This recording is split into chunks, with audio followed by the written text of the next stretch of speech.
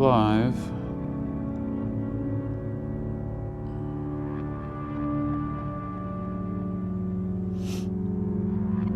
Hey everyone.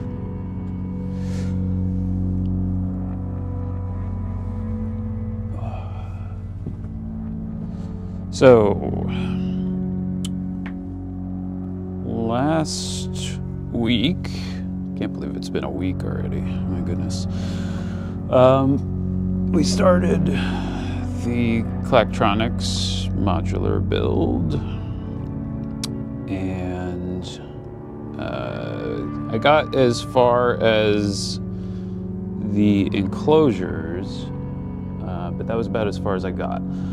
And so I was considering doing some things between streams just to, kind of keep things moving in an interesting way. But then I thought, that doesn't really give the experience of building the thing. So the only preparation I've done in the meantime, actually, hold on a second, let me just say, and we're live. Let me just make sure that's going. Yep, cool. All right, so the only prep that I've done between streams is I had purchased an M3 tap tool so that I can thread the various holes that are needed. I did do one of the enclosures, which you can probably see. I installed the screws that basically work as standoffs for the bus board. And so I tapped all those holes. I mean, it's just all 6 there. Didn't really take that long, and then I locked the nuts down on there, and that's all I've done. And the idea was just, I had never tapped threads before, so I figured I shouldn't try for the very first time on stream, just in case I had any difficulty. I mean, sure, that would probably be entertaining for folks, but wasn't really what I was in the mood for. So I decided to just verify my abilities offline. So for today, I figure we'll start with the bus boards. They're very simple. It's just, 8 IDC connectors, 16 pin.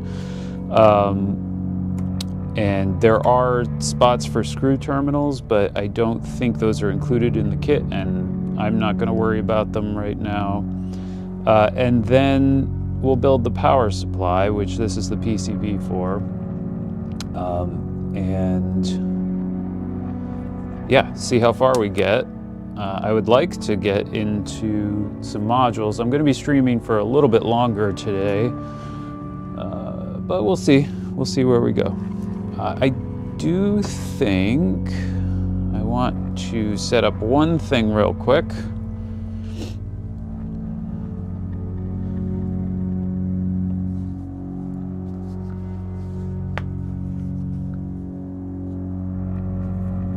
How's everyone doing out there? And please do feel free to drop into the chat, say hello. It helps me to know that everyone is alive. I get a lot of silent viewers. Don't mind that, but it's more fun if we all can chat, so, Whoa, dropping things under the table. So, because of the simplicity, I think I'll start with the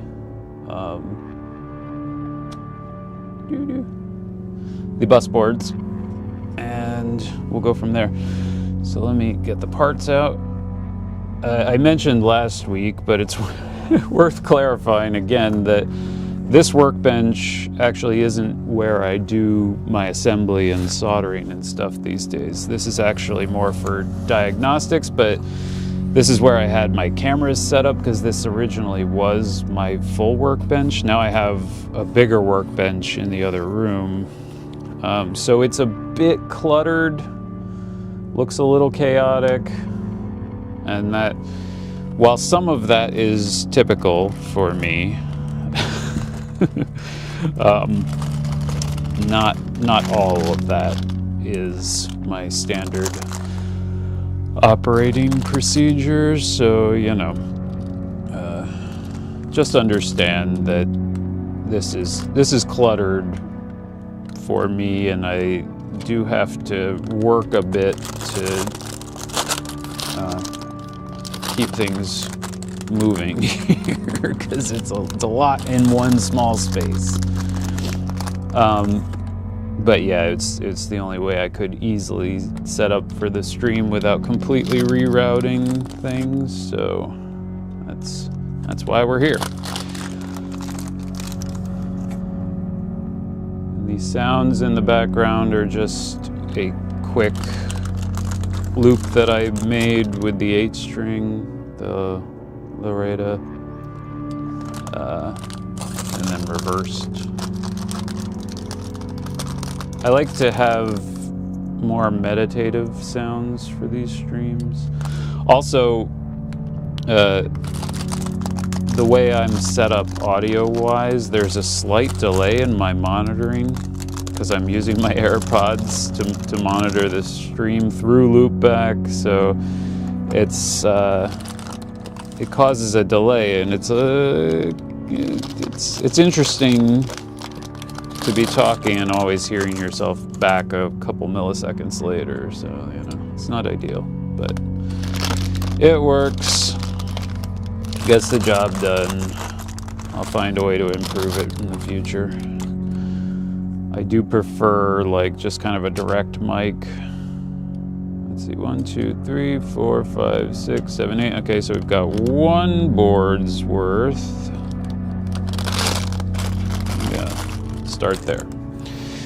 So I know everyone always has kind of different approaches for how they solder this type of connector. I am very like kind of bare bones with it. What I do is I place the connector, and then you need to be conscious.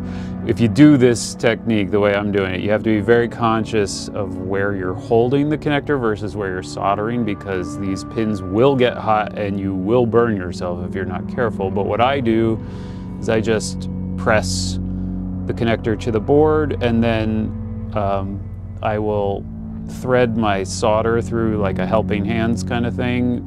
In this case, it's just an alligator clip on an adjustable arm, and I will then like touch the solder and the gun to, or the iron I should say, to a pin and lock down a corner, and then do the same thing on the opposite corner, and then I'll do that for all of them, and you know, assess it, make sure everything's flush with the board, and then I will stick it into the vise and finish the soldering. So that's how I approach these. I find it pretty quick to do it that way.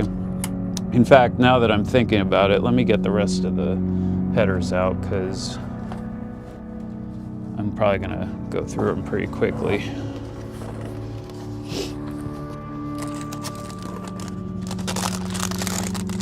Hope you're all well out there. It looks like I'm gonna have to keep the browser alive so I can see the chat the whole time. That's gonna be something to monitor. Anyway, yeah, coming to you from Pennsylvania, where it's a balmy 16 degrees. And I am admittedly getting a little tired of this degree of cold. I know I can't really complain. There's plenty of places on the globe that are colder than this. on the regular, but I'm used to, you know, some time spent below freezing in the winter, some time spent with snow and stuff, and so far this winter it's been very cold. Very unstable polar vortex or whatever, I don't know. But I could do without it. I like when snow eventually melts, but this last round of snow turned to frozen ice on top, and now it's stuck around for the last 2 weeks. And probably will remain even longer. All right, I think that's all of them. 2, 4, 6, yep, all right. So we've got our headers.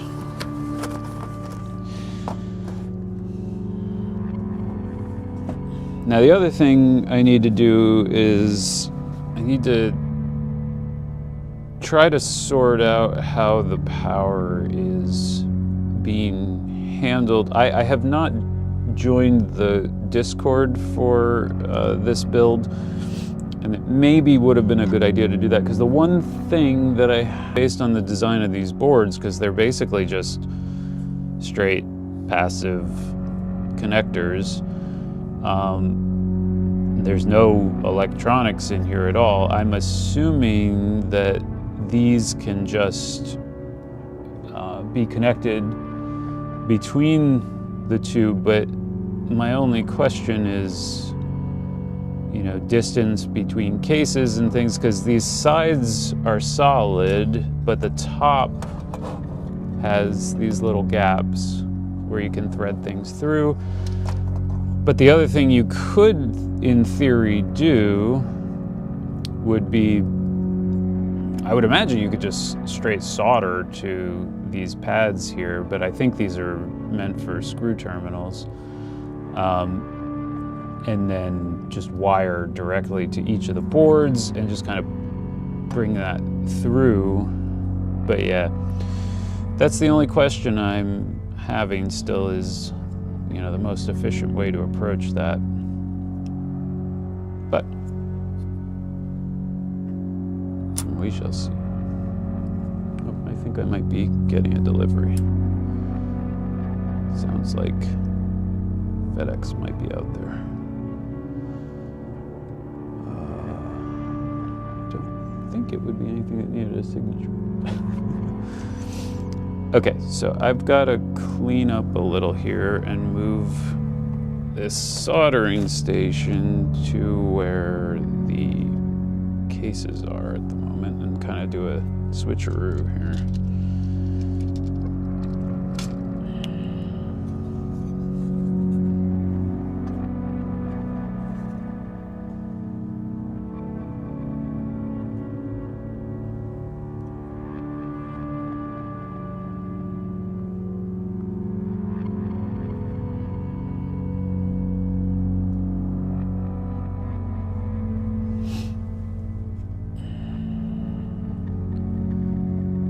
Just checking the stream stats real quick to make sure the throughput was looking good. It is.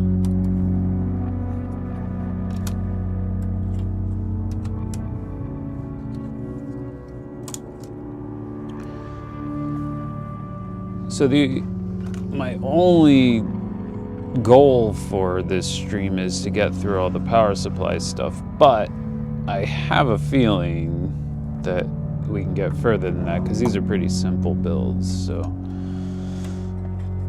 we shall see. I have way too many pliers here and clippers.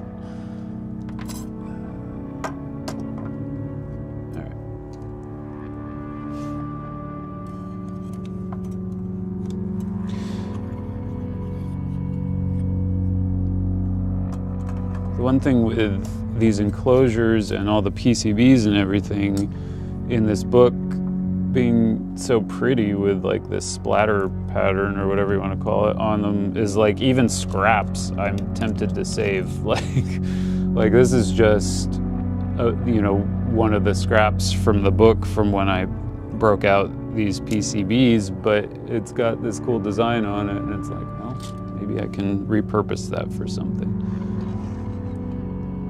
I try not to be a hoarder with things like that, but it is tempting.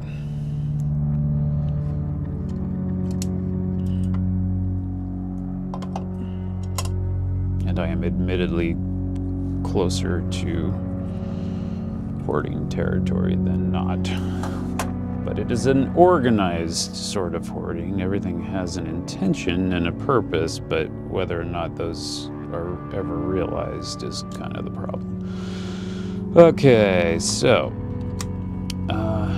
geez. Now I am getting very close to the edge of the desk here. And that was the reason. All right, actually, just so I have a visual, even though it will be delayed. Because the one thing I haven't sorted yet is monitoring for the top-down camera so that I could actually see what I'm doing. So I want to get the stream manager up for Twitch just to get myself a visual. That will help. Okay, cool.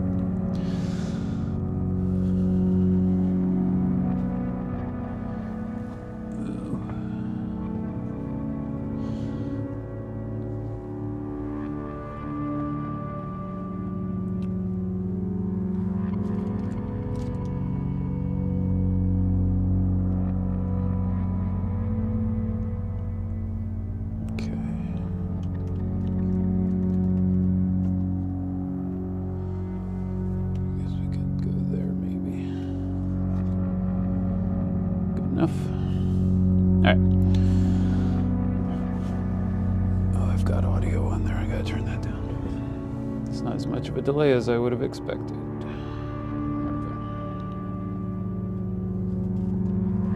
Cool. It's in this direction. Ah, even better.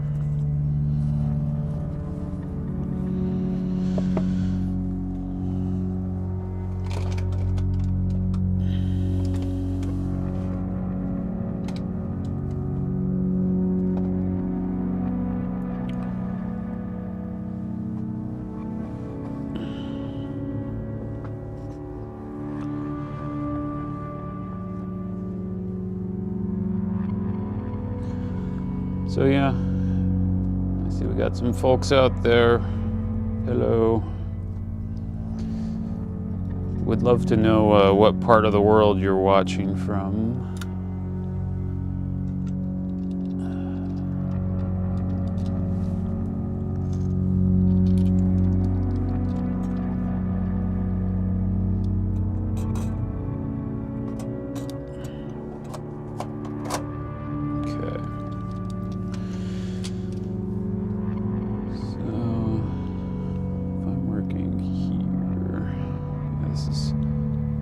Just about off camera, so I'll get this out of the way.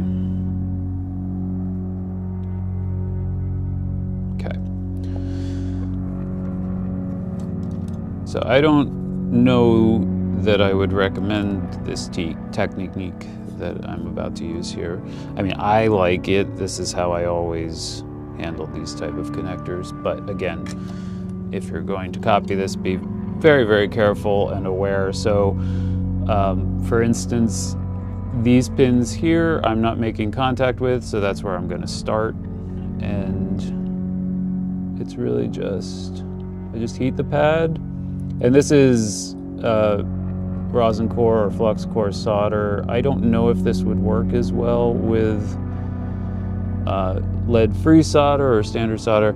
I do normally have a fume extractor when I'm working.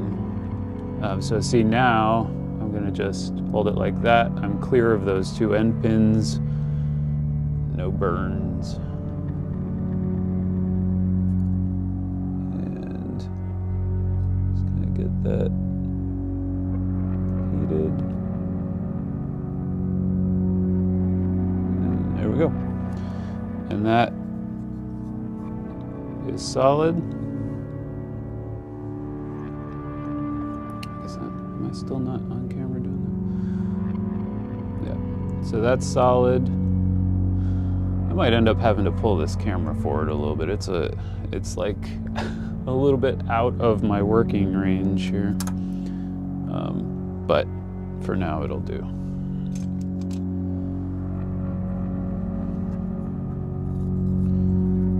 Spent a while yesterday getting set up, and I thought that I had it sorted, but it looks like it needs to come further forward.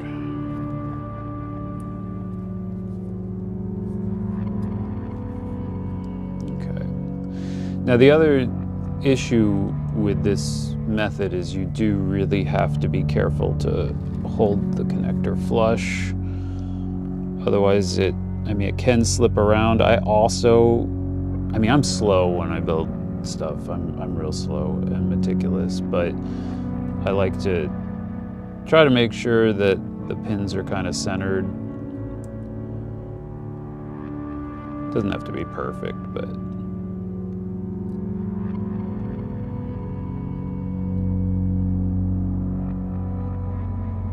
so this way these are just anchored down, and then I can pop them in the clamps here and work through.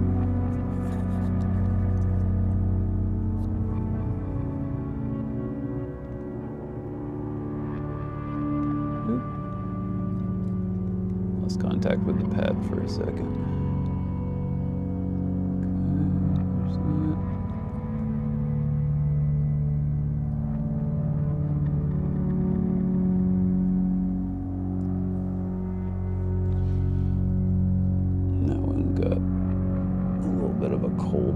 There, we fixed that. Okay, looks good.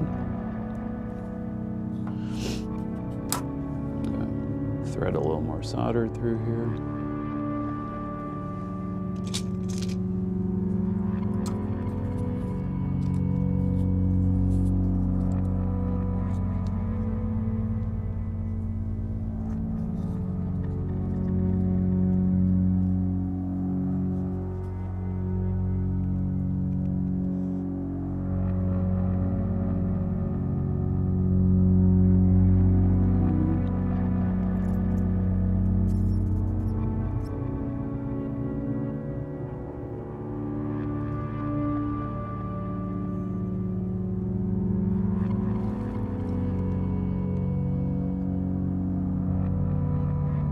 The other thing that I've gotten used to having, which it's actually part of the reason I moved the assembly setup into another room, and because there wasn't enough room for it here really, is a binocular microscope. And I don't need it for something like this, but for smaller joints and stuff and more crowded boards, it's helpful to make sure that I'm not like bridging pads or anything like that. Now this build is simple and large, so it's not a need for this, but as I get into other projects on this channel, it might become more important. So I might find myself relocating cameras and setup and stuff into the other room. But for now, to get us started, this is perfectly adequate.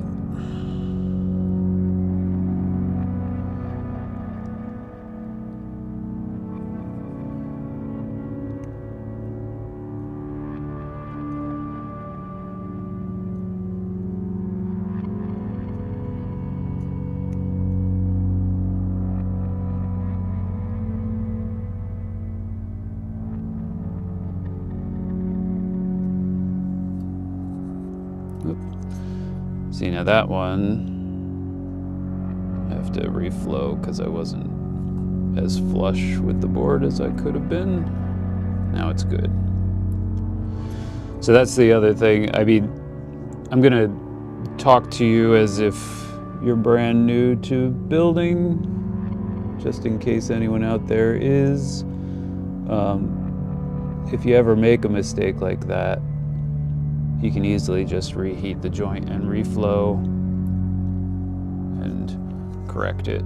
But you want to make those kind of corrections before you get any deeper, because if you're reflowing one joint to make sure a piece is flush with the PCB, that's a very different matter than reflowing 16.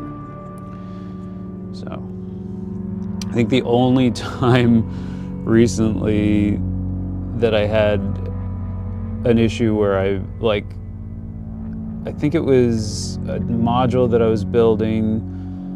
I had placed all the parts and the panel and everything, but my daughter was with me, and she's fairly young. She's 6.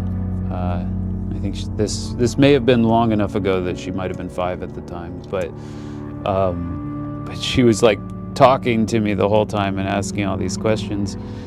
And when I finished soldering the module, I looked at the PCB, and it was basically like, I don't know if I can show this on camera, but it was essentially like, if this is the panel, like, it was like not quite that drastic, but it was at this crazy angle, and it just like all the solder joints slowly came away from the board as it moved further along the angle, because I was too distracted. I didn't even notice, because it felt solid and it works. Everything was fine, but it looks a mess. But yeah, that was my only recent snafu in that regard.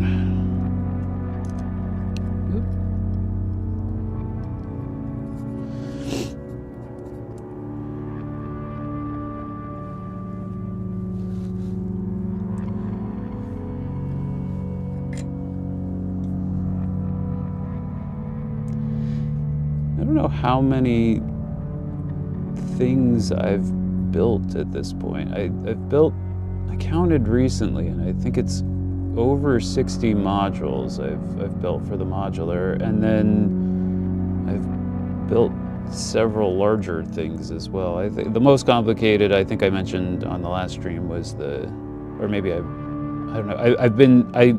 I'm streaming in 3 different contexts right now, so I sometimes get them a little confused. Because I do a Monday DIY stream on these channels, then I do a Wednesday music stream on my main channel, I should say, and then on Friday I have not done yet, but I'm setting up to do like a digital painting or traditional painting stream. This week I'm going to be working on the graphic novel that I have been trying to get out the door for years and just never putting time into, so it is time. It's called Dream Stairs.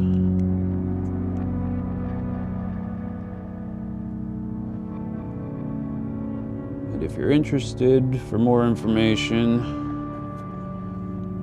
that stream will be happening on Friday, same time, different channel. But yeah, concept of the novel is the main character basically finds himself essentially between worlds. He essentially wakes up into what's called cognition in the novel, but that's basically the dream realm, or the realm of thought, and he's kind of stuck there.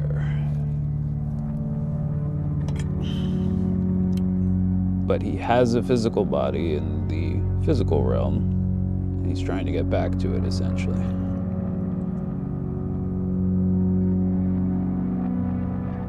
There's more to the plot than that, but I'm not going to give it all away. You'll have to tune in if you want to know.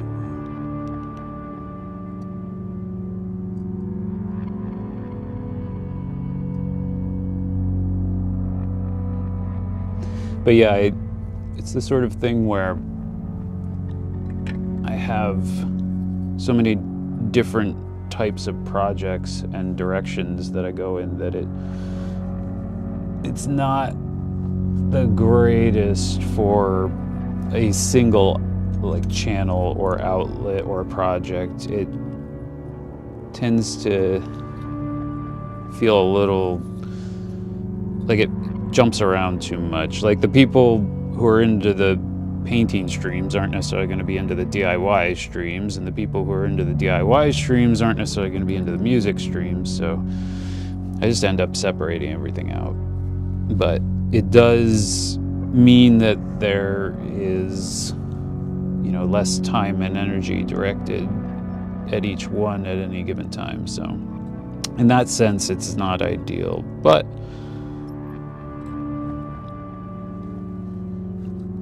if there's one thing that I am, it's persistent, and time and tenacity, I think, can still develop those just as good of results as you know, constant daily attention. Although it is trickier to keep the momentum and keep people engaged, but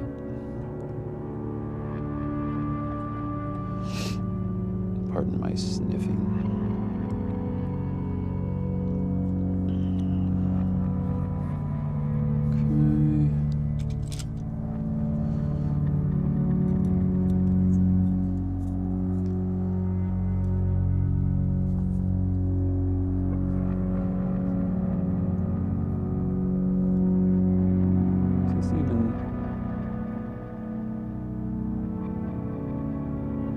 Yeah, so hang on. I'm gonna adjust this camera because I'm realizing everything I'm doing like isn't even on camera right now. So might get a little skewed while I do this, but I'm gonna bring it forward.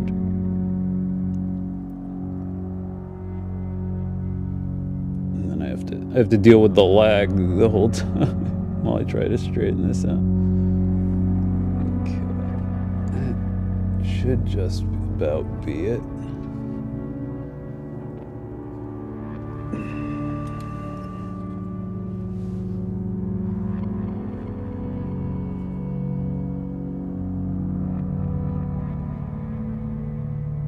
Other way.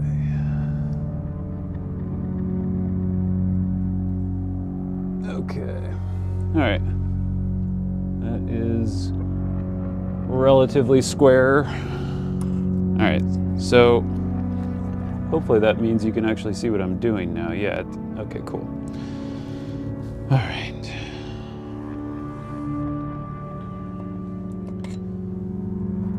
I guess you don't need so much of a view of the back of the table.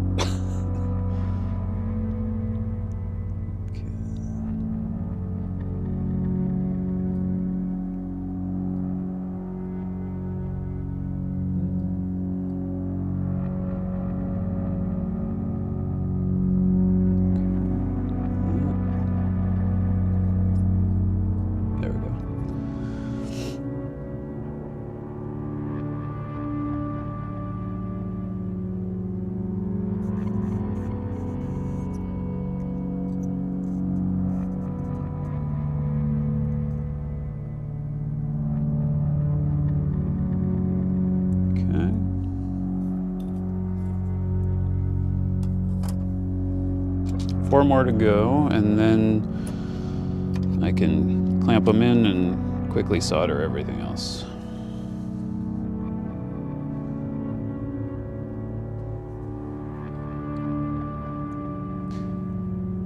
I don't know.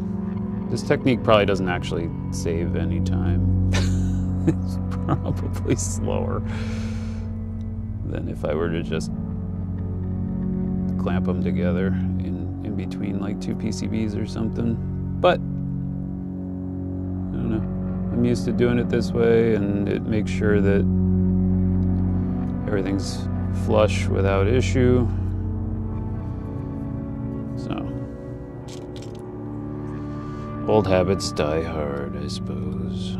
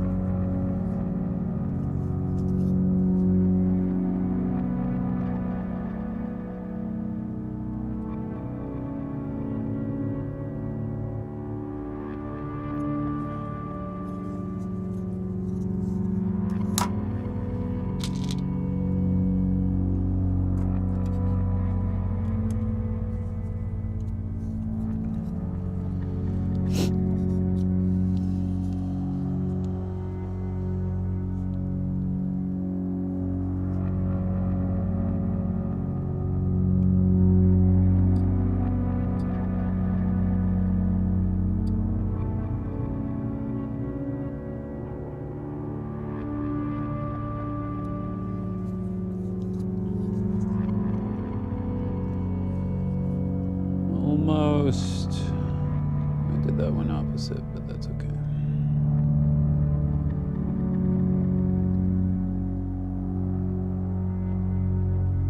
Okay. One more.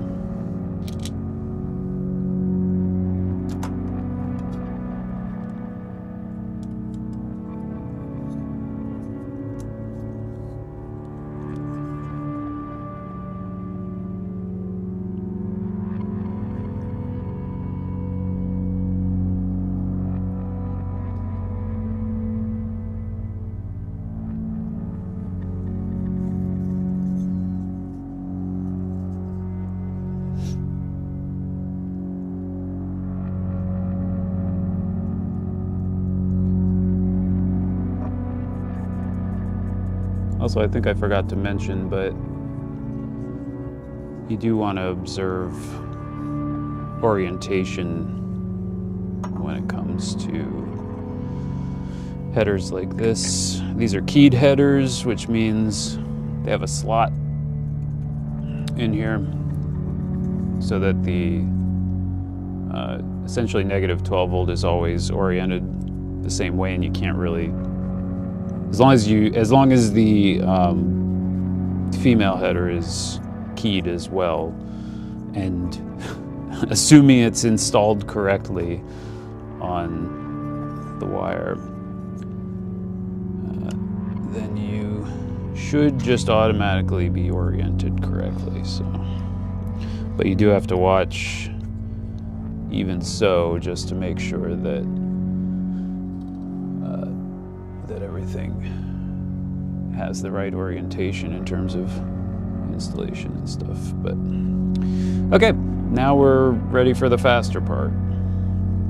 That part's slow, but it sets us up to be able to move faster for the remainder.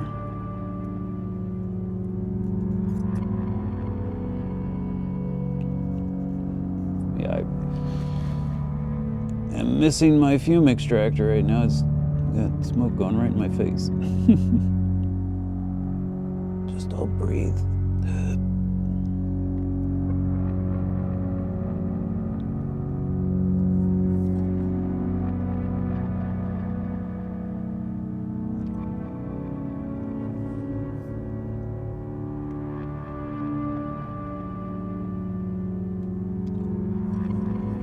Yeah, I might actually have to figure out a way to get that out here.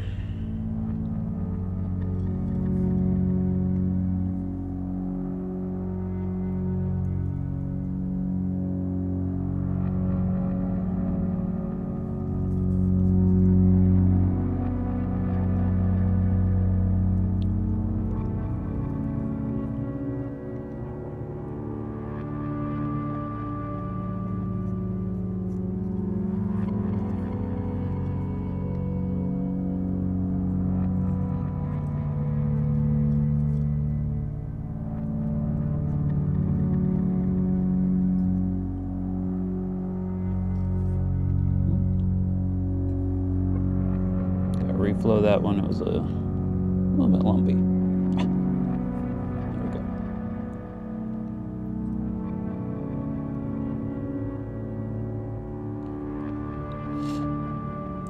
I've got my iron set to 750.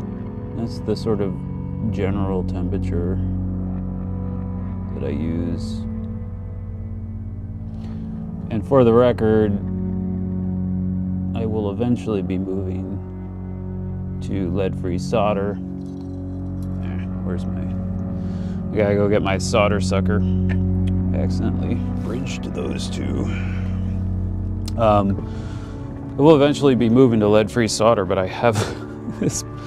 I like bought 2 huge rolls, of the rosin core stuff a long time ago, and I have not used them up yet. And I guess I could just throw them out, but I'm used to working with it too, is the other problem.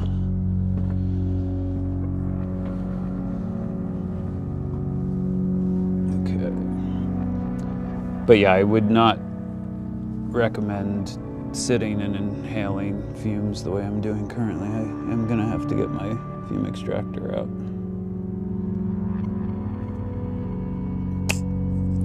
Cool.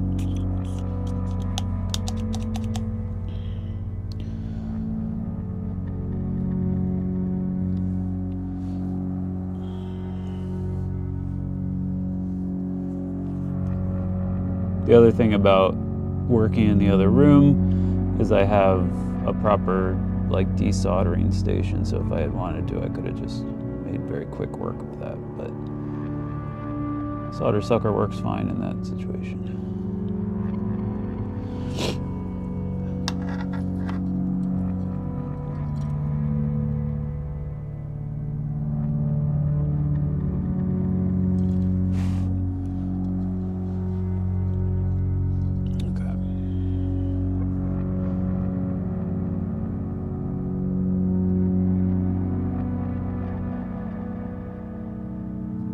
I'm just gonna go down the rows, I think.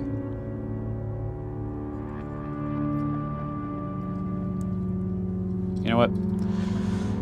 I apologize for not setting this up beforehand, but I gotta do something about these fumes. I don't want to be breathing this in the whole time. Although this is also going to generate noise, but hopefully not too much.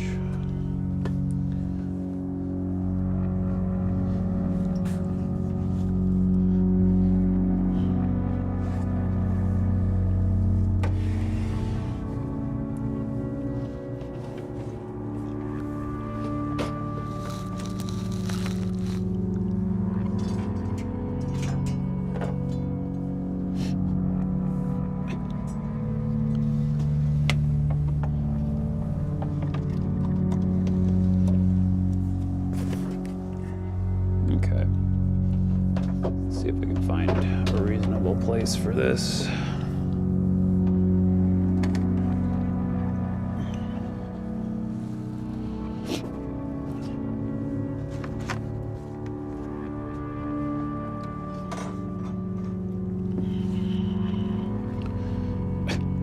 I like how I'm dismantling my entire setup in the other room. Bring it all back out here. This is where it was before. All right.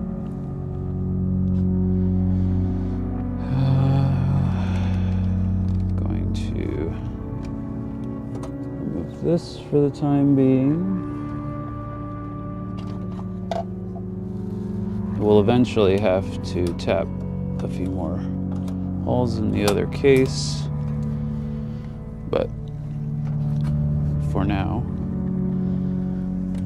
just set that over here.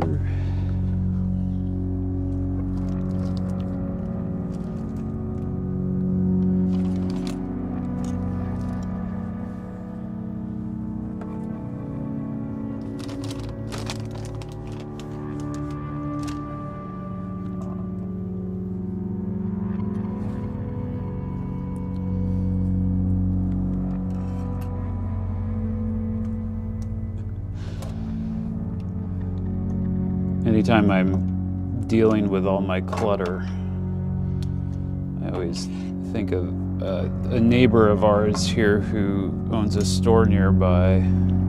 Stopped in at one point, and her response was, "Wow, Jeremy, geez, you have a lot of stuff." Mind you, this is someone who has like a huge storeroom full of who knows what, but the difference is her stuff's for sale.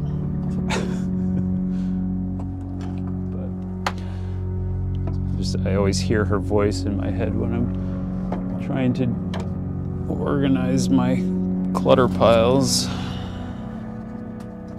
Yeah, see, yes, I do. I do have a lot of stuff. Some would say too much. I would say too much. But it does all have a purpose. There is a method to the madness. Whether or not it's a good method, I don't know. But there is a method. Alright, so I think I have generated enough space here to fit this in. A little silly, but... And then should be able to get that in there. Let's get this arm out of the way.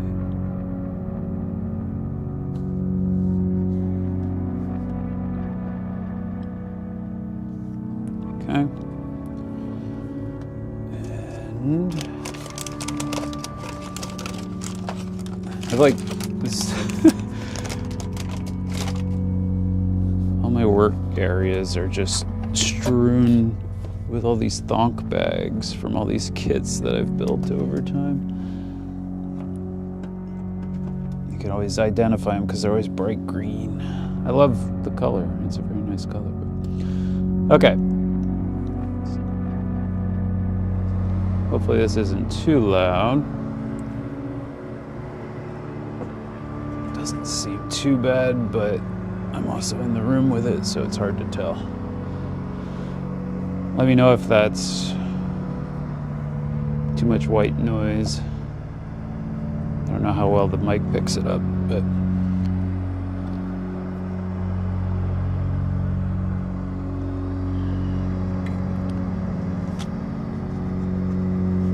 Okay. I have to do this dance of getting cords around. Alright, that should be good.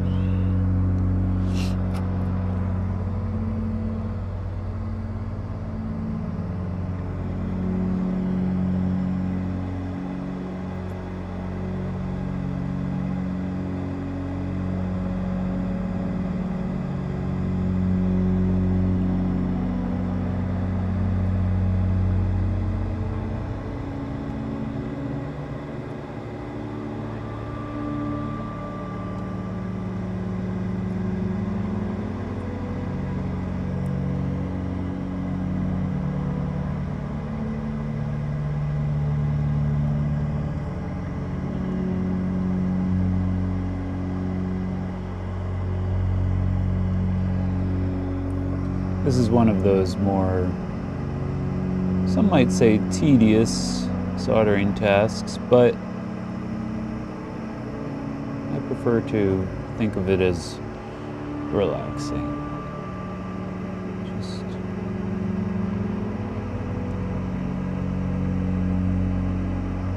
a bit repetitive.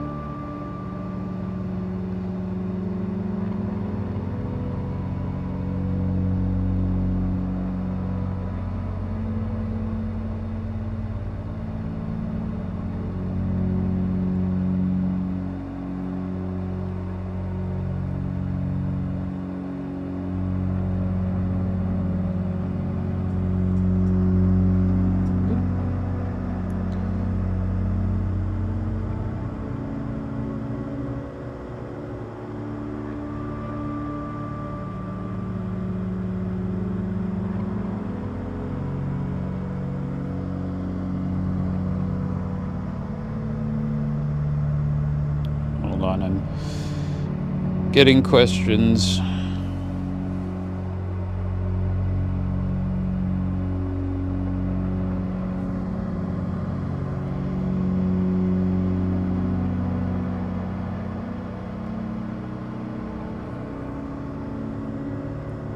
Okay.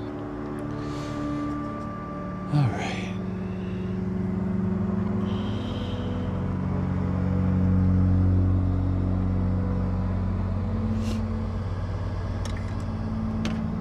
Whoops. And this is why I built myself a larger workbench. But we're gonna make do.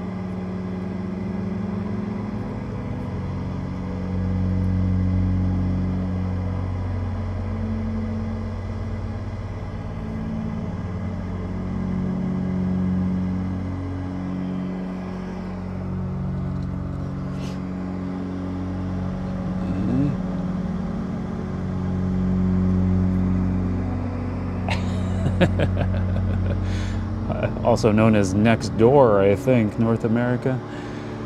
Hello.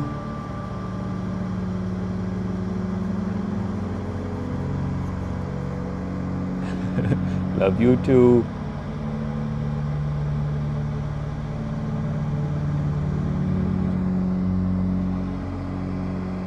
My partner has entered the chat. I appreciate the support.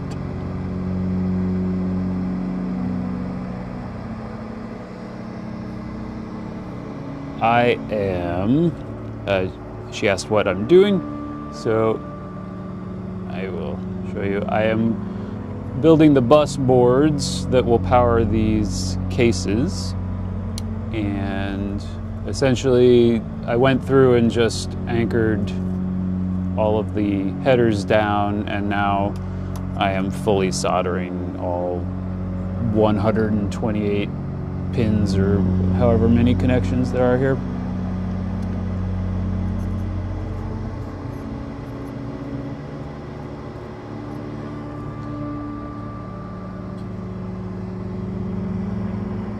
It's a little bit on the tedious side, I suppose, but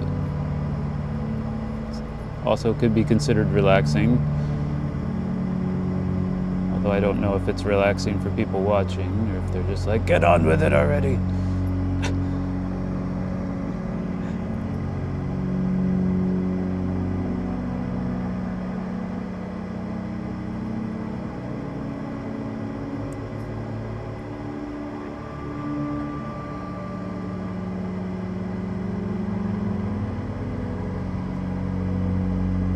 I think these streams, I mean, part of the reason I make the music so meditative is because I feel like they lend themselves to that kind of quiet background. Like, just put it on, take a nap.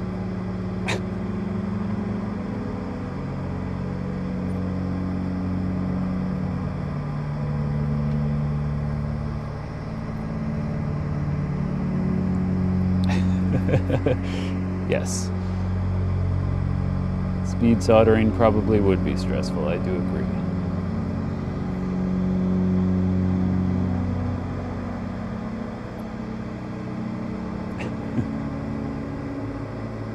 All right, somebody time me.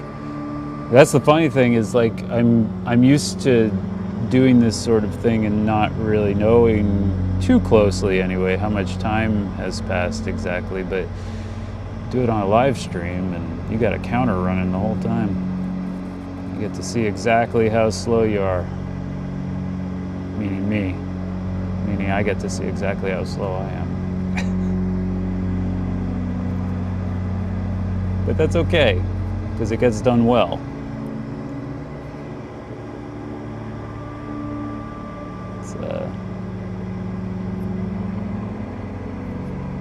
It's like Zen in the art of motorcycle maintenance. Quality with a capital Q. Hopefully. I mean, either that or I'm deluding myself, but I'd like to think that that's the nature of it.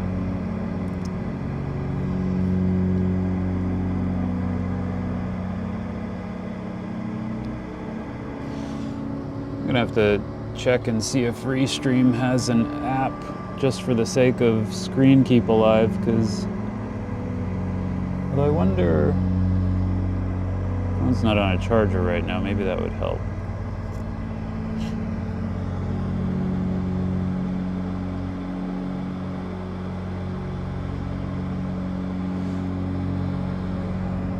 What you doing, PDB? What you up to?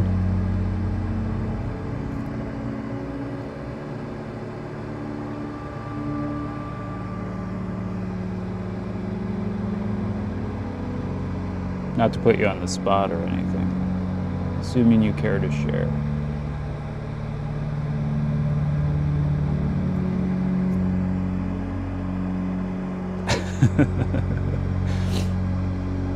For anyone who didn't know you were a photographer, the concept of editing sandwiches might sound very strange.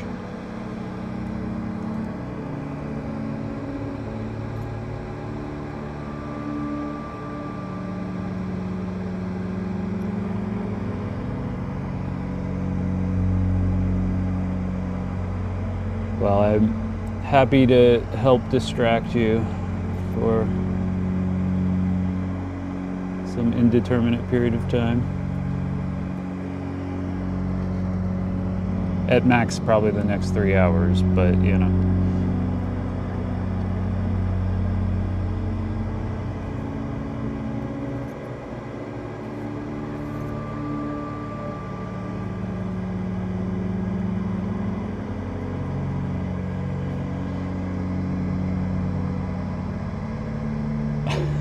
Wait, those are 41 unique sandwiches that you have to edit? They are all different types of sandwiches?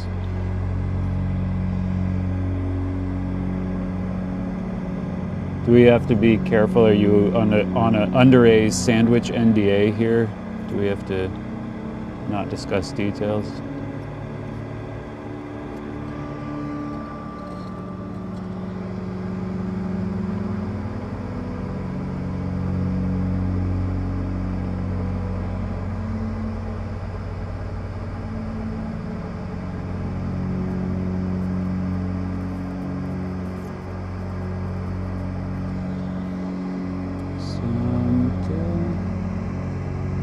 Okay. I am curious now.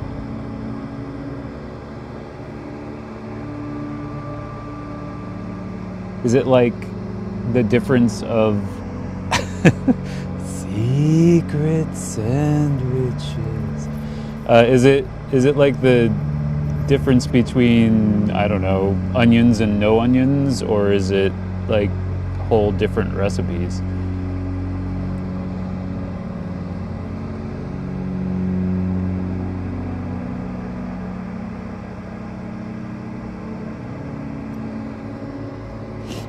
We should have people in the chat try to guess what corporation has 41 different sandwiches. But we can't give any answers. Different breads or sauces. Okay. All right.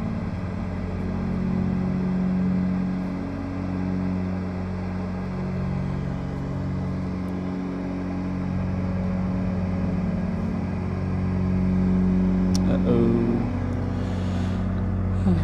Bridged another pin. Sloppy, sloppy.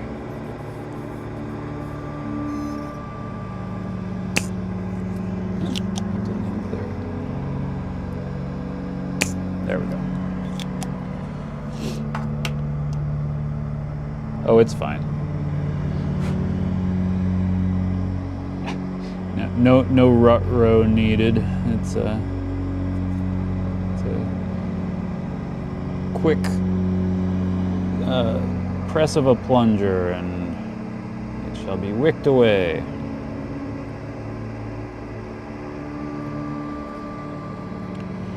How's the music? Is it soothing? Does it work?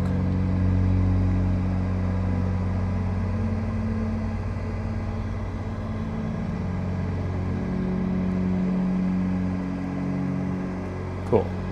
Thank you. Yeah, I was gonna use a different thing, and then just like 5 minutes before the stream, I decided, I was like, nah, this is too busy. I just want something meditative to match the slow, methodical soldering workflow. I could start speaking like this, but I think that would be overkill. Darn it, I did it again. I don't usually have this much difficulty with the proximity of pins. Must be all my talking. No, not necessarily. And plus I'm enjoying talking, so if that's the problem, so be it. Well, I appreciate that. I'm glad you're enjoying the vibe of this stream.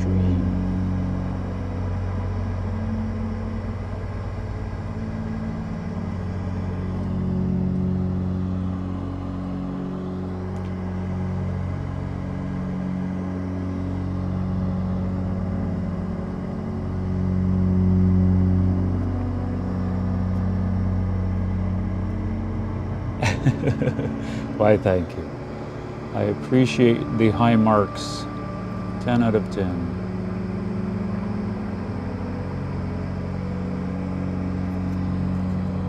You know what? The brim of my hat's getting in the way of everything I'm doing, huh? I guess I should take that off. I could go backwards style for now. I just have to remember that I have it on that way. I'm gonna...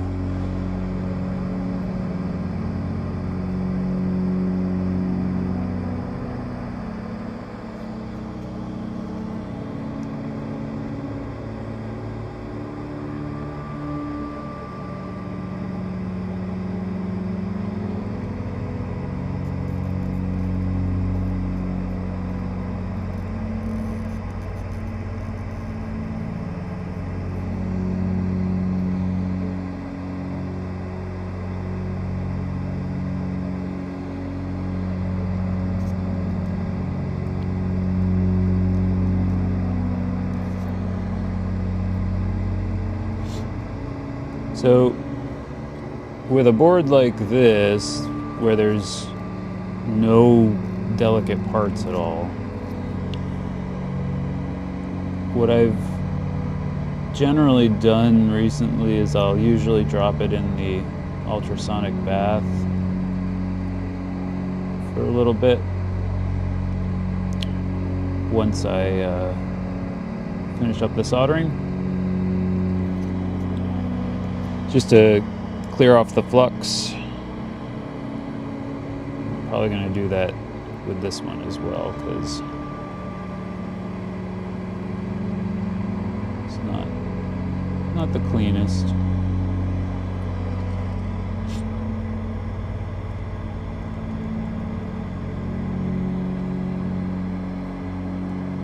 Yes, it can. In fact, it asking for a friend. The question was, can jewelry go into that ultrasonic bath? And the answer is yes. It can damage certain materials, but if it's metals and things, that should be fine. If it, what I have seen is plastics and such will, there's a word for it that I'm blanking on right now, but it basically gets a haze to it, because the bubbles, what I understand it to be is the air bubbles like are forced into existence so suddenly, and they pop out of existence so suddenly. And I could be wrong about this, but this is my understanding, that is like the force of it is actually what damages the plastics. Okay. This is not my most beautiful work ever. I'm going to clean up a couple of these just by reflowing them a little.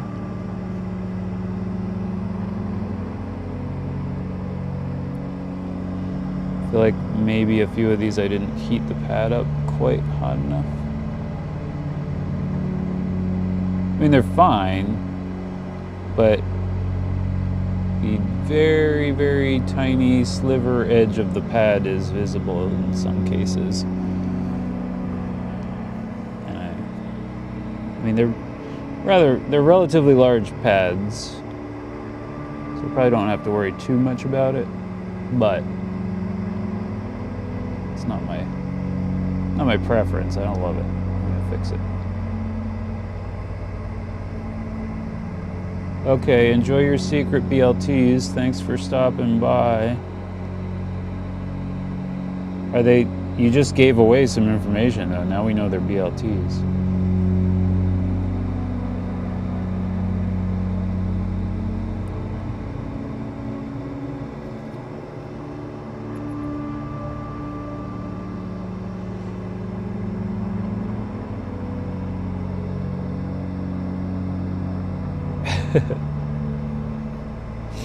BLT Easter eggs.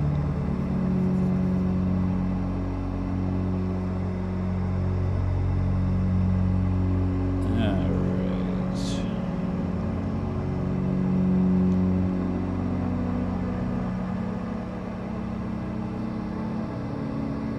Love you too, bye. Enjoy your sandwiches.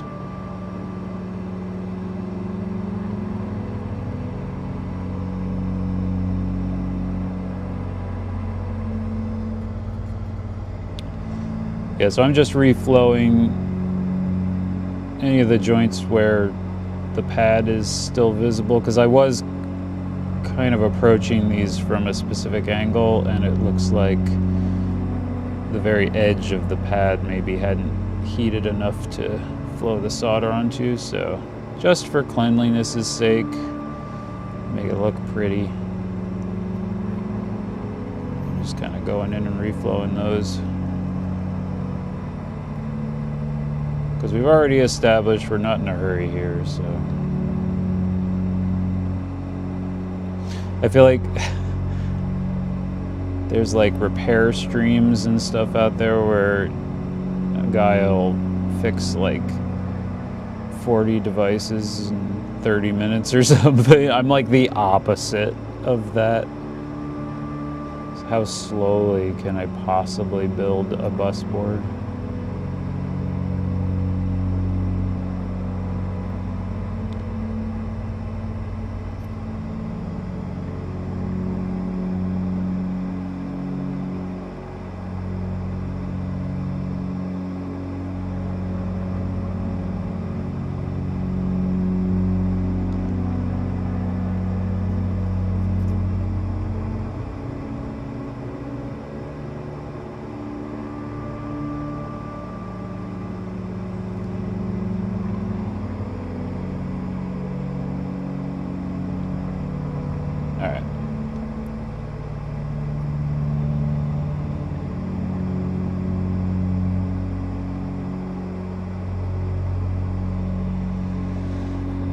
Alright, that's looking pretty good. 2 more to just clean up a tiny bit. Alright. So, I don't know if that's going to be out of focus if I take it closer to the cam. Yeah, a little bit. Oh.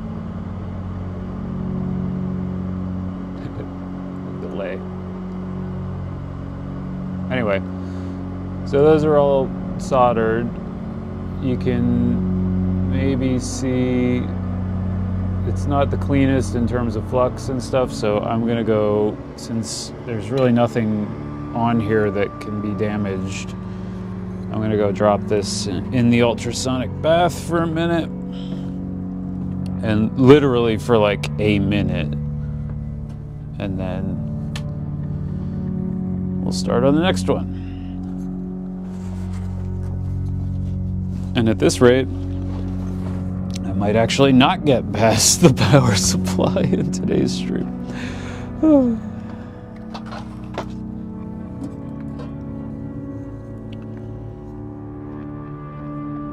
right, so we're gonna put it in there. Power up. Oh, are we plugged in? I thought it was. Let me make sure. Oh wait, switch on the back, I forgot. There we go. Okay. 3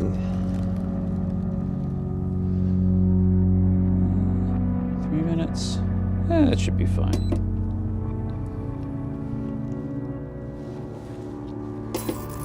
Ooh, wow.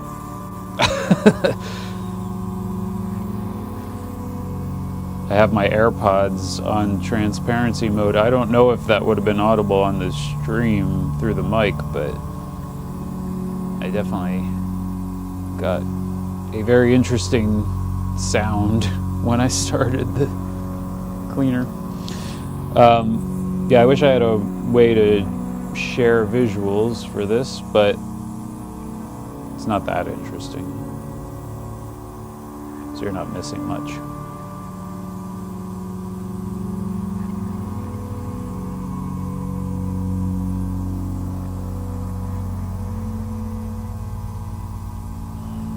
I had it set to 3 minutes, but I might just see.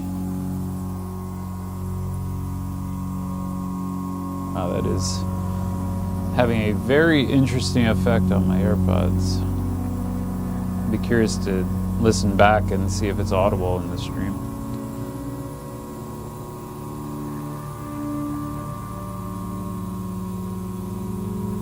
I kind of think it's not, because I'm not hearing it through the actual mic. I'm only hearing it through my headphones, but all right, that's probably a good. Let's take a look.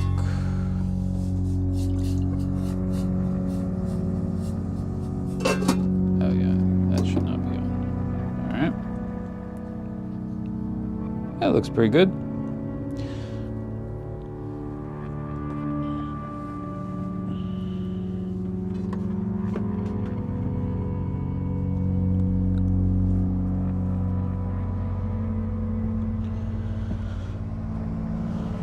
So I'm gonna shut the fume extractor off for a minute just so we're not listening to this unnecessarily.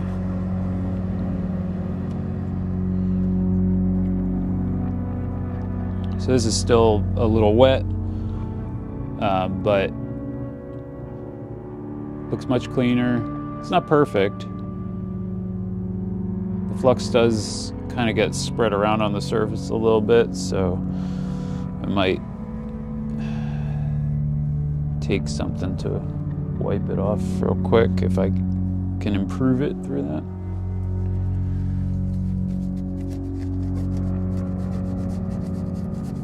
You know what I would normally do, I don't know if I'm gonna bother to set up with right now. Yeah, maybe I should have done the full 3 minutes. It's not quite as clean as I was anticipating, but it's pretty good. But yeah, so I actually have a food dehydrator that I use for baking reels of tape for the tape machine. But I have come in the past to use it for drying anything that I put through the ultrasonic cleaner. But I think this one can just air dry. That'll be fine. Okay, so let's look at this enclosure here. Let me get this nozzle out of the way for the fume extractor.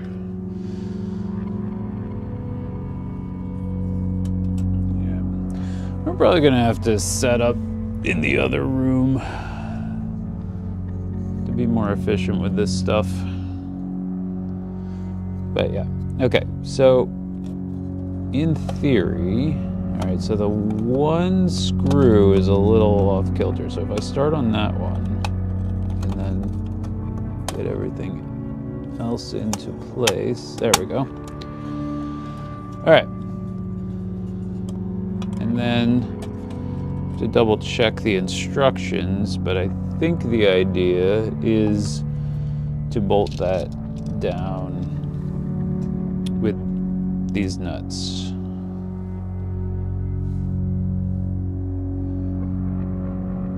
So I'm just going to thread a couple on.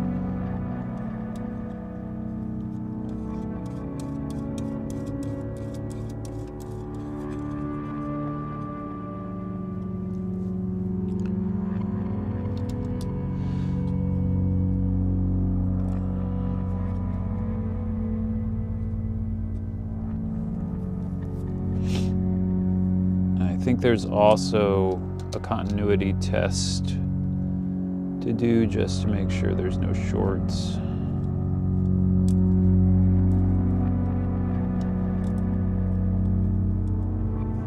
I think my meter is possibly in the other room. I have to go get it. Oh wait, no, it's up there. Never mind. Must be working its way off the shelf because it's pretty far back.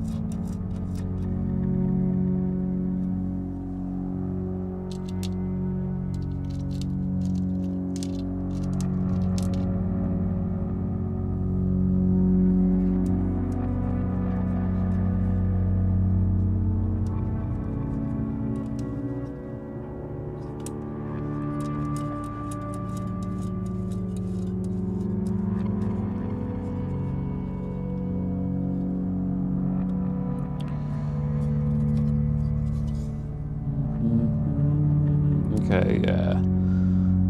So what I was just checking for, let's see if I can get it in view here. I was just basically checking the standoffs and the pins and making sure that nothing was making contact with the back of the case, and that is true. It looks good.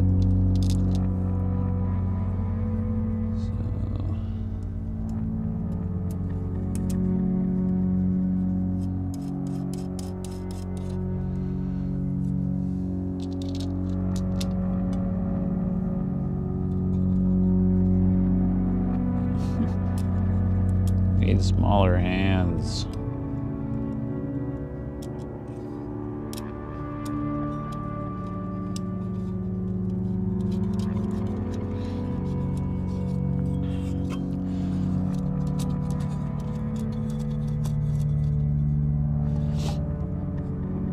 Oh, that one's upside down. Oh well. It's so funny. So many years ago, like pretty much straight out of high school, I built cell phone towers for a bit. And when you're dealing with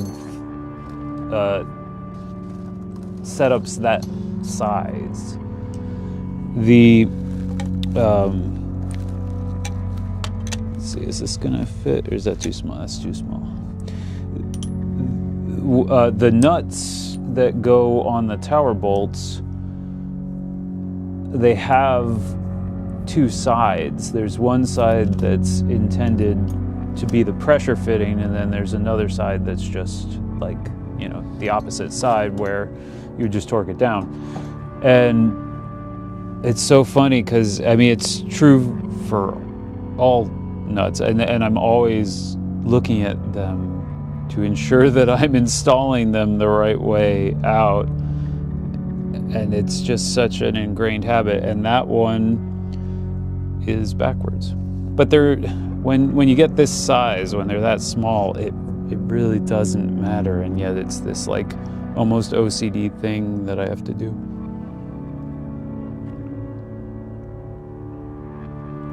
Pardon me, getting a drink of water. Trying to figure out, I used to have a full set of like socket drivers that are, you know, like screwdrivers but with a socket end. And I have like a third of the set remaining. I don't know where the others got off to. Some of my tools are still disorganized and scattered in the house. Well, not scattered, but I had a bunch of stuff in storage, and I recently pulled it out of storage, but now it's kind of like it's in storage just in the house. So not really much better. And you know, I realized last time I forgot the feet on the enclosures, so I have to put those on, but I have to find them first.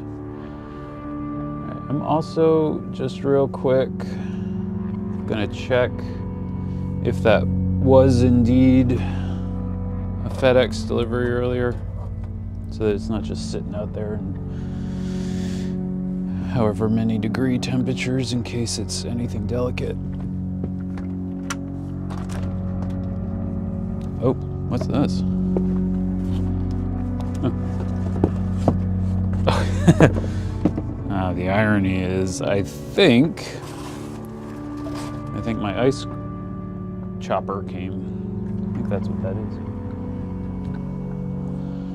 So I'm all worried about something sitting in the cold temperatures, and it's a tool for ice. So there you go. I didn't know that was coming FedEx, so. Okay, back to this.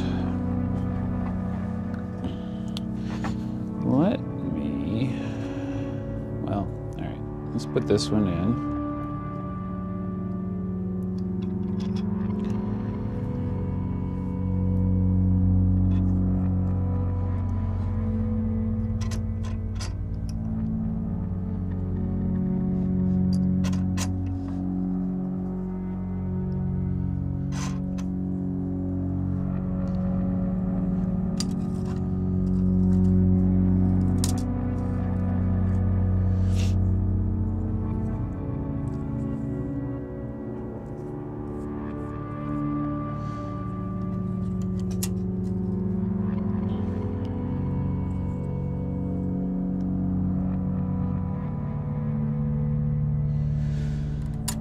Okay, now let's see, I have to figure out what package the feet are in, because I don't remember seeing those when I first went through everything. Power inductor, wire.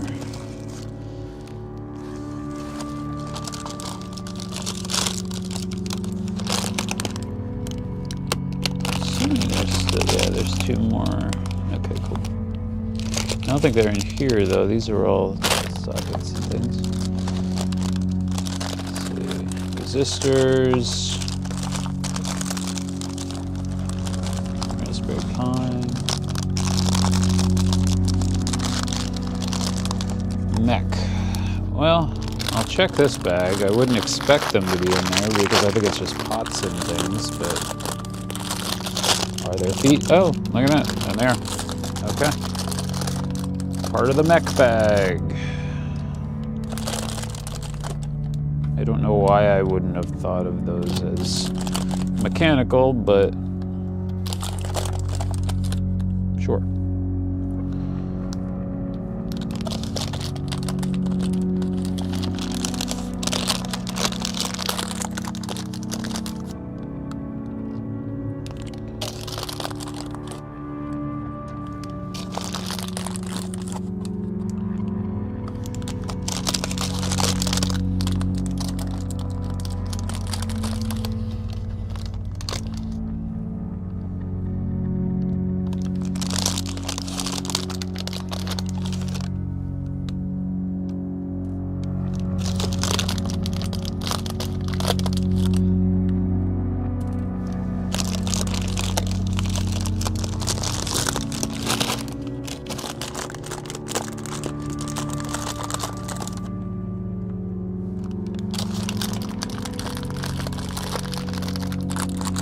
Yeah, the problem with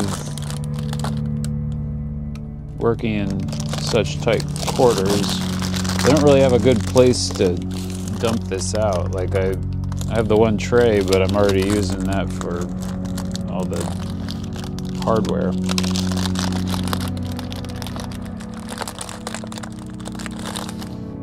So, leaves me just fishing around in bags.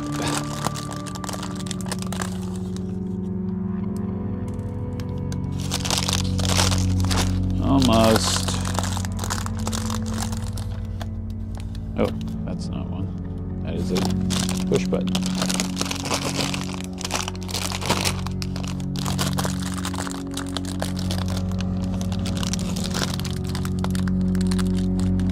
Is this like ASMR?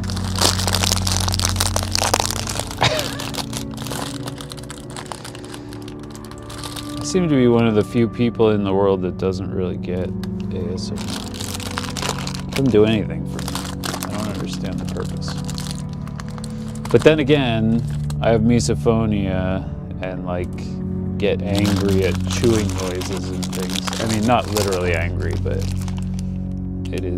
it can cause a somewhat intense reaction. And so, you know, maybe people like me are not the ASMR target audience. I don't know. I guess not. I mean, but I always feel like I should understand it a little bit more than I do. I just really don't get the purpose. Okay. All right, so let's install these feet. So the way these work is they get pressed in flush like that, and then these little guys spread them in to hold them in place. So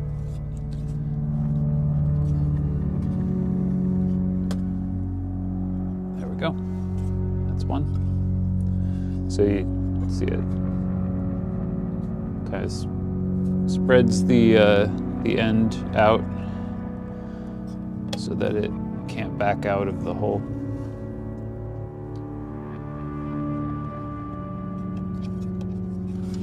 And you may be able to do this by hand the way I'm doing. I would imagine so, but it does take a little bit of pressure. I don't know what the alternative would be, I guess. Small rubber mallet, I don't know. Press that in.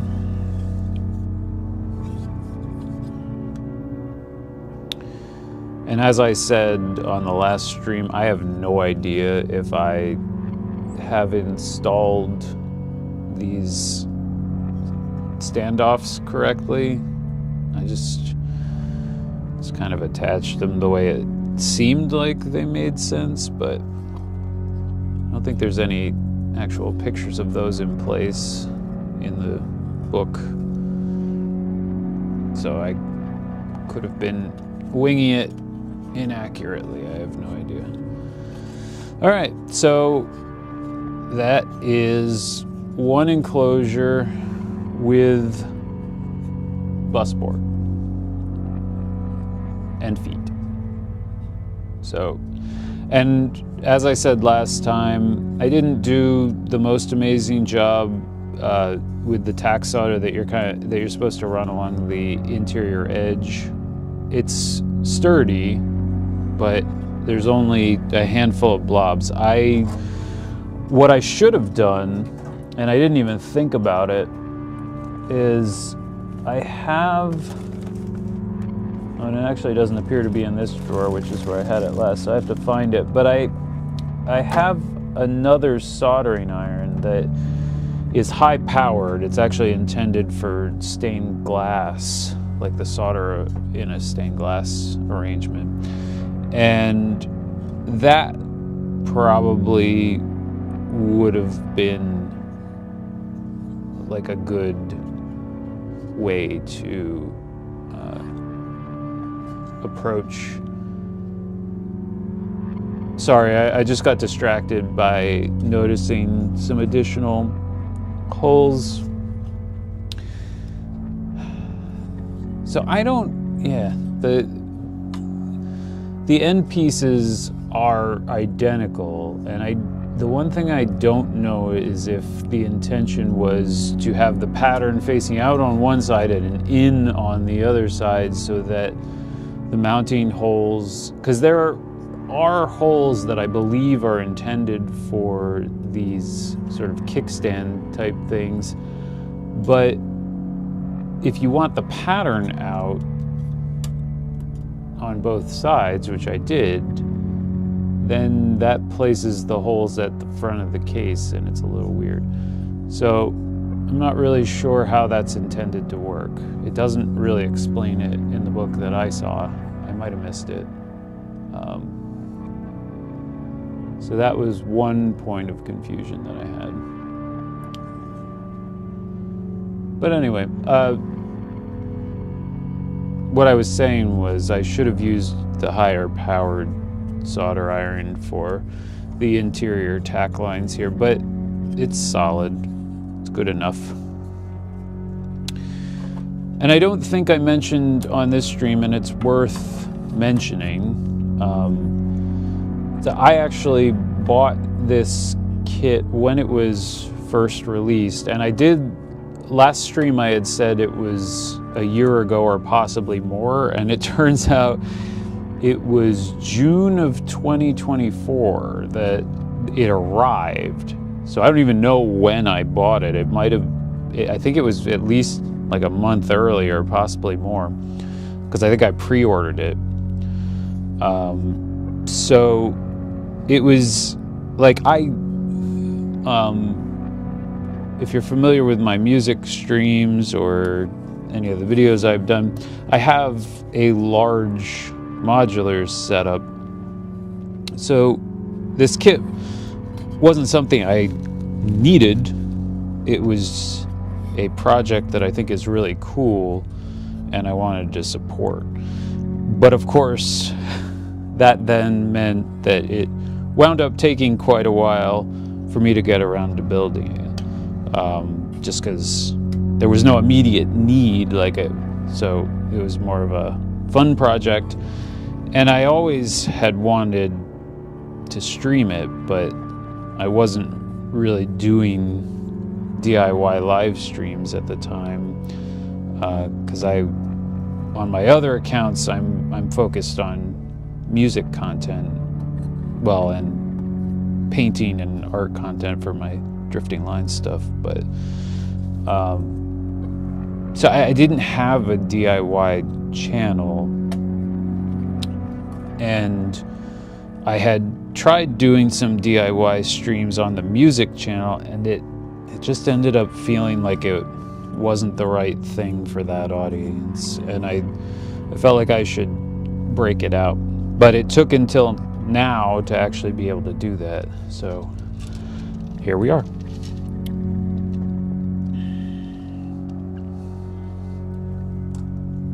Okay, so that's one enclosure down. Now, I don't know which order I want to go in here. I have to tap these 6 holes in the back plate of this enclosure in order to mount the bus board to it. I can either do that first and then the soldering, or I can do the soldering in that. I think I'm going to do the soldering, then tap the holes, and then mount everything. That feels like a reasonable approach, so let's go that way. All right, gotta clean my tip.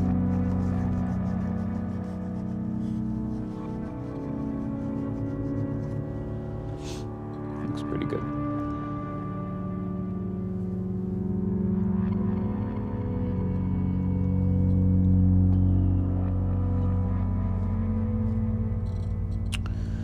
And I guess like last time, I'm just gonna go down the line here. Oh, let me turn. All right, we'll get the fume extractor going again.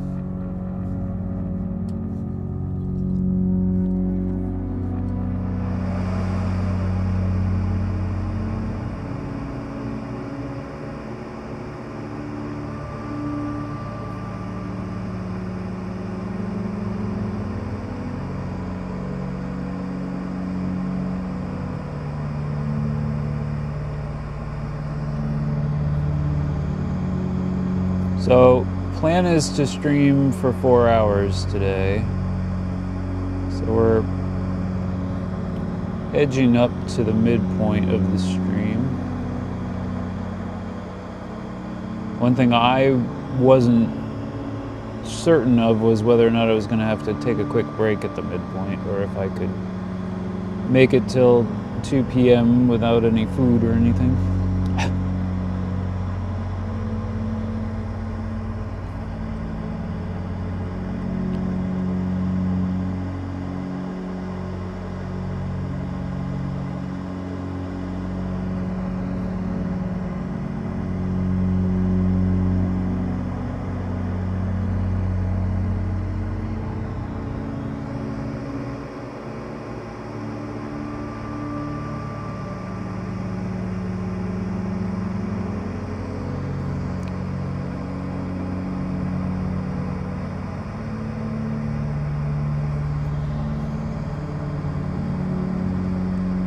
Also, I do want to say, like, I don't know where everyone's based that's watching this stream. If you're in the US, I'm not going to spend much time getting political, but I do feel a responsibility to voice my concern. I think I'm going to do this once every stream. I just want to speak up because I think we're in a dangerous place in this country, and I feel like the way this stuff gets enabled is through everyone's silence. I think it's, if you're not okay with what's happening, and I'm not,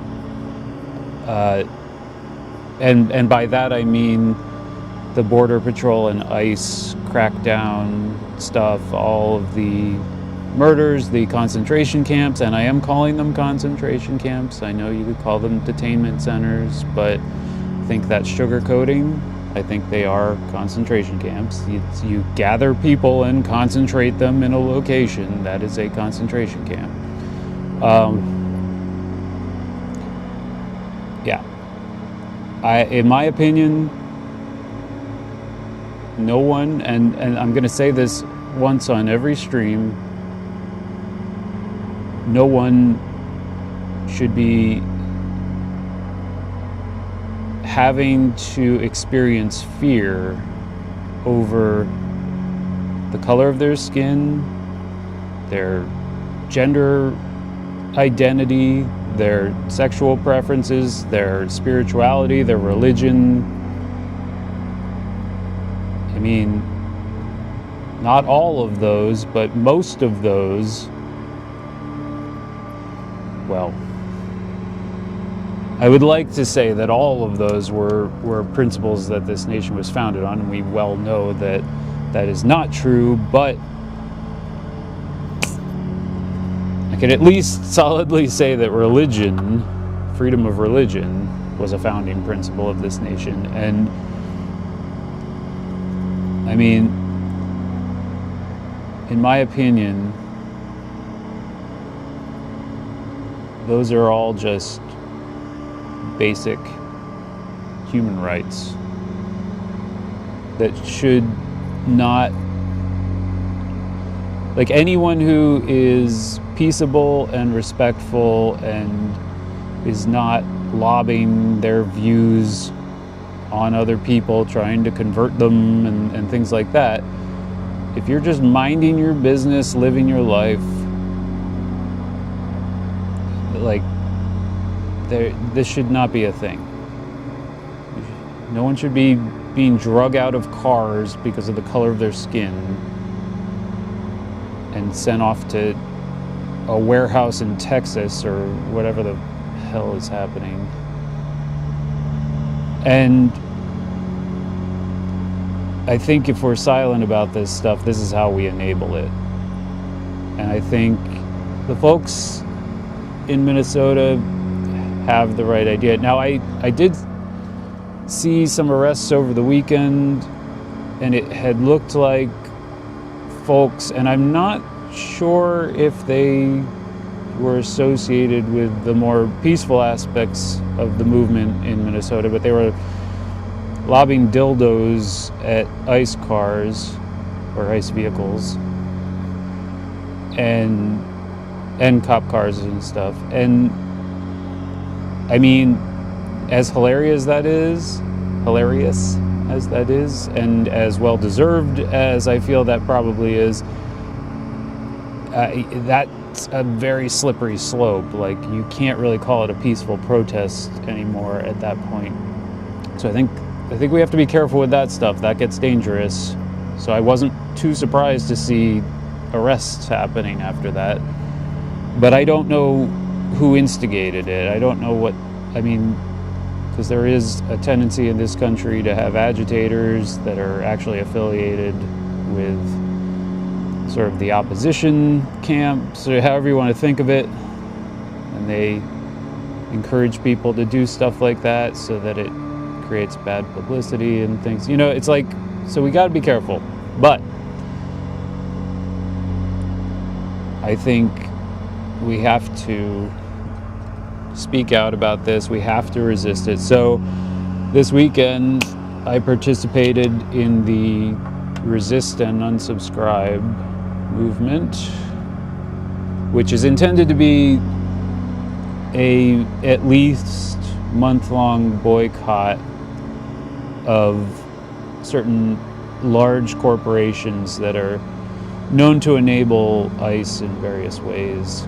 And I use ICE as a catch-all term, meaning all of the federal agencies that are being deployed in this situation, so Border Patrol and all of that. And so I unsubscribed from a whole bunch of stuff this weekend, and it's stuff that I need and use. And so it wasn't the easiest thing, but at the same time, I don't want my money going there anyway. So yeah, highly recommend resistandunsubscribe.com, because the general premise is that economic impact is really the only way we're going to do anything here. And my understanding of the statistics is 70% of our GDP and our economy is consumer driven. And so it's like the one place that we actually have a way to impact things that will matter. So if you're against this stuff, and I certainly am, unsubscribe.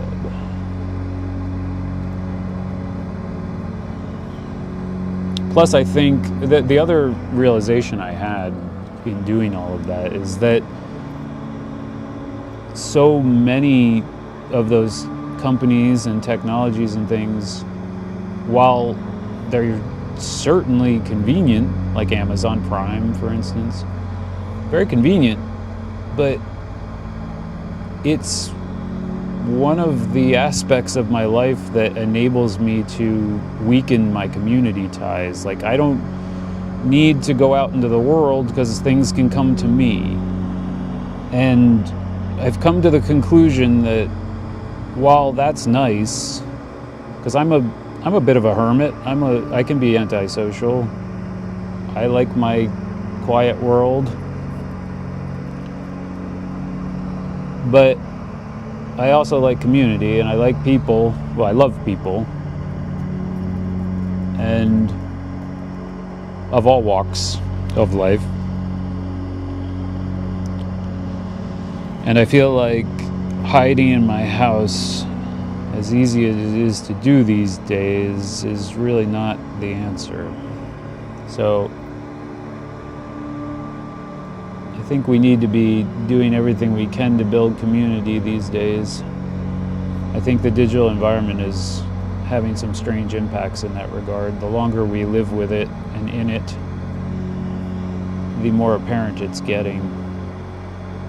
Especially now that we're into the realm of generative information that is very difficult to distinguish from the truth. It's just fatiguing. So I'm doing stuff in my own life to start to separate from those things. Not, and I'm in the tech industry, have been for the entirety of my career almost.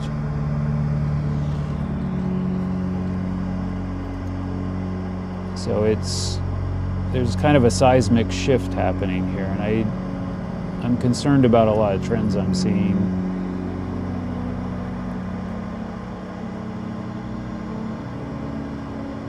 I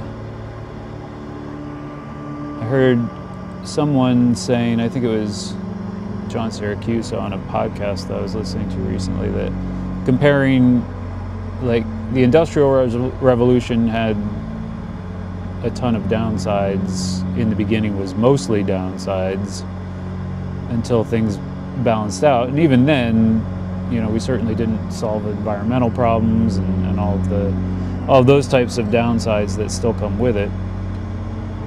And the whole AI boom and everything is along similar lines. But I think it's broader than that.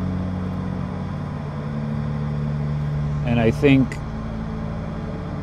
unlike the Industrial Revolution, there seems to be a little bit more, and I could be right. I mean, I wasn't alive in the early 1900s. But it seems that things are a little bit more dystopian and nefarious these days. And again, I could be wrong about that. Maybe this has just always been the tendency of humanity. But that's all I'm going to say on the matter.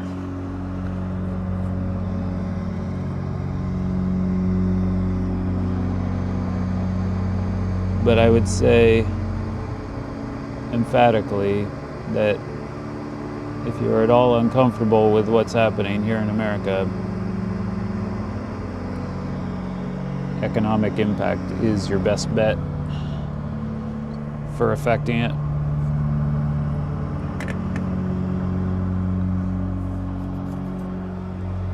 Protests are great, and it shows solidarity and unity, and I think those are also very important. But I don't think they get the notice that they deserve. I think our current administration overlooks them way too easily, and will just more and more violently suppress them as they grow. But maybe I'm wrong. Okay. I got one joint on here that I want to fix. Actually, might need a bit more solder. It's looking a little weak. Just clean that one up. So anyway, that was my PSA for the stream. Please don't stay silent.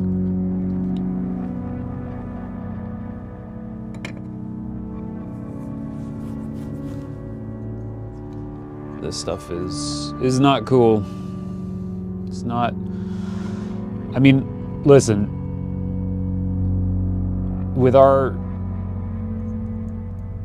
foreign policy and our posture in the rest of the world, I've always been a little bit ashamed to be an American, if I'm being honest. But it's much more so these days than ever before. And there's a lot of great capability and potential in this country, and I naively thought that we were trending in a more loving and inclusive direction across the globe. And I feel stupid. I feel like I really misunderstood just the state of affairs in the world. It's way worse than I thought it was, and I feel naive and stupid. But I feel like I was always idealizing, like expecting the ideal to be what would, play out. And it's so far from what has played out and is playing out that, yeah, I feel a little dumb. But, I think it's important perspective, even when it doesn't seem to be the long-term scenario. All right, I'm gonna run this ultrasonic cleaner again. I don't know if that's gonna cause weird noise for you folks, but if you hear strange things, that's what I'm doing.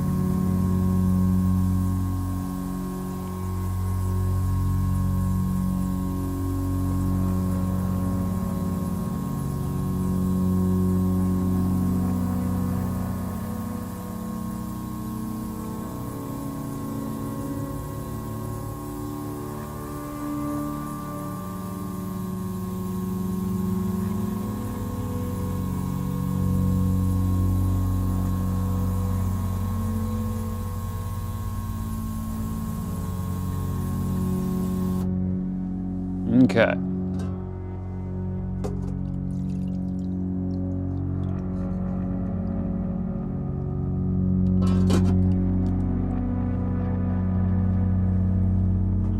Very nice.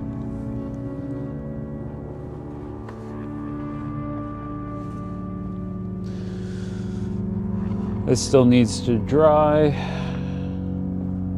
but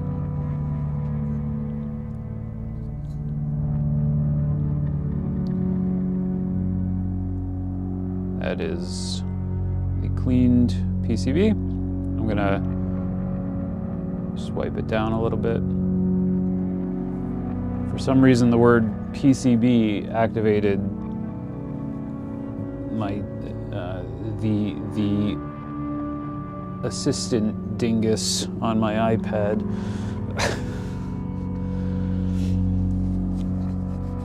And I don't know why PCB doesn't sound anything like Sarah.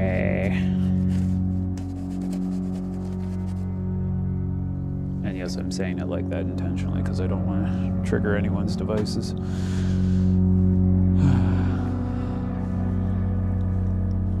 Okay. So that's 2 bus boards complete. I need, let's see, I need to tap these holes.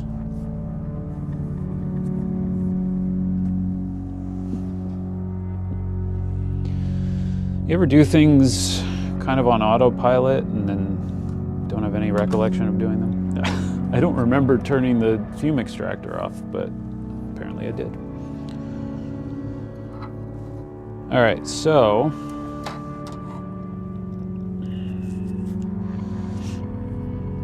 I guess I'll move these guys, make a little room here. This is the faceplate for the power supply, and this is the PCB for it. So I'm going to move those out of the way. And now I'm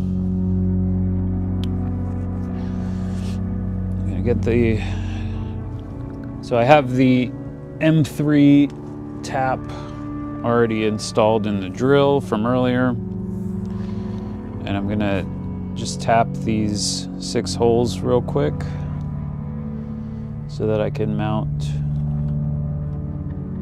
the bus board.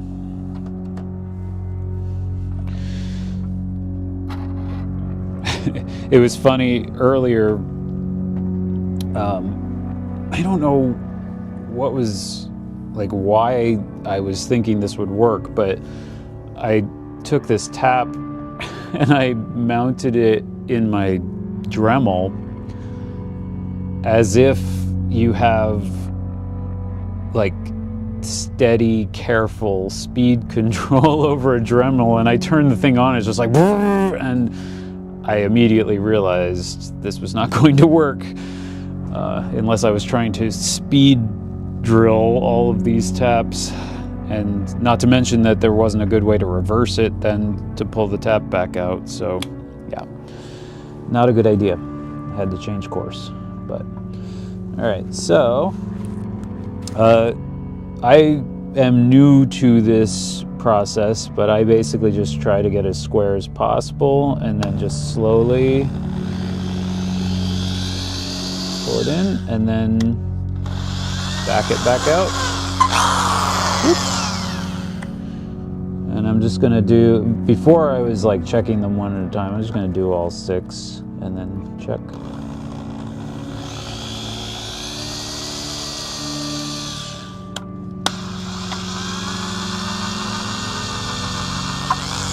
Okay. So I'm just reversing the direction of the drill to pull it back out. Okay. And I'm probably going further than I really would need to.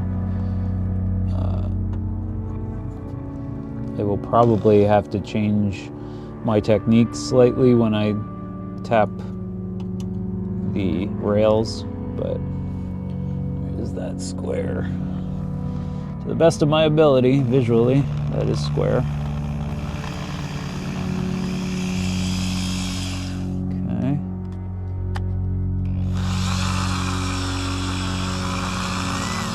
Okay. 2 more.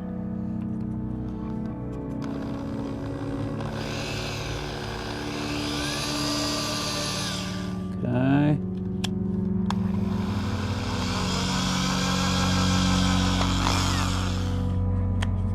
One more.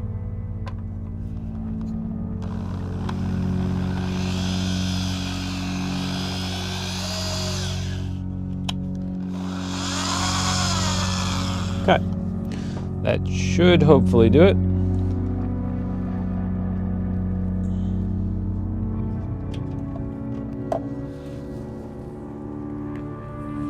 I have a whole tap and die kit coming, but I ordered it from Harbor Freight and I have no idea how long it's actually going to take to get here. I don't think it's even shipped yet. So I ended up getting these little M3 taps over the weekend just to have the tools for the stream. Worked out well. Okay, so making a little bit of a mess here, but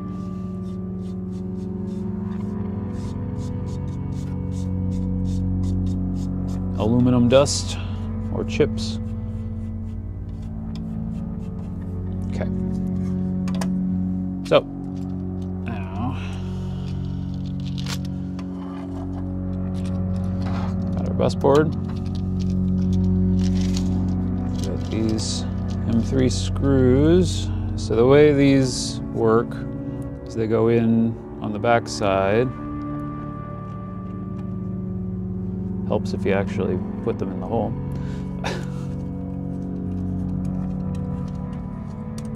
And so what I just did, in case it's not clear, is I took a tap tool which creates threads in otherwise unthreaded surfaces, and I took the smaller holes that were pre-drilled in the back panel here and ran the tap through them so that now they're threaded and can accept an M3 screw. And aluminum is soft as far as metals go, so it's a pretty easy material. It's pretty forgiving, honestly, in terms of tapping. But I also would imagine, I haven't had this problem yet, but I would imagine that it's also easy to strip out any tapped threads that you create, so you probably do have to be careful. So I would be very careful not to extend the tap past any of the threads on the tap. Things like that, because you would probably immediately strip the hole out in the aluminum, because aluminum's so soft.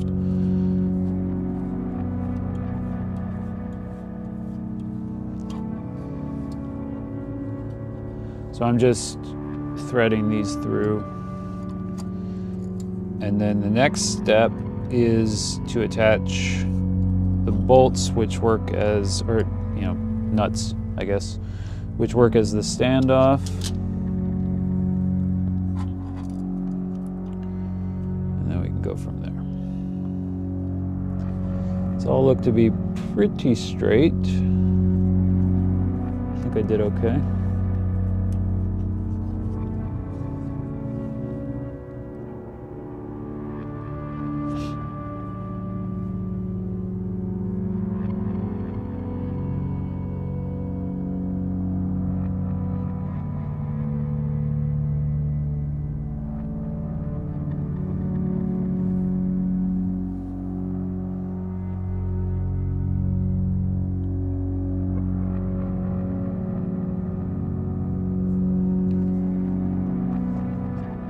Okay.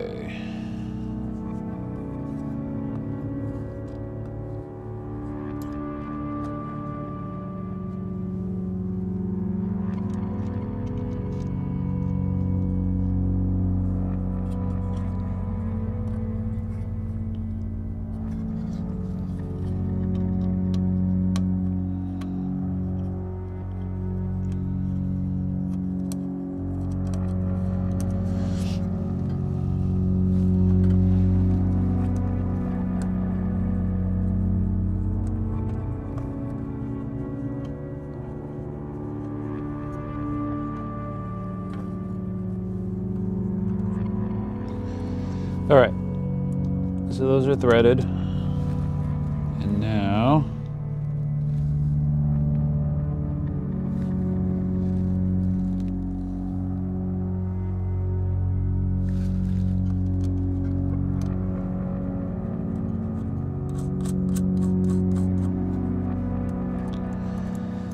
one.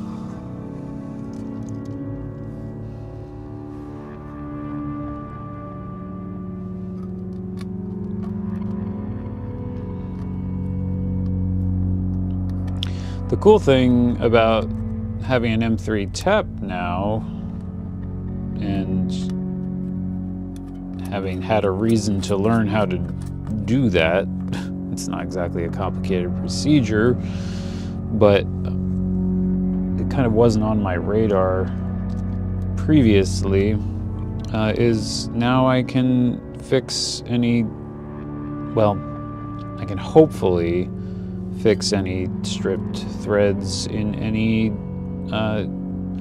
rail inserts in any of my modular cases. Depends on how stripped they are, though. I would imagine if they're fully, like, kind of torn out, you wouldn't really be able to repair that. But if they're just damaged, that may be possible to fix. I don't know. Might be the sort of thing where, like, you can fix it, but you have to go up to an M4 or M3.5, or I don't know what the different sizes are in metric, but anyway.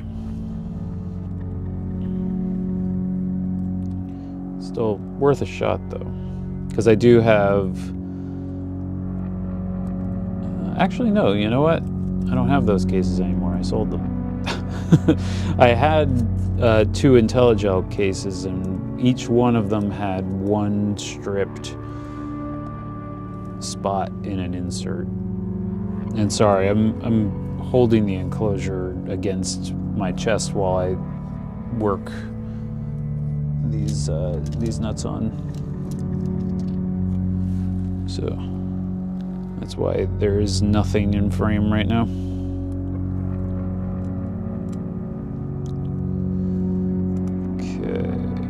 Last one.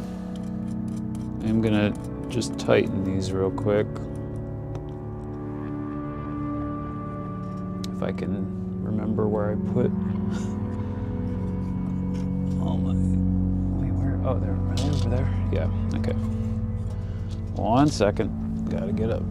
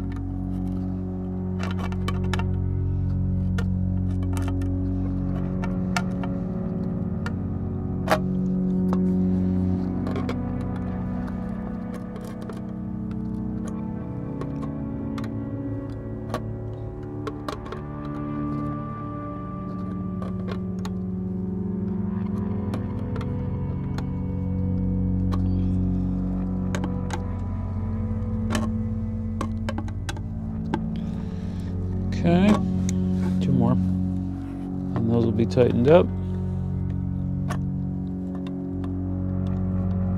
This is where I wish I had my socket driver, like just the standard, like non-ratcheting screwdriver variety for this size, because I have one that's almost the right size, but it'd be so much faster that way. Anyway, done. So not that bad. And then let's take the bus board, make sure everything's good. Yep, that sits right on. That's perfect.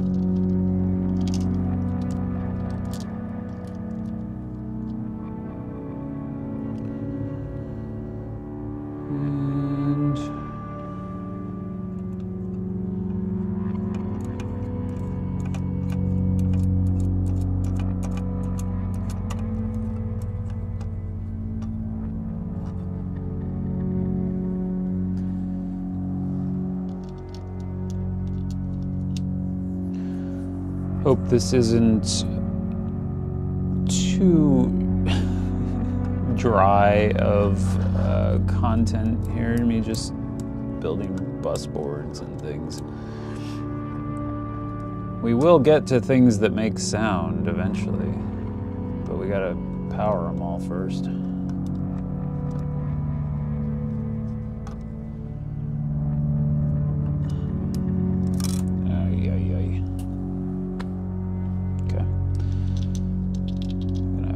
Search for that one later.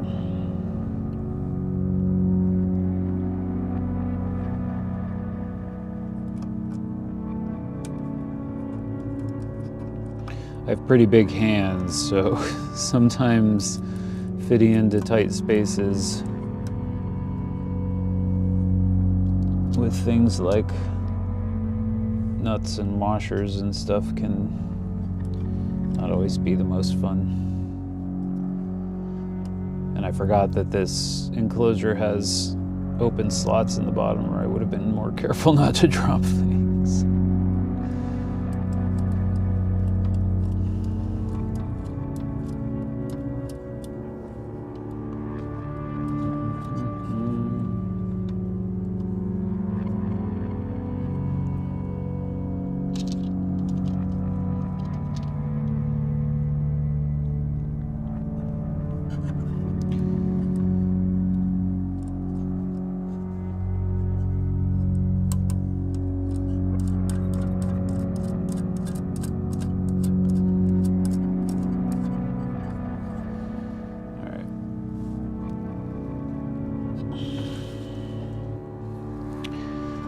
Grab the headlamp and see if I can locate the nut that I dropped, because it looks like there's no extras in the kit.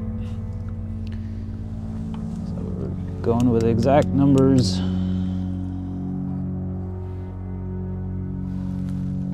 I'm either going to be missing one or not. He's always, anytime I drop something like this in the studio here, I'm always amazed at how far they travel. Now that one I didn't even hear when it fell, so I have no idea how far it might have gone.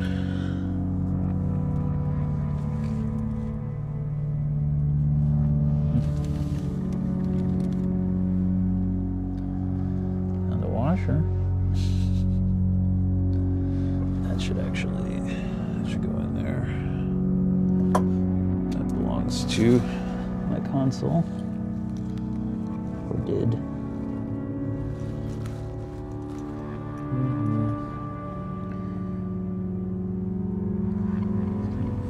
Random Funkacon jacks.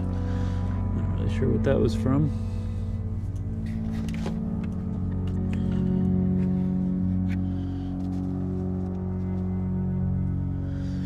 All right, well, I'm not going to spend too long on trying to locate this. I was hoping it would be a little bit more readily visible.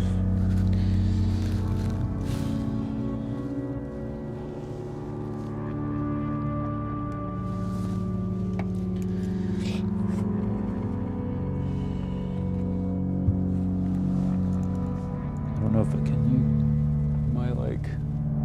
Visibly just, no. I'm like crawling around on the floor right now looking for this thing. I didn't know if it was visible on the stream, but it looks like it's not. Okay. I might have to give up. Find it later. I don't want to waste a bunch of time on this.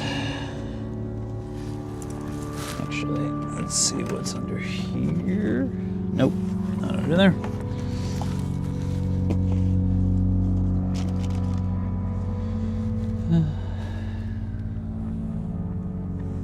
Alright.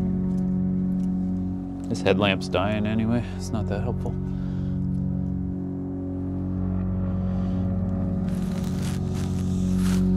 Okay. Well, find it later or not at all. Missing one is not the end of the world. I probably have a replacement in my parts. But we'll make it work for now.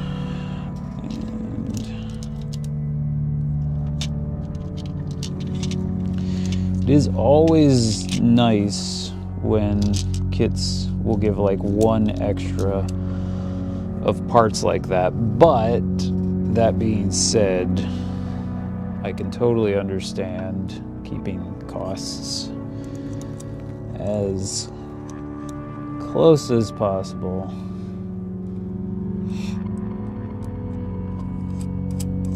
Especially on a kit this size, to keep it affordable and stuff. All right, so let me just tighten these in. Again, not the best tool for the job, but it'll get it done.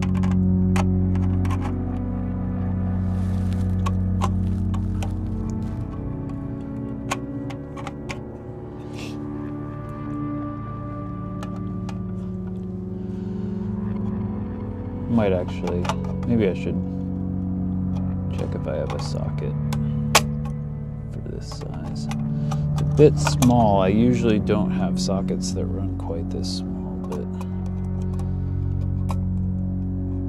it's possible.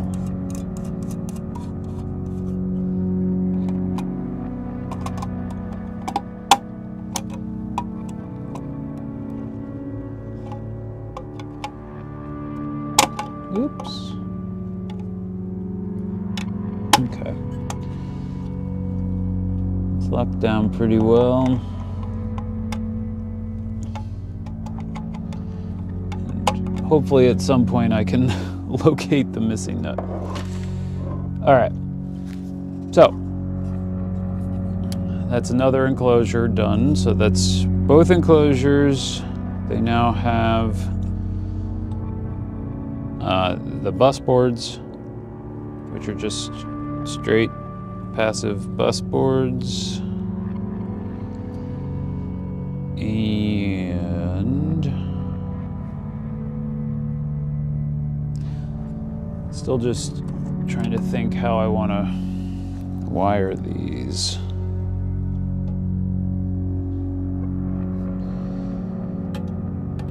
I guess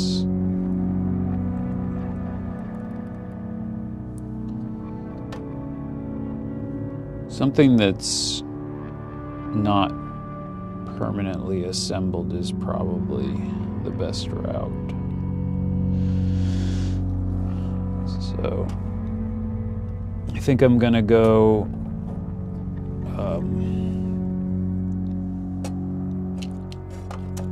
with the, because there's, I mean, I have the parts to make my own if I wanted, but there are two 16-pin cables in the kit, and I think I have to look at the various module layouts, but I'm pretty sure they all use 10-pin power connectors.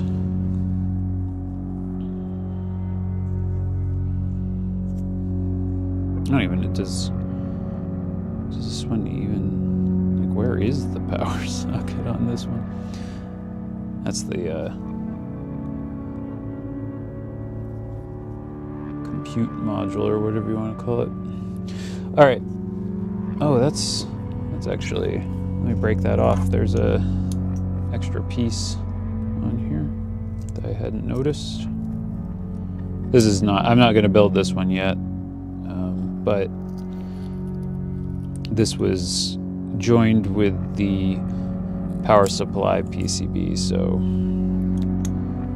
I had to pull it out. All right, so let's build our power supply. Now, I was briefly reading over the description of the circuit in the book, and I did check with Ben at Clacktronics, and he is cool. I mentioned in the last stream that I just wanted to be certain that it was okay for me to go over the book contents on stream rather than just kind of glazing over it and telling people they should buy the book. And I was actually erring on the side of that, just kind of from the perspective of almost like performance rights for music, you know, like he wrote all this content. If I come on a stream and read it out, I feel like he should get something for that. But he was cool with it and had no qualms. So very generous of him. So anyway, I like the description that the book gives for the power supply circuit, and I thought I'd read through it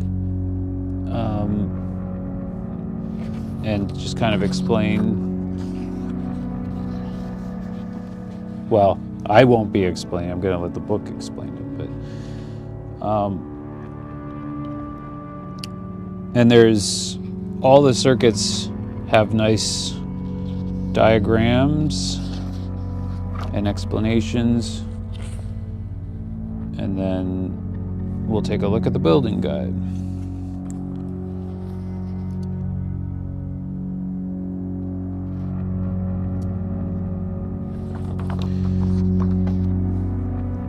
So here's what it says. Power supply.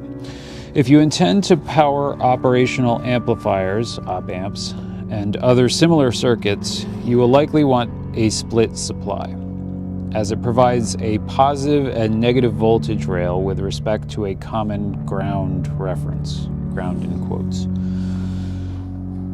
This requirement arises because audio signals are inherently AC, alternating current. The current alternates direction along the circuit, and the apparent voltage oscillates above and below ground.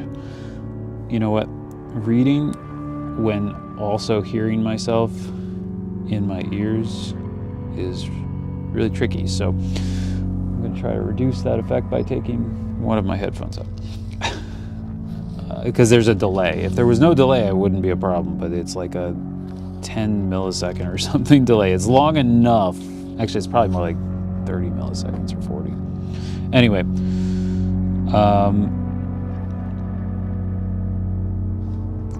I'm going to start over for that section so I don't lose the thread here. This requirement arises because audio signals are inherently AC, alternating current. The current alternates directions along the circuit, and the apparent voltage oscillates above and below ground. So I'm going to add, this is not in the text, but any of you who have worked with an audio editor, for instance, and have dealt with waveforms in an audio editor, you will note that there is a zero crossing and there is positive and negative, essentially voltage that's being displayed as a visual waveform, but that occurs above and below zero.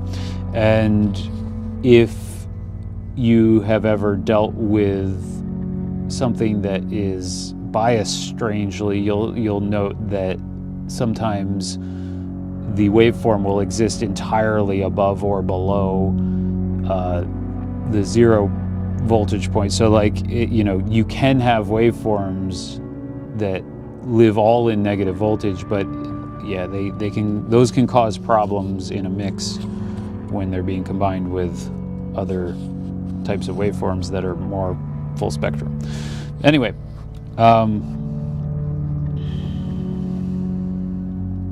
any circuit that deals with AC needs to have a supply that is lower and higher than the intended signal it handles. Without a split supply, the common trick is to, quote, couple, end quote, the AC waveform between circuit stages with capacitors that block DC, and then adding bias voltages to keep the signal within regions where the amplifier can operate without cutting off, quote unquote, or, quote, saturating, unquote, their inputs. Using a split supply removes the need for coupling capacitors, and you can pass the signal stage to stage directly.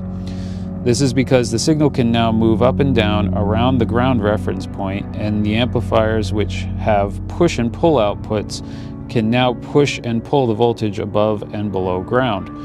It also helps to make the circuits much simpler.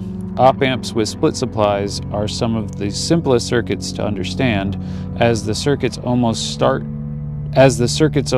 to become abstract. The other great advantage of a split supply is we can now pass DC voltages, which is exactly what control voltages are. For ease of construction and safety without needing to touch mains electricity, we are going to use an off-the-shelf 12-volt DC wall adapter. To get negative 12 volt, which is 12 volt below ground, we are using a switching DC to DC power circuit. It takes a DC voltage from a power supply and creates a new negative DC power supply voltage with it. The module overall has a basic design where the plus 12 volt rail from the DC power adapter is passed directly to the synth rail, and the negative 12 volt rail is generated from the plus 12 volt. If you plan to build more modules, I strongly recommend upgrading this power supply to another commercial model or a more sophisticated DIY design. This simple setup might introduce noise and will reach its power capacity limits quickly, but you must understand its advantage is that it is fast and easy to build and doesn't cost much in parts, so it's a great place to start. PSU module. This module is very simple. On the front left is a DC jack socket, so that would be on our faceplate here, front left, that takes a 2.1 millimeter DC barrel jack input as its power source. Excuse me. It outputs power via the IDC connectors on the back, and the LEDs indicate the power's presence. I recommend using a power supply specified at 1 amp minimum. The voltage should not be more or less than 12 volts, but any current higher than 1 amp is acceptable, as current rating is telling you the maximum current it can supply, not the exact. Voltage must only be 12 volts. There are two LEDs indicating the presence of the power supply rails. If either goes off, there is a problem and indicates that either the power has failed or there is a short on the output. Don't rely on the lights exclusively, as they will still illuminate at wrong lower voltages. The self-resetting polyfuses inside will prevent any overheating of the power supplies. Specifications: output current. Plus 12 volt rail is max 300 milliamps. Negative 12 volt rail is max 80 milliamps. Idle power consumption is 16 milliamps. Construction build time 1 hour. Difficulty medium. Circuit description. To derive negative 12 volt from the positive 12 volt rail, hold on, I'm also going to remove my other headphone for the moment. Because it is very challenging to have a delayed voice of me in my ear while reading. Okay. To derive negative 12 volts from the positive 12 volt rail, the circuit uses a MC34063 IC, which was developed by Motorola in the early 1980s. It became ubiquitous in a lot of low-cost products and was cloned by many companies. It contains most of the circuitry to produce a switching power supply. The advantages are: 1, there are many pin-compatible drop-in parts available from different manufacturers around the world, usually with the 3463 number in the name. 2, it comes as a through-hole DIP-8 package, so it can be socketed and soldered by beginners. And 3, there is plenty of information on using it, and the calculations are fairly straightforward to follow compared to other offerings. The disadvantages are: it's a very dated design. Modern alternatives offer better efficiency, smaller components, and reduced noise potential, though they do not come in a DIP package. Switches at audio frequencies, potentially causing audible interference due to 100 kHz ripple in the power line. Requires a larger inductor due to its low switching frequency. Limited current capability before overheating. Lacks thermal protection, emphasizing the need for proper design and careful component placement when building! Exclamation point. So then we have the... I guess none of this is on screen again. Okay, so I've been reading out of the book here, which you can see. I'll read this background and circuit description section, but here we have the schematic for the circuit. I'm not gonna, get too detailed there. I can't tell if that's even in focus. I might need to bring it down lower. Looks a little blurry to me. But, if you want to pause the stream and take a look at that, that's the schematic we're dealing with here. And I think all of these, I don't know about the schematics, but I know the files for the PCBs and stuff are available on GitHub. The schematics may or may not be, I'm not sure. I still haven't checked that. I should do that at some point. Okay, background. At the heart of the inverting DC-DC converter is a rapidly switching element, typically a transistor, connected in series with an inductor. When the switch is closed, current flows through the inductor and energy is stored in its magnetic field. During this phase, the voltage across the inductor is equal to the input voltage. When the switch opens, the inductor's magnetic field begins to collapse. According to Faraday's law of induction, a changing magnetic field induces an electromotive force, EMF, in the inductor. The polarity of this induced EMF is such that it opposes the change in current. As a result, the voltage across the inductor reverses polarity, creating a, quote, negative, unquote, voltage potential. A diode and a capacitor lets us direct and store this charge, and we can connect in a way to create an inverting buck converter. This is reversed voltage directed by a diode. This reversed voltage directed by a diode charges a capacitor, and repeated switching at approximately 100,000 times a second keep the capacitor charged up. A feedback system that is not shown senses the charging process and controls the switch, ensuring a stable output voltage at the output level we want. And so here we're showing the negative 12 volts through the diode to the plus 12 volt. There's a capacitor and a resistor in circuit there. Actually, that's not a resistor. Or is it? I don't know. I'm not very good with schematics still at this stage. That's not the symbol for a resistor, but I forget what that's the symbol for. Anyway, actual switching regulator design is a complex subject, so I won't go any deeper, and others can explain it much better. Circuit description. In the main schematic, plus 12 volts is introduced through the 2.1 millimeter DC jack socket, which is J4, or through the terminal, J2. It passes through D1, which is simply there to prevent reverse polarity damage. The diode does drop the 12 volt down a bit, but not enough to be of concern. Capacitor 1 and capacitor 2, or C1 and C2, are used to smooth out and reduce ripple on the input of the MC3463, which is U1. C3 connected to pin 3 of U1 is the timing capacitor for the switching supply.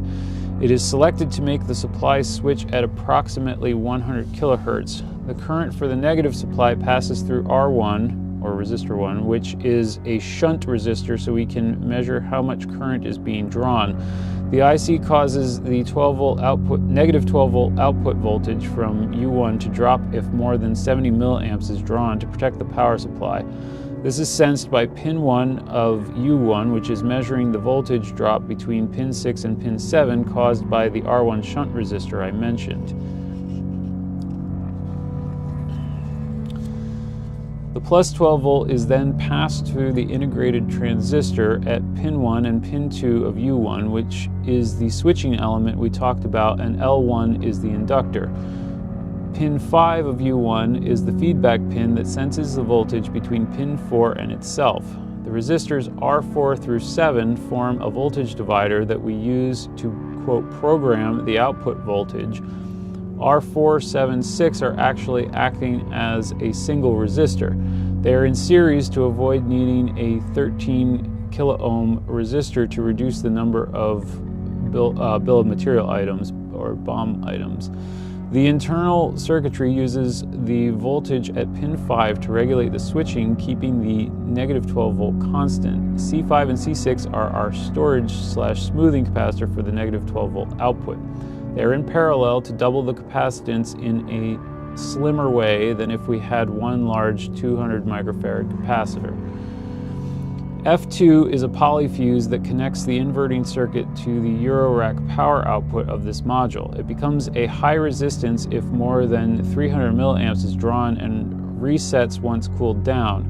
It is known as a resettable fuse or polyfuse. It is unlikely to happen if R1 is working. It will never need to operate, but I put it in there just in case. F1 does the same, but linking the plus 12 volt input to the Eurorack connectors J5 and J6. Notice how on the negative 12 volt rail, LEDs and capacitors seem to be backwards. That is because the negative 12 volt is at a lower potential than ground. There are footprints J1, J2, and J3 for 3.81 screw terminals if you need them, but with this system I recommend using 16-pin to 16-pin IDC ribbon cables as it makes it a lot more convenient.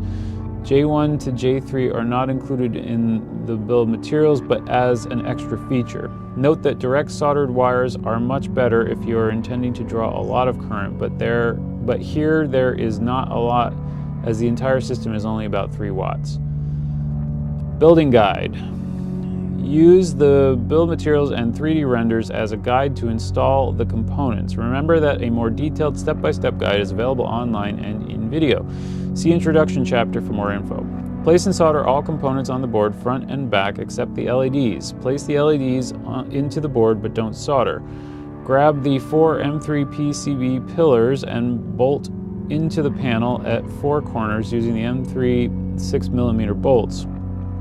These let us attach the panel to the main PCB as we have no other components that can hold the panel on. Next, bolt the PCB onto the panel.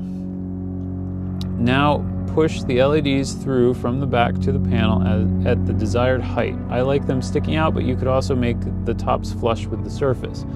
This should now be complete. Now we need to test it. First, visually inspect the board for any solder shorts and use a multimeter to check for shorts across the power input jack, J4. This can be done in continuity mode, which is the beeping mode. If it beeps constantly, you have a short. A small beep may be heard because of the input capacitors. Ignore this. You can use the input terminal footprint J2 to check for the same thing as it is the same connection. Next, plug 12 volt in through the input power jack, J4. If all is well, both the 12 volt and negative 12 volt LEDs should turn on at a similar brightness on the front panel. Confirm the voltage is correct by reading the voltages using the multimeter in DC volt mode at J1 and J3. They should be labeled plus 12 volt and negative 12 volt. The voltages won't be exactly 12 volt because of various drops, probably more like 11.7 volt.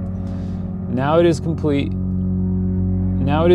you can add to the case if you have built it. I recommend building a case next just to get the system ready to test. Put it to the left of the case and use a 16 to 16 pin IDC cable to attach it to the bus board of the case. Troubleshooting.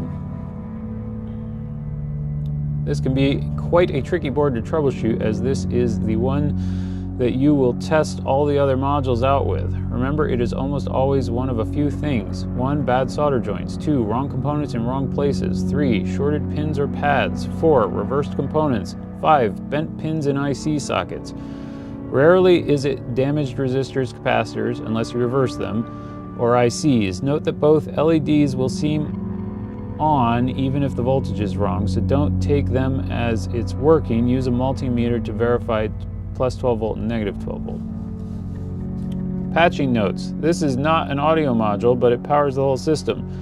The 2 16-pin IDC sockets on the back plug into the 2 power buses at the bottom of the cases.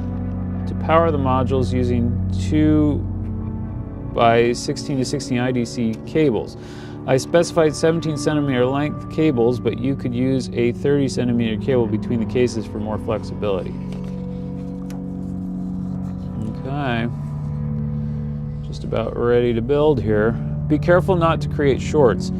Under the electrolytic capacitors C1, 2, 4, and 5, as the pitch of the wires is only 2 millimeters apart, the short lead of the electrolytic capacitor is negative and the long lead is positive. It is also marked with a negative on the negative lead. If these get soldered in incorrectly, throw them away as they will be damaged by reverse voltage. Fair enough.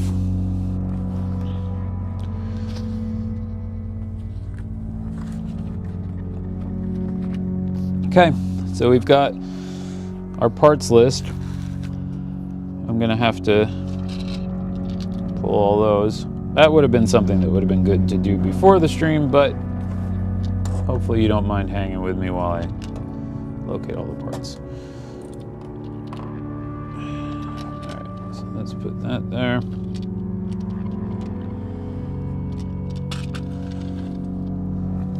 All right, let me put my headphones back in. Hopefully everything's still working. I mean, the stream looks good. Yeah. I keep forgetting that my hat's on backwards.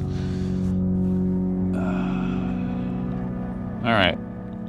Let's see if we can wrap this up so that next week we can start getting into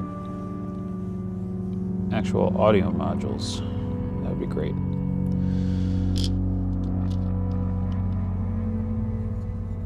I'm gonna go ahead and drop a screw.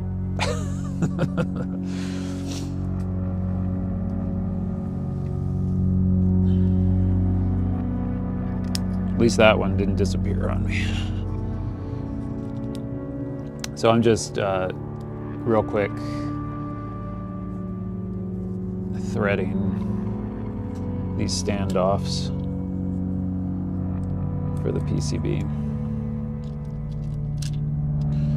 I'm kind of just guessing at the 6 millimeter screw length. I think that's the only size left in here. There's two sizes that look like they are maybe very similar, but just slightly different. It's hard to say.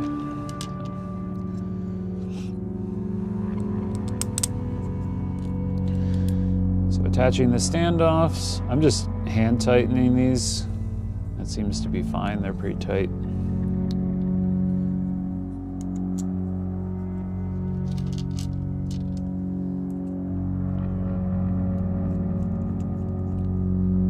Okay.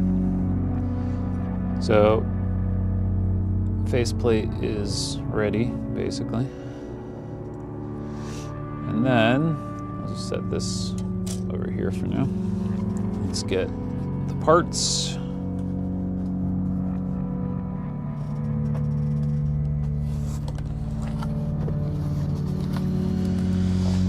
So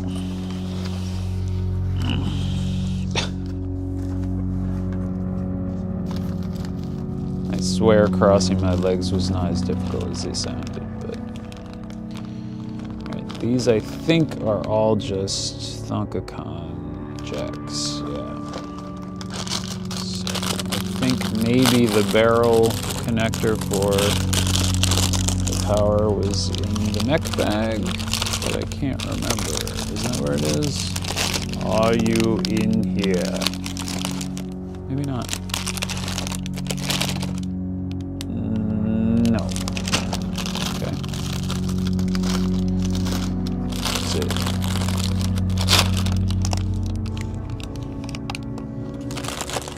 So we've got two 16 pin connections. All right, I gotta get a bit more organized here. So where's the hardware bag again? Oh, it's under here. I'm gonna put these screws back for now so that I have a cleaner setup for all the parts.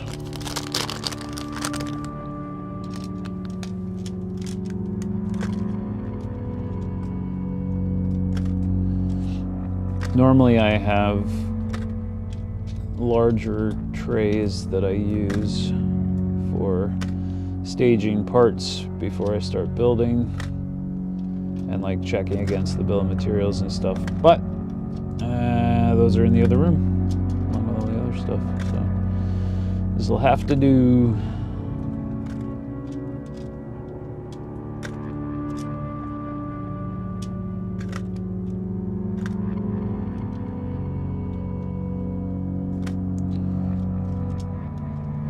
I will say, if I don't actually manage to finish the power supply on the stream, which I'd be surprised, but stranger things have happened, then I am probably going to go ahead and do that off stream so that we're ready to go next time. Because I don't think there will be much to do. Alright, so there's our barrel jack. Got one more header in here. Where is it?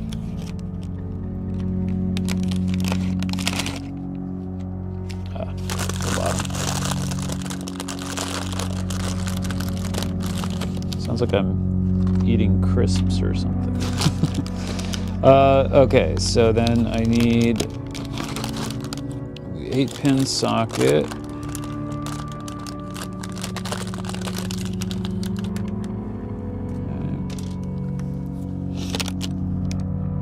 That should be, I think that's everything from that bag. Okay.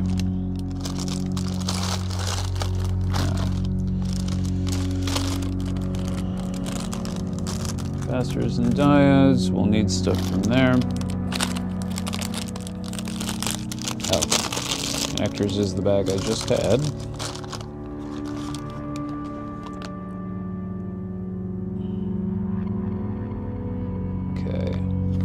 The IC's in here. No knobs for this one. I think the power inductor. What did I just knock over? Oh, batteries.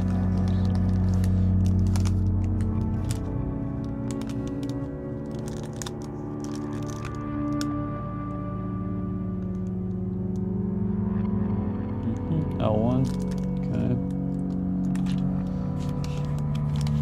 And then I gotta find the right resistors.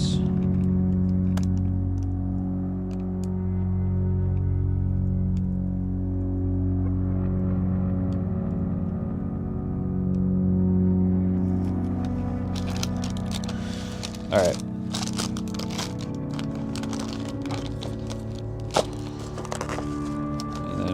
Going to need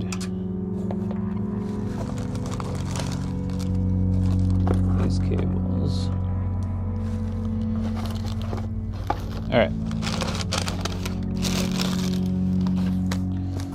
So let me find the remaining parts. Do I have...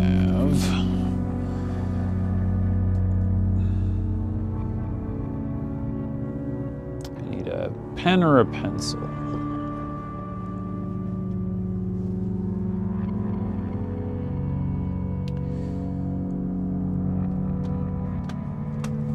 All right, actually, I have to take a restroom break here for just a moment. I'm gonna go ahead and mute myself.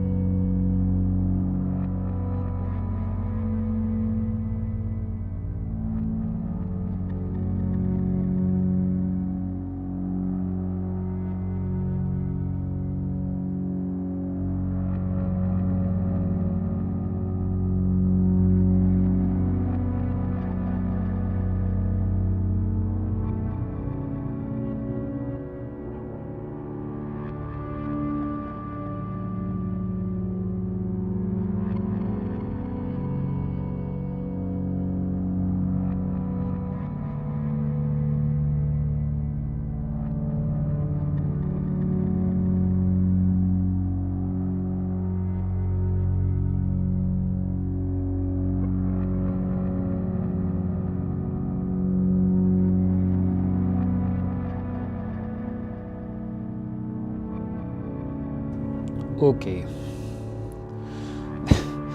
Many, many years ago, like when I was in high school, there was an album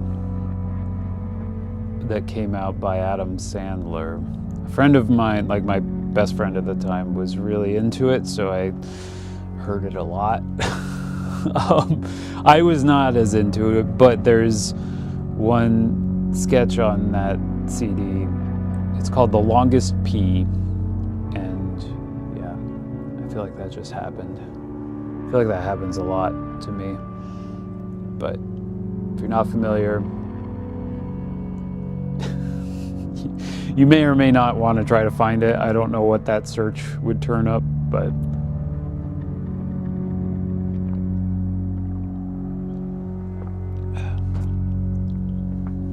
okay.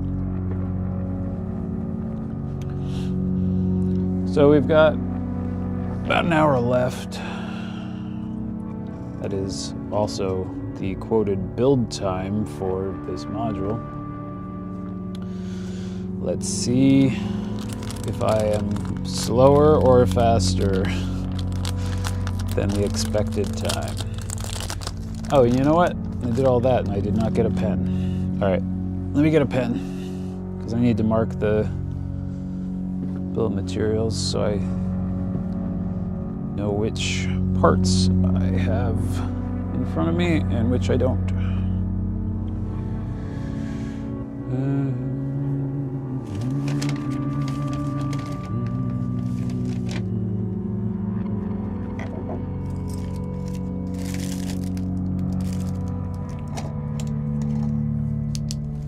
I'll do.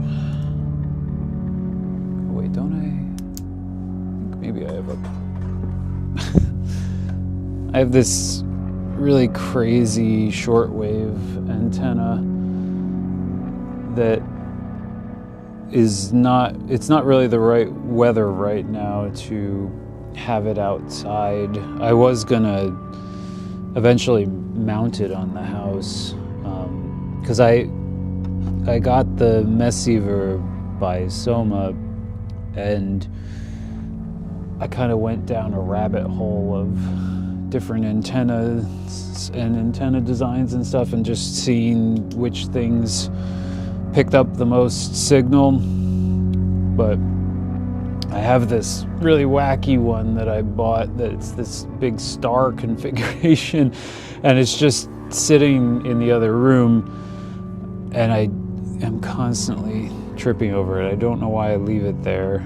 I've got to, cause I keep meaning to install it permanently outside, but I have not done so yet. So, all right. So we've got our. What's wrong with this pen? I don't even know if this pen's gonna work. All right, we've got our dip 8 socket. I'm just gonna put a mark in the corner of the box to mean that I have it here.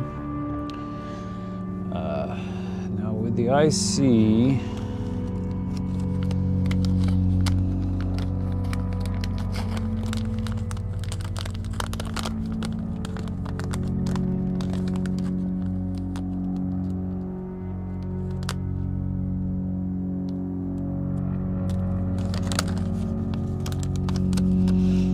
So we want the MC3463. And that's going to be an 8-pin. It looks like there's really only one contender. MC3463AL. Alright, so that's our IC. Let's make a mark. This pen is so sad, it's like coming apart. At least it works.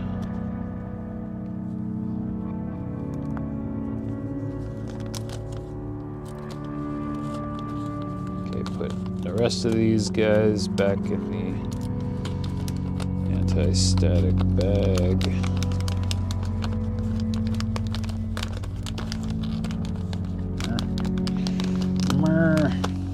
There we go. It's not cooperating. There. All right, got it. All right, so those can go back in the box. And all right, we also have 2 shrouds, J5 and J6.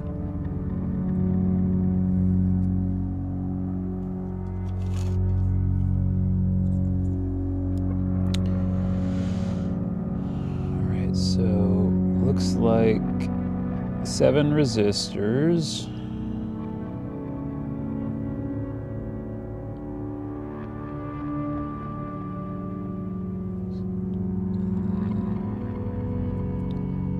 Seven resistors, 2 diodes, 4 capacitors,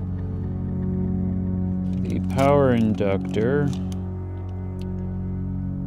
and 2 fuses, and the LEDs. Oh, and the barrel jack. So we have the barrel jack. Does that have a designation? J4. Yeah. DC socket. Got the pillars and they're installed, so those I'm gonna check off.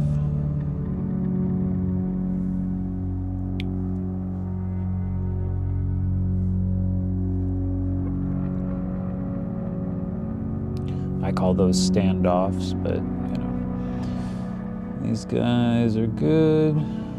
Well, 4 of them anyway. I'll need 4 more, but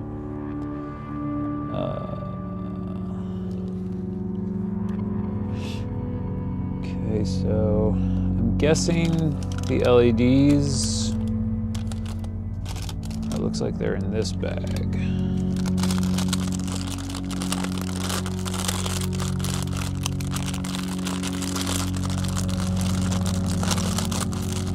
Makes sense. They're in with the rest of the diodes, I guess. Alright, so I don't know if are all the diodes in this kit the same?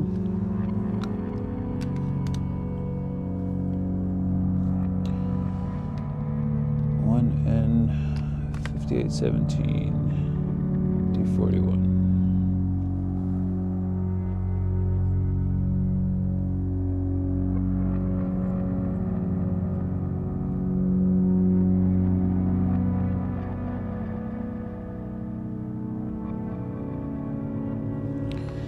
Yeah, I think those are N58, seems right. I need, where's my scissors? Here they are. All right, so we're gonna just cut these 2, because we need 2 of those, right? Yep, D1 and D2. We're just gonna cut these 2 guys off. Okay, there's that.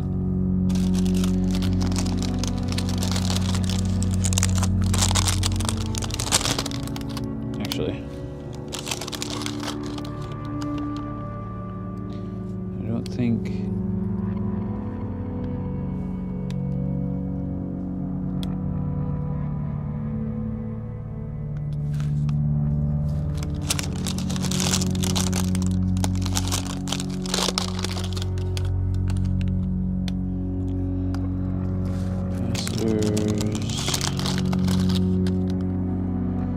don't think there's any ceramic capacitors on this board. It's just the electrolytic.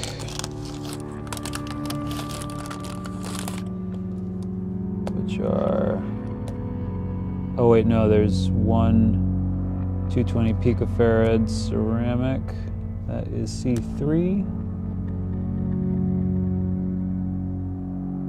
Is that, yeah, okay, that's there. All right, I'm gonna have to figure out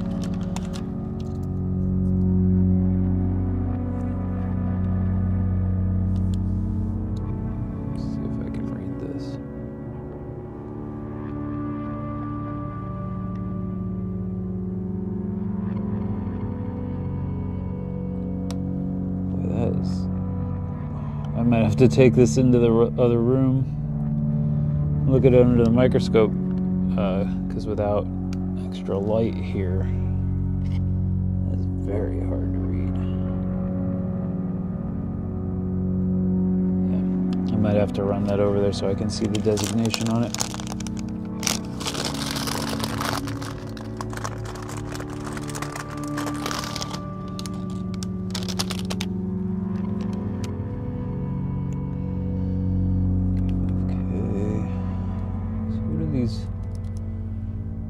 Polyfuse 300 milliamp. Oh, it looks like there's, I don't know why. I'm just ignoring the paper in here that explains what these are. So I don't have to just be peering it. All right. Yeah, so the blue card, it says ×4. Okay, so these guys. So there's one of these. They should say 221 on them, but that is so hard to read on. It's like gray print on blue. Yeah, it says 221. Okay. So one of those.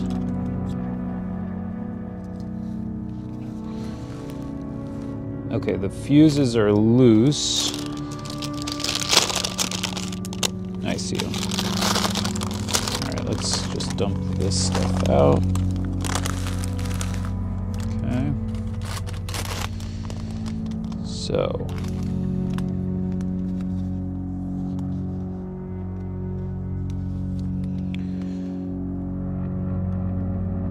Yeah. Looks like there's 23 of those diodes in here.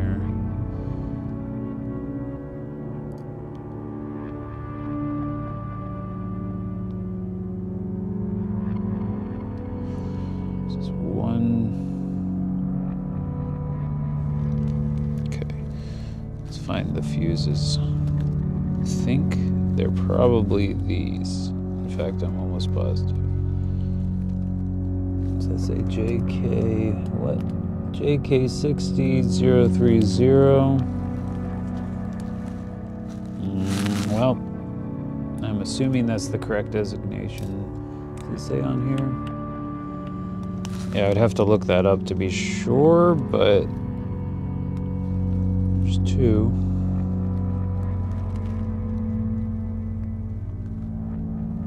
I maybe should look that up just to be sure, but that does look like the design of the polyfuses. And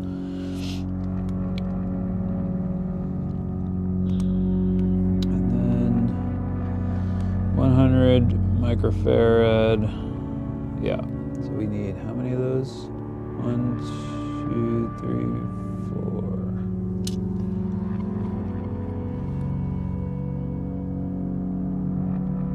These all should be the same, right? Yeah, 100 microfarad.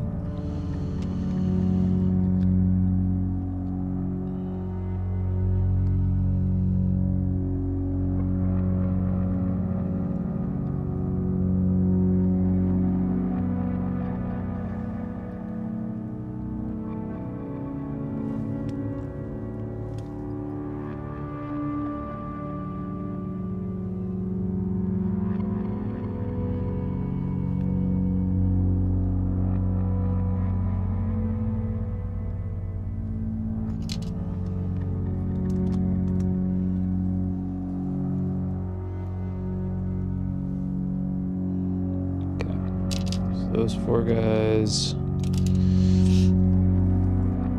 And then how many LEDs? Is just 2, I think. Yeah. LED 1 and 2.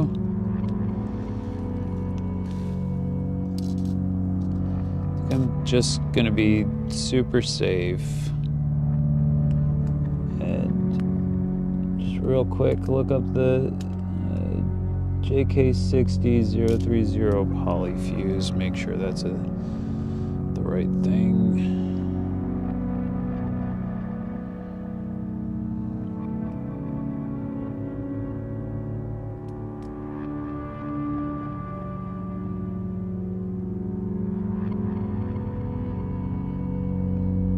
Okay, yep.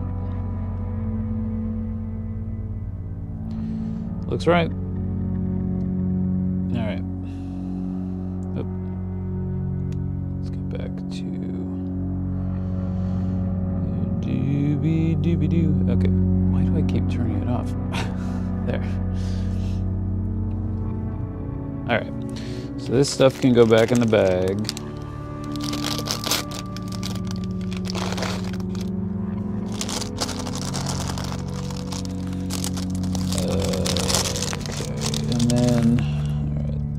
Guys, I already took that one that I need.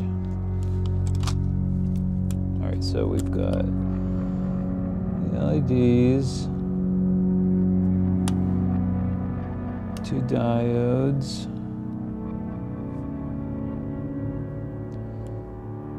polyfuses.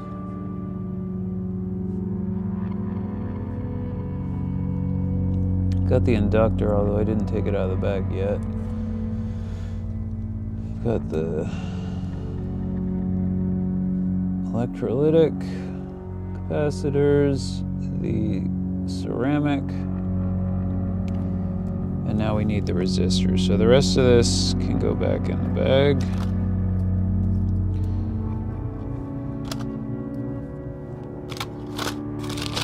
That should be good.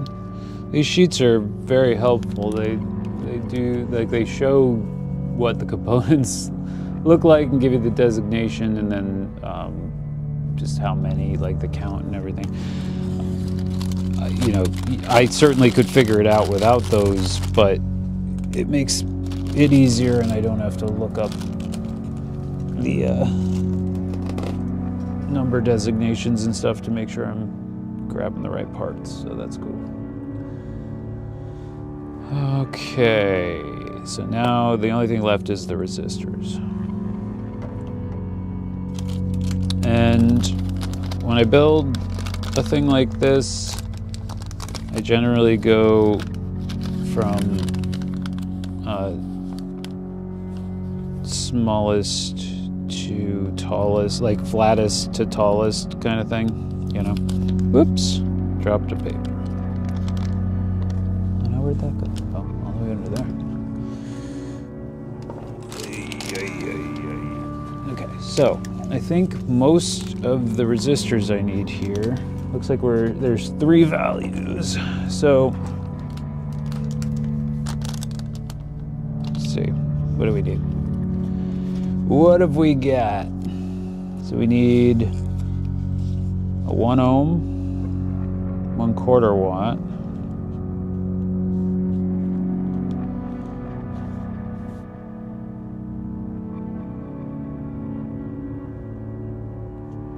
Which would be 1R, I believe, in the designation. Then we 1.5K, and there's 4 of those. No, 5. 1, 2, 3, 4, 5. Yeah, 5. All right, let's pull these all out.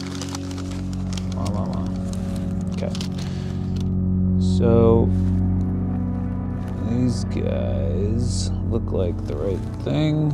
Let's check. We've got, should be brown, black, black, silver, brown. And yes, I would say so. So we need 1 of these.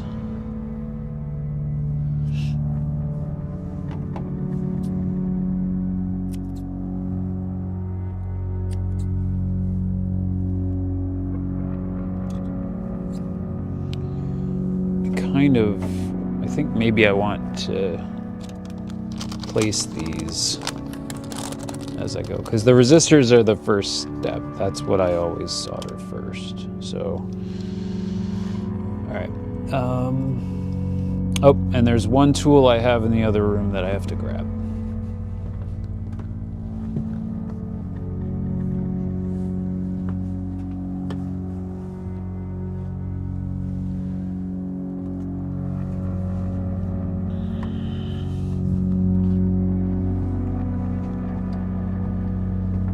Just wanted to grab this, which just helps with ensuring that your bending the resistor legs properly and spacing them correctly.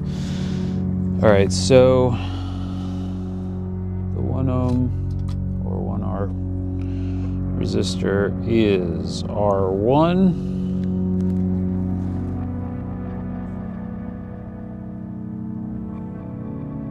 There's R1. And the pitch of that looks like, yeah, that should work. Is that better? That actually might be a little better. So I'm just measuring based on the silk screen and the through hole pitch on the board, just trying to decide which of these sizes will do best at bending the resistor legs, and it's like the second spacing on here. So just place the component in like so, bend the legs down. These keep things neat and tidy. I just like them, but certainly not required. I just find them to be a convenience.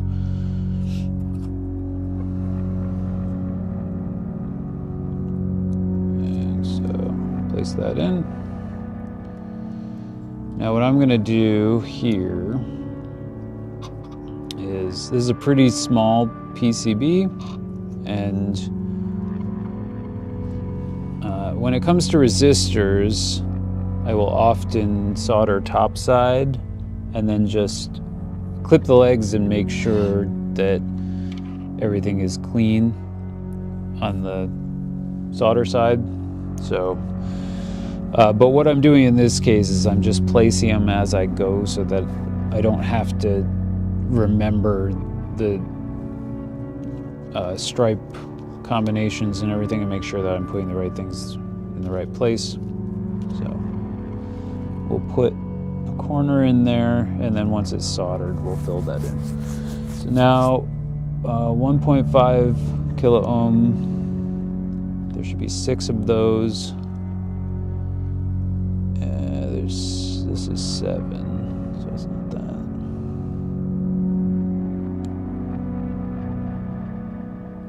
Yeah, that's the 330K probably. 4, so this is the 1M.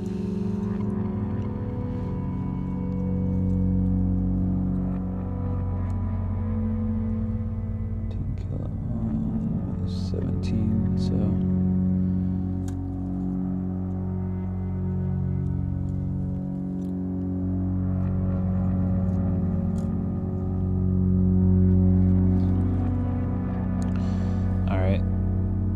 Looks like it might be the right, no, maybe not. What have we got here? Is this 100R?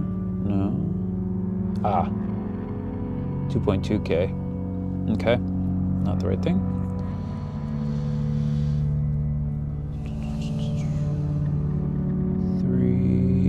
So let's see, we're looking for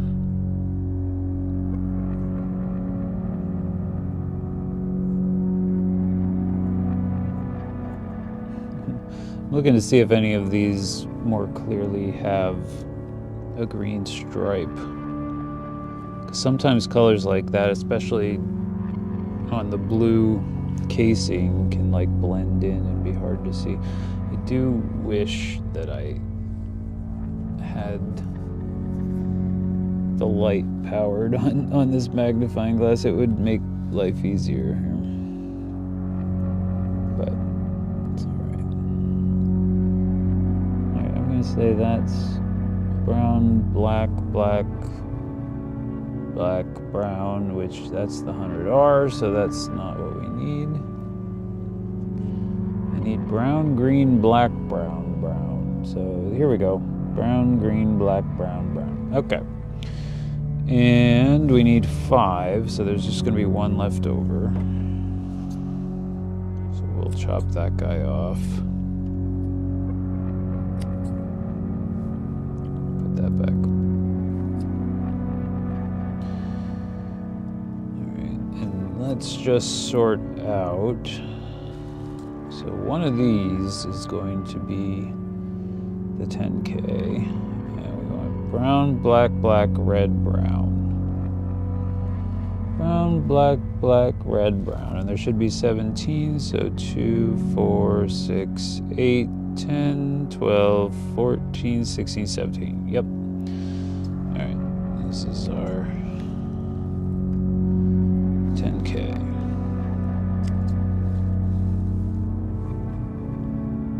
Okay. So what I'm going to do then is I'm going to place the 10K, because then, oops, I'm going to punch the PCB. That's what I'm going to do. I'm going to place the 10K because then that basically just leaves the 1.5K as the remaining. So R4 is 10K. That's this guy right here. I can get this out of the way again. Not going to be using that right now. All right, and then we have these, which we'll place one at a time. Dropping scissors.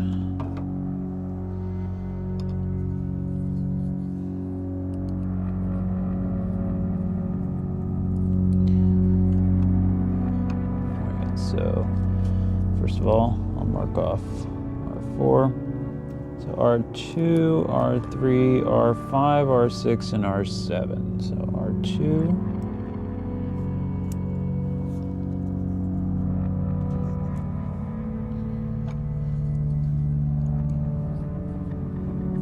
R3.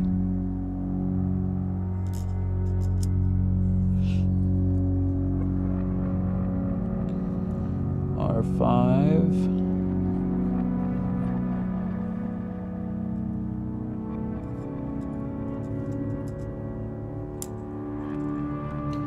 R6,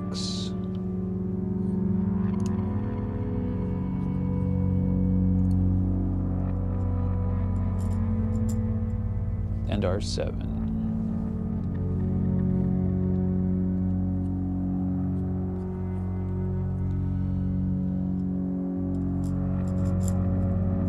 Okay, so as I said, I'm going to go ahead, I just want to stabilize this a little bit before I get to soldering. I am going to, well, first I'll put these back so that nothing gets misplaced here.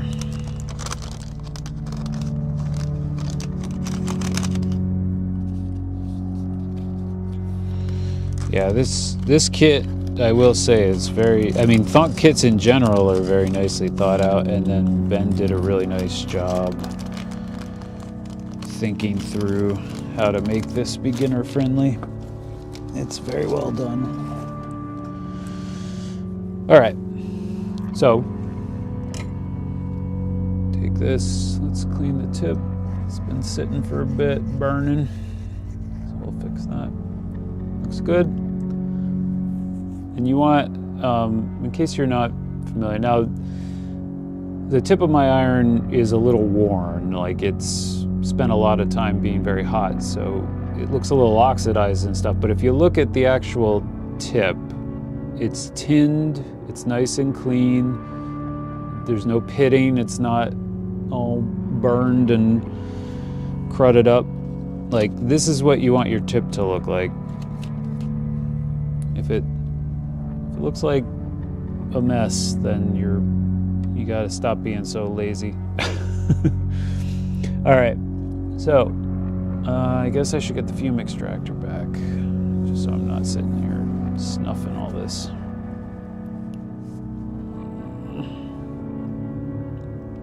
Put that there that way. Pop it down. Should be good. And I'm just going to kind of go around the board.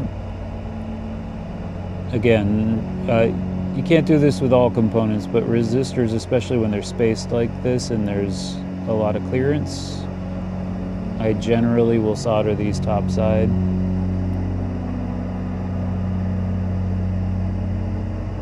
and then just make sure that everything is clear through and clean on the solder side of the PCB.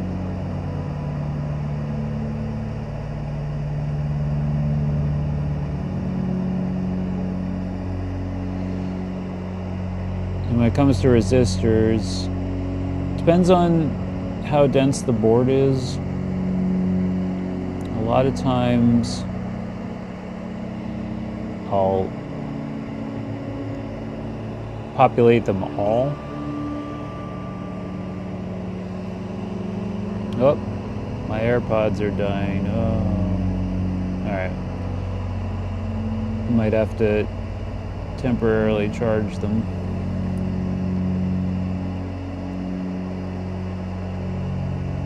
I don't know the tip might need to be replaced on this thing because it's not doing as good of a job heating as it usually does. Not sure why. Unless it's the iron itself.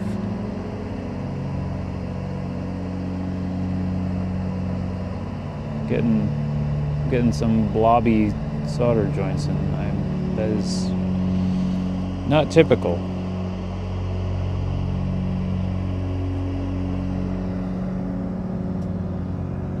I guess I should get my cap out of the way again.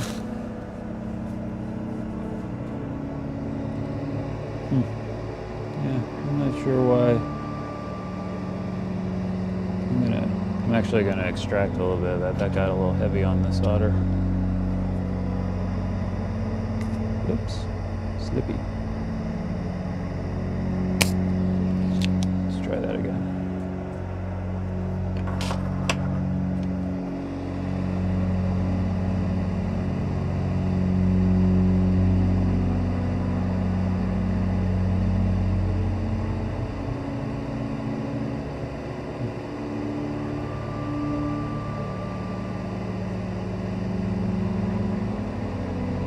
Sure what that's about.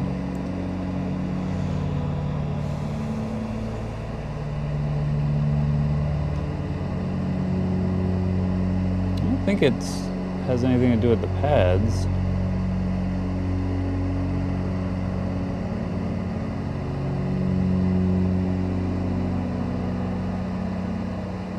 I think maybe I should be using a different tip or something.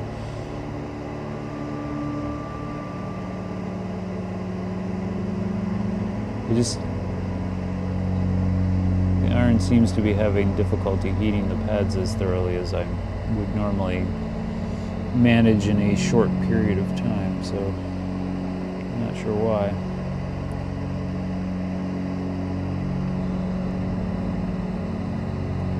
Okay, that's looking better. Maybe I'm just not making proper contact. It is a very narrow tip, so it's possible I'm not actually heating the pad as well as I could be. Okay.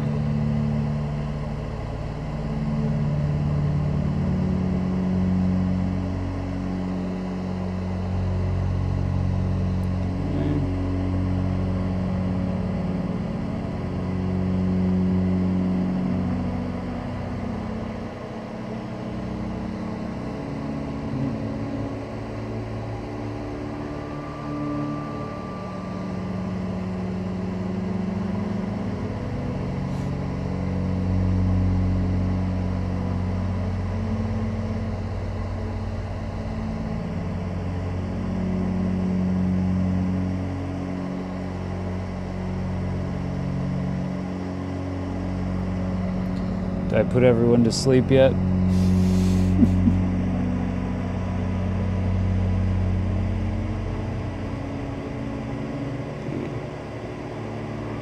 I take pride in hosting the world's sleepiest build stream. No, I don't know. It does feel like that, but all right. So that's those.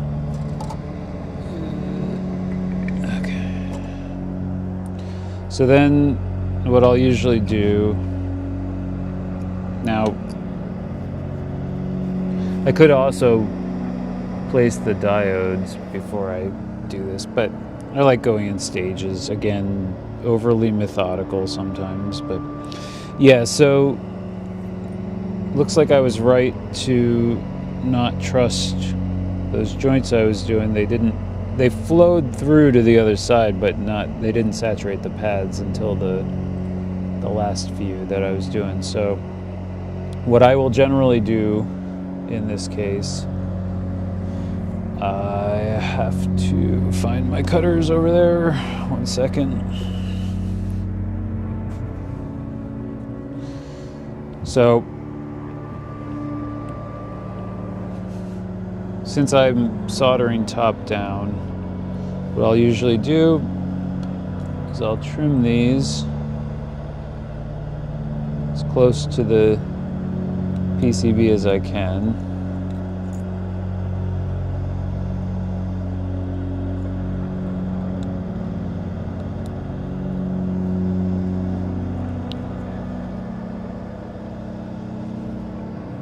So just to make sure I'm doing this on cam, I'm getting down as close to the PCB as I can manage and trimming the leads.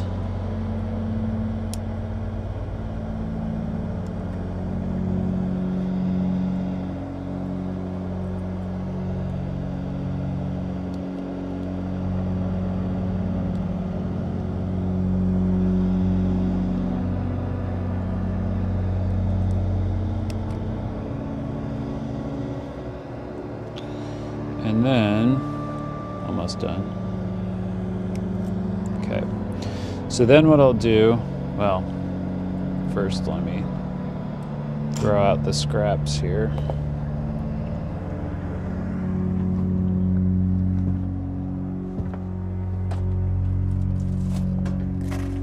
Okay, so there's that.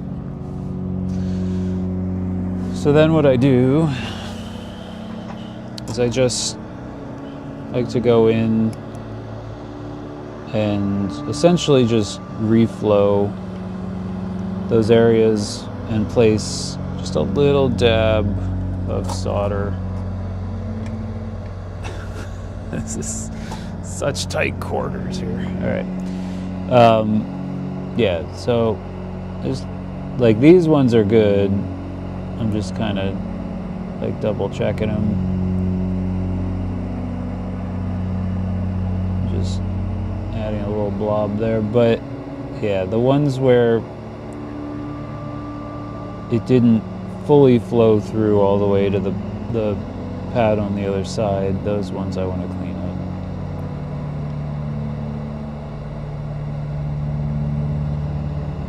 So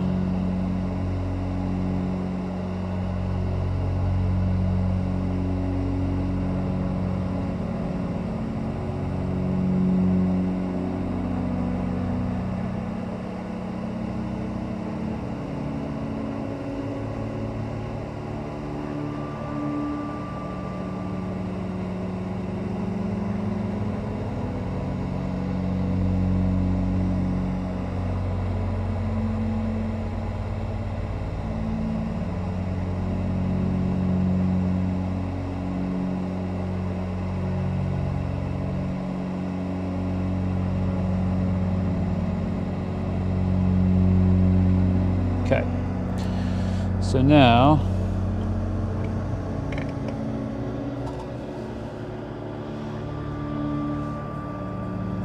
yep, so you can see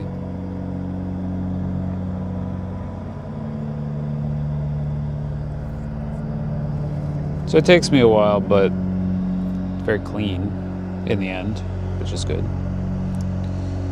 All right, so now we'll do diodes, and then start moving it. I'll do the diodes, then I'll do the socket, then the ceramic capacitor and the fuses, And then we'll go into all the taller stuff, the electrolytic, the power inductor, the shrouds, etc. So let's do diodes next.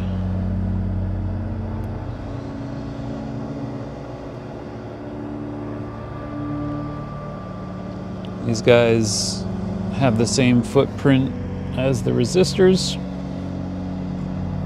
or gals. I guess I shouldn't call everything guys all the time. Now these polarity matters, so we want to be making sure we're oriented the right way to the silk screen. There's a white stripe that orients to the silver stripe on the diode. So you want to make sure you follow that so that you're matching polarity properly. Okay. And again, there's enough space. Assuming I can heat the pad and everything properly, I'm going to do these top down as well.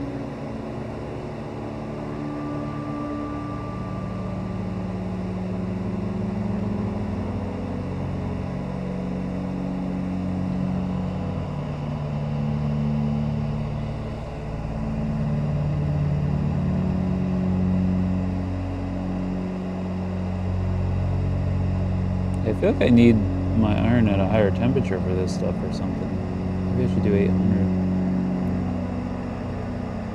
I don't know if it would make a difference, but...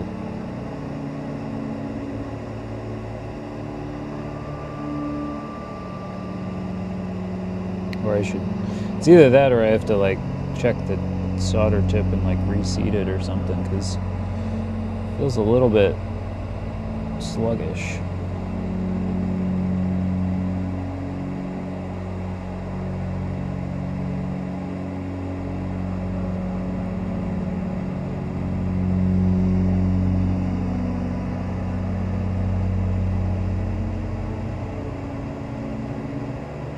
Hopefully this fume extractor isn't too loud. It's like kind of right in front of the mic.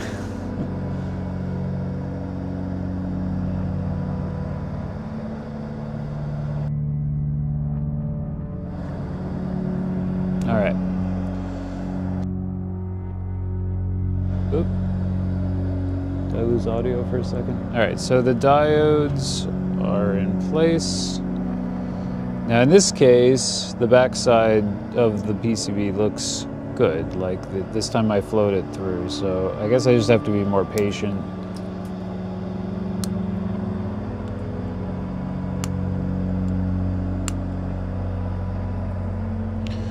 Don't do this at home, kids.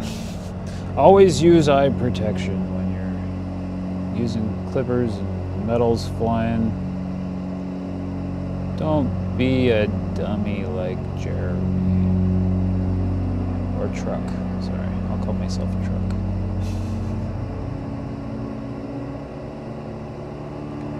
Don't be a dummy like Truck. Use eye protection.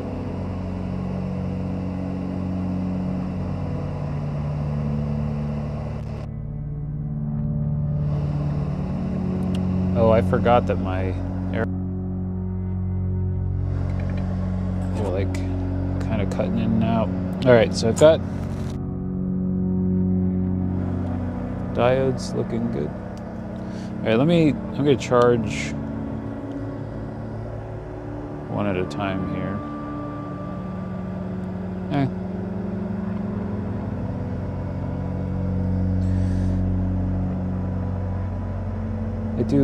I do like the relaxing music. I'm gonna charge my headphones for a bit.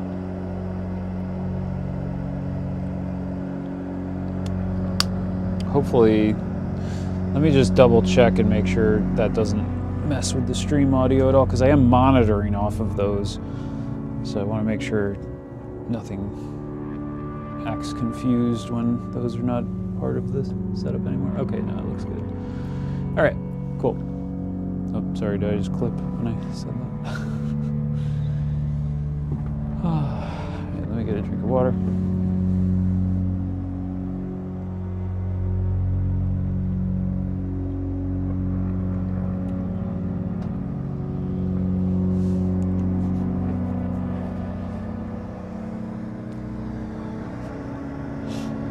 Okay, so let me check those off. So we did all the resistors and the 2 diodes. Check the diodes off. Check the resistors off. Let me tighten this pen. Can I tighten this pen? Yes, good, okay.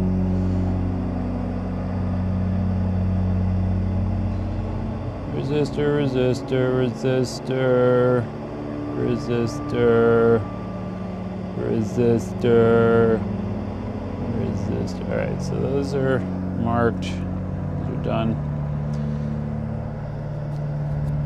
So next, let's do the socket. Now, on the socket's orientation matters, so there will usually be, as here, there's like a little dip in the image on the silk screen that corresponds with the dip in the socket, which also corresponds to basically the location of pin 1. So you can see potentially maybe there's a square pad here. That should, I believe, be pin 1. If I'm not mistaken. All right, so we're gonna do the same technique I was doing earlier for the shrouds. Gonna thread a little solder through the alligator clip here, helping hand or whatever you want to call it. And then I want to make sure I don't have my finger over the pin that I'm going to solder, so I'm going to start here on pin 1 and just place that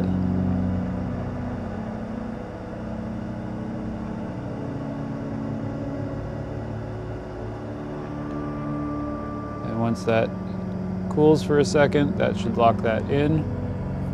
So now that's in place there.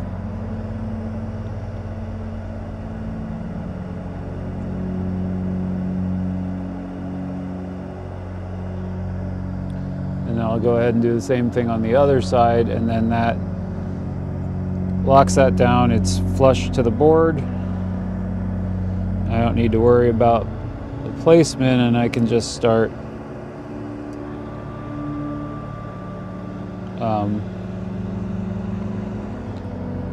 soldering the remaining pins.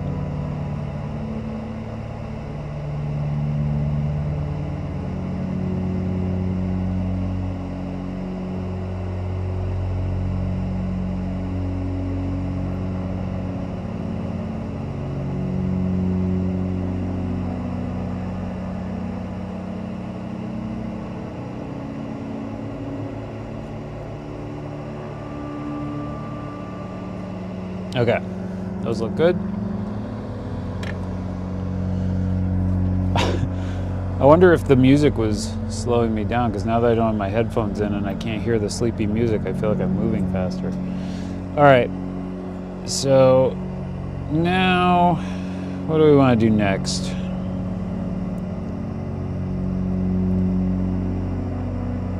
I think we'll do the ceramic capacitor and the fuses. Then we'll do the power inductor and the ceramic and the electrolytic capacitor, sorry, and then maybe the barrel jack or the socket. I don't know what the proper term is. I guess the barrel jack is the power side.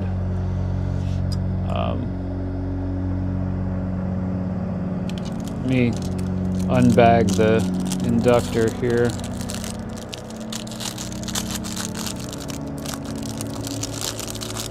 I don't think this has a polarity orientation. In fact, I'm pretty sure it doesn't.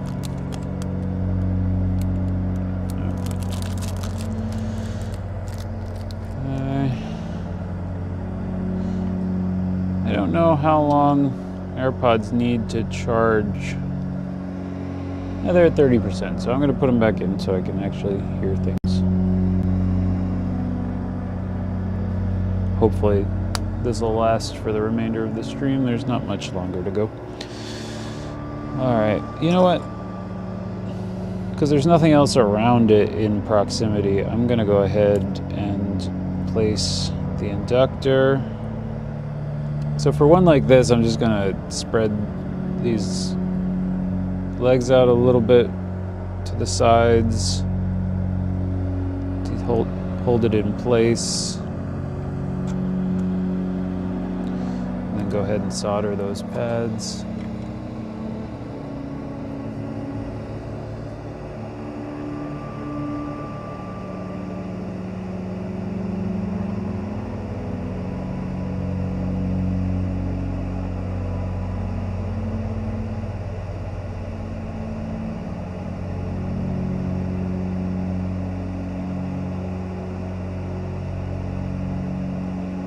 Boy.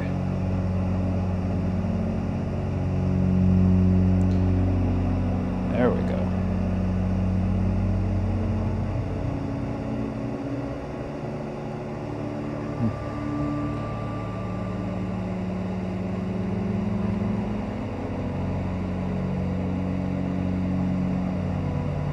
Okay. That looks good. I'm going to clip those.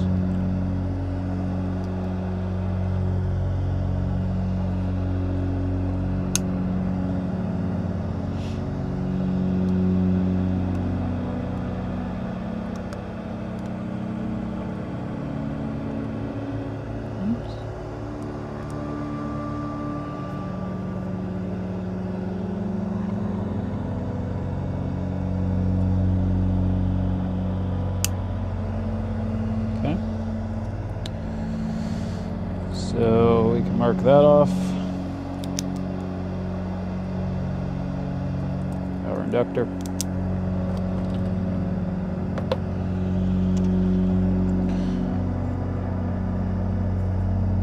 Yeah, it looks all right.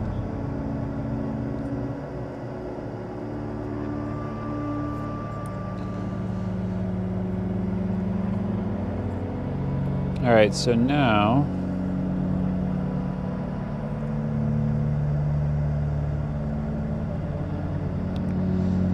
let's do the fuses. They don't have a polarity orientation, so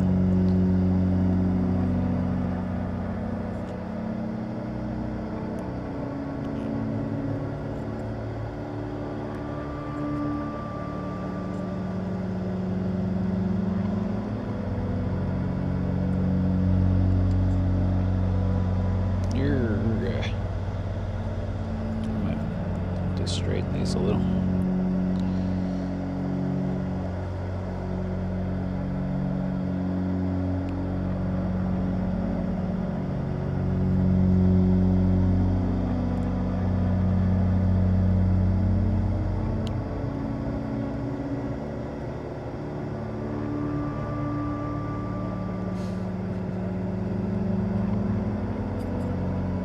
There we go.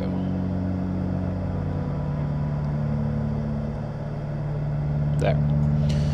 Okay. Probably place both of these and then solder them together.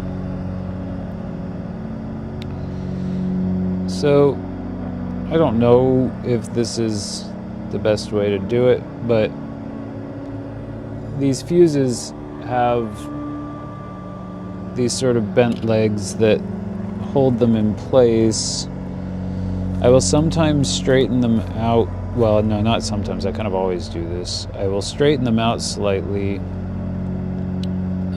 just to get them to work their way through the board better. And then I basically we'll solder them with the coating flush to the board. That way they don't stick up too far. They're less susceptible to bending, and they hold their place pretty well like that. You can bend them out to the sides if you want to make sure they stay put. Not totally necessary though.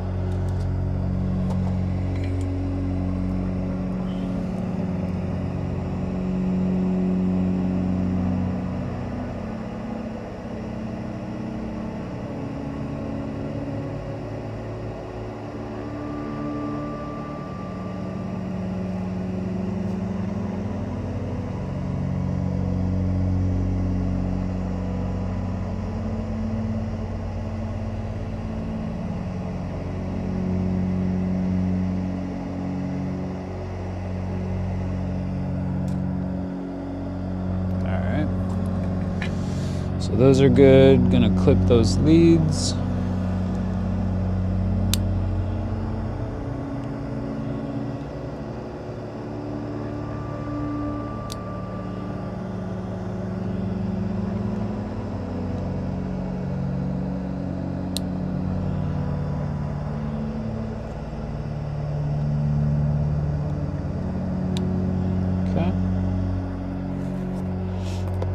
Those are the fuses, can mark those.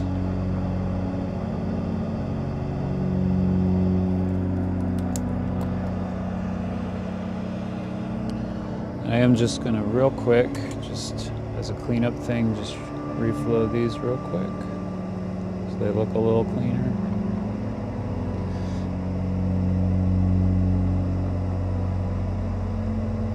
All right, good deal. So those are solid, look good.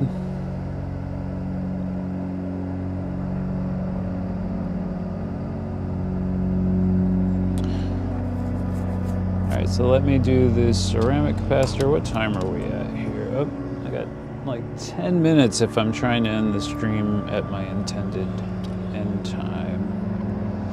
I don't know. I'm close. I might be able to do this in 10 minutes. It's very hard to say.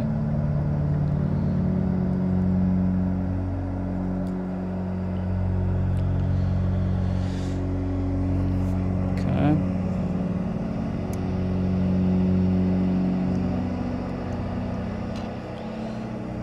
Build time, 1 hour, unless your truck, then 2.5. Just kidding.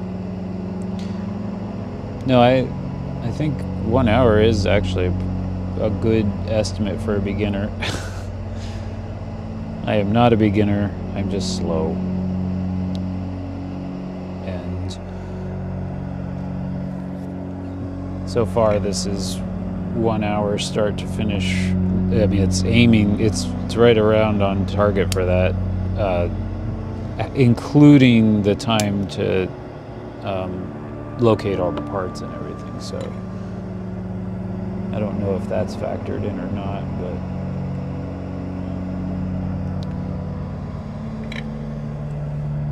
okay.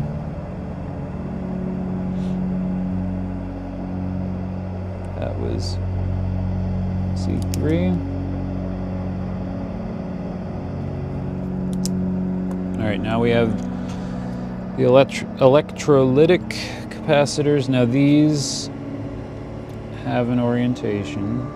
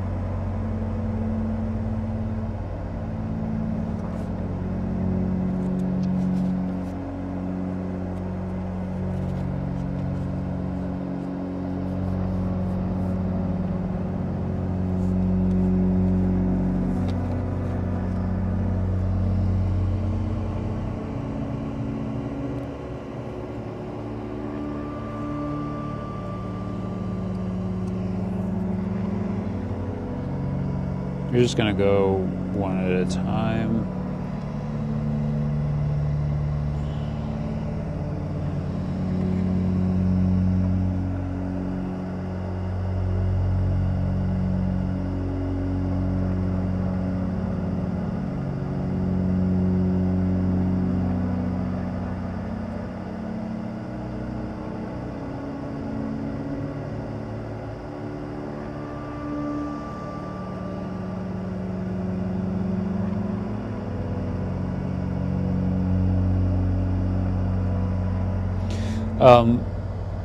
I don't know if I would recommend this,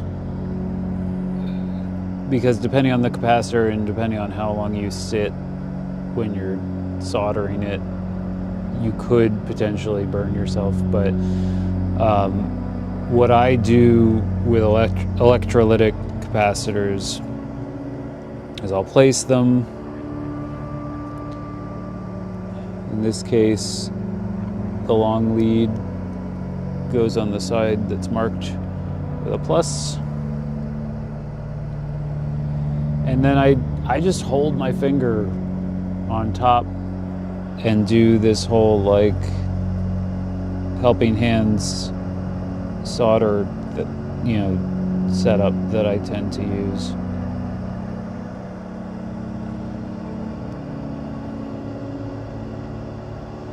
That way I don't have to mess with bending leads and all of that sort of thing.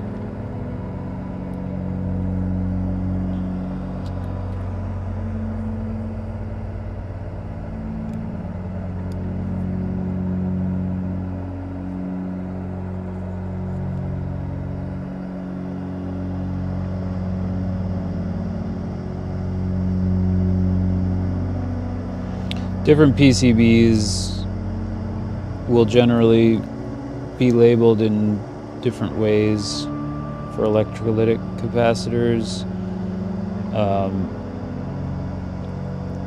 Sometimes they'll have like a stripe to suggest which side is negative or which pad is negative, based on the fact that the capacitors themselves will have a stripe on the side of the negative lead. In this case, we just have a square pad and a plus sign for positive. So.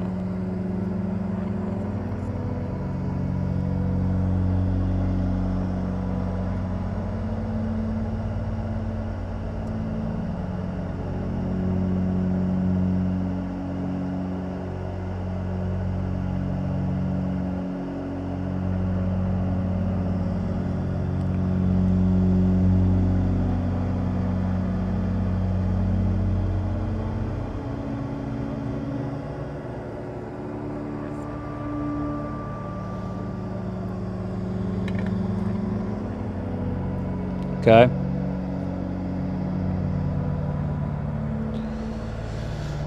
So, trim those leads.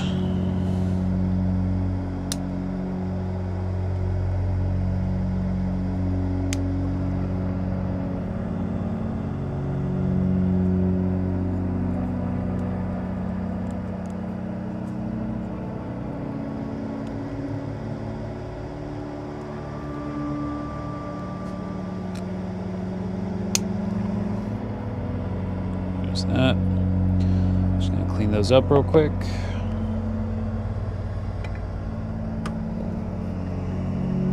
Just reflow them like you do.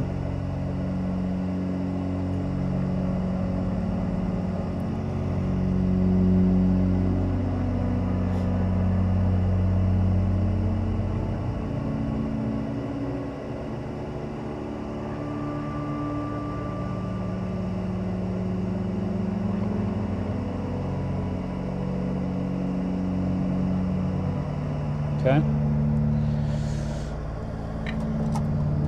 All right, so we've got a mostly populated board here.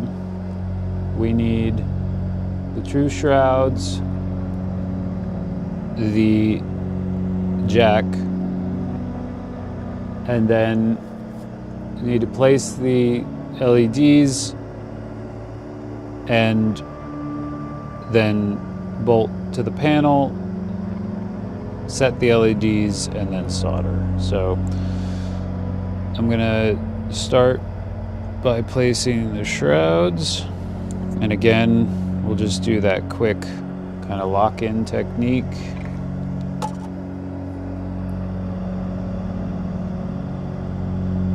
Starting at one end,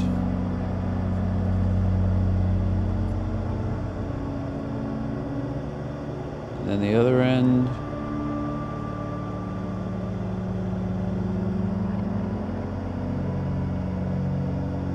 Okay. Oop. Not okay.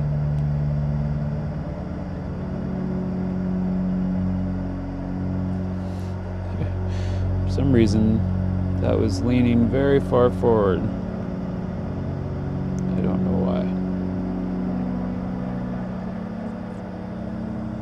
All right, now we're flush. Good. Although those pins might need a little coaxing. They're stuck a little high. All right, so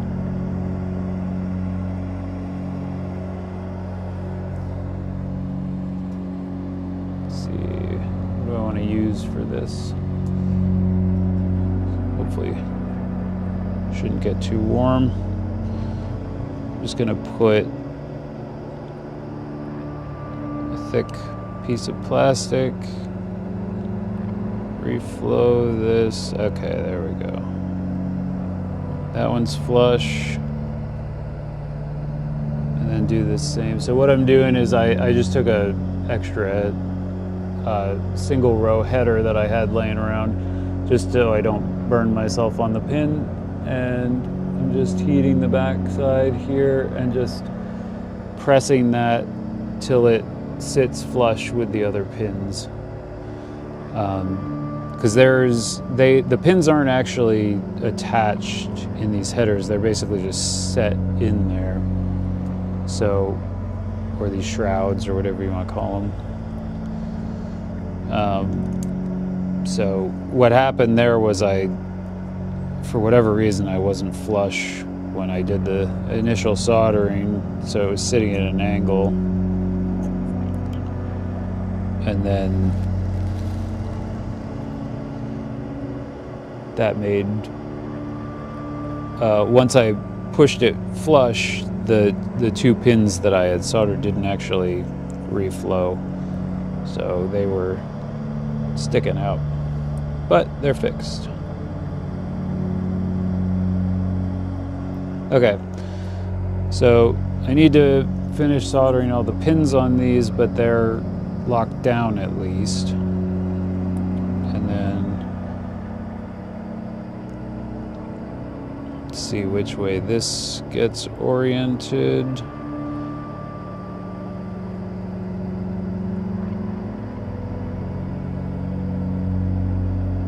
Which side? Is this supposed to, oh, that's why it's supposed to be over here. Okay. Derp. Always check your silk screen, kids. I almost did that on the wrong side. All right. It's a little twisty. Can I straighten it? It's all right. All right, so I'm going to lock one pin down.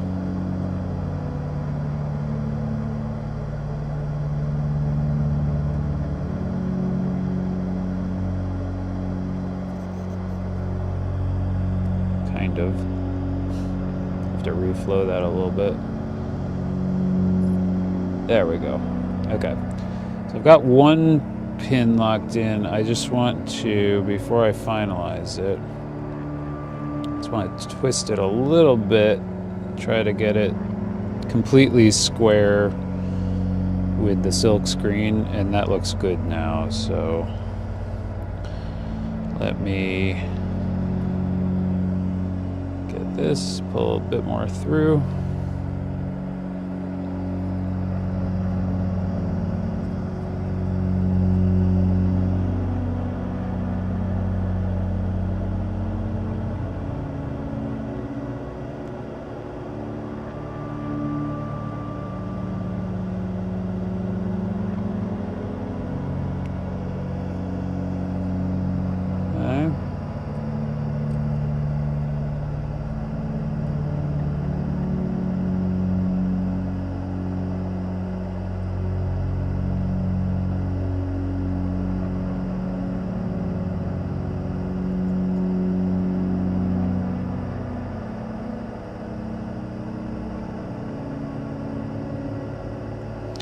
All right, so that's good. Looks solid. Let's get the rest of these pins on the shrouds. Oh no, I've run 5 minutes long. That's all right.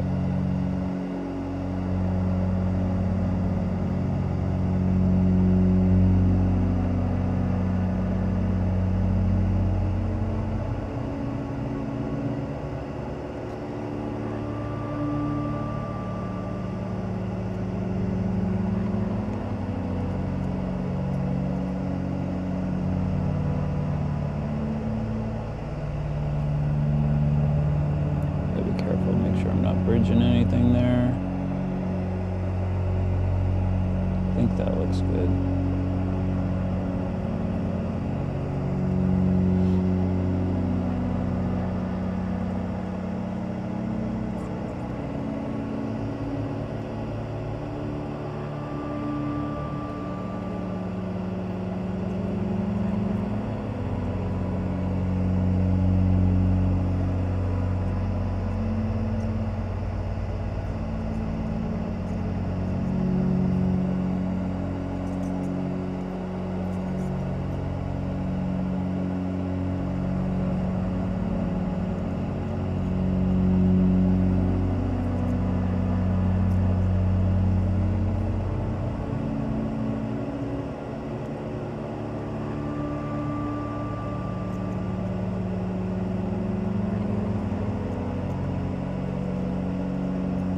You can tell as my determination to finish increases, I get quieter.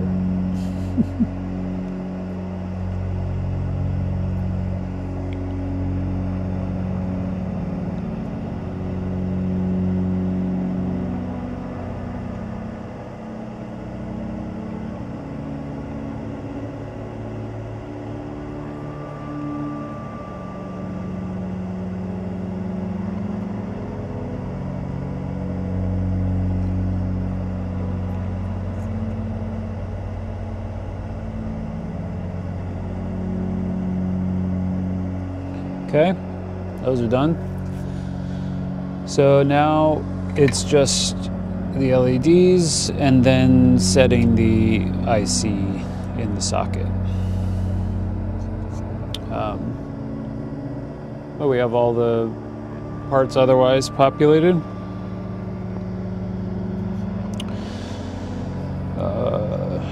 So can check off capacitors.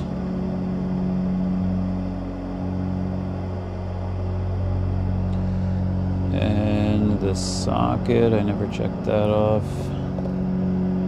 Shrouds.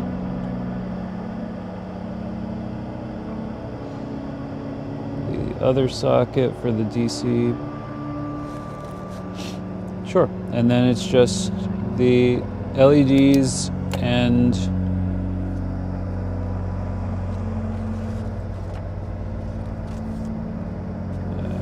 one thing I want to, I don't know why I'm strangely bad at, it's kind of like remembering left from right. I'm strangely bad at remembering polarity designations. I don't know why. I think the LEDs should be the same.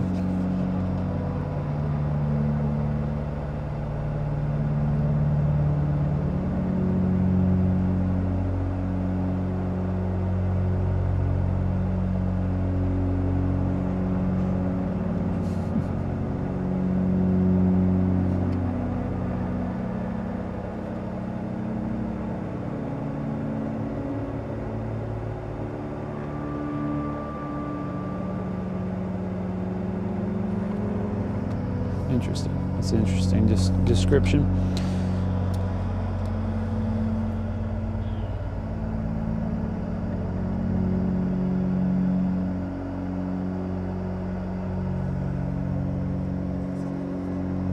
Where did I put it?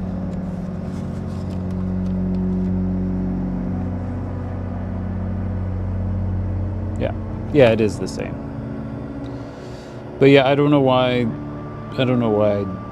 I have built so many kits, and I know intellectually that on LEDs and electrolytic capacitors and everything, the positive lead is the long one, and I always, it's like OCD, I always have to check. It's so weird. Anyway, yeah, I am a flawed human. So what we do here is we're going to take the panel, and I'm just going to double check, make sure I'm thinking through that I soldered everything. Yes. Okay, so then we take the panel and we're going to bolt the panel through. As we can see, the socket for the barrel jack is flush. That looks great. And now I need my hardware again, so I have to dump some screws out here.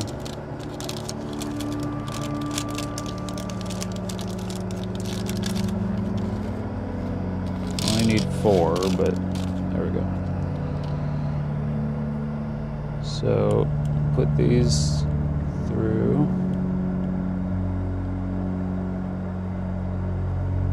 I guess I'm gonna have to, oh, there we go, we can do that. Take my electric screwdriver here. Which one of these looks like the right size? We'll go with this bit.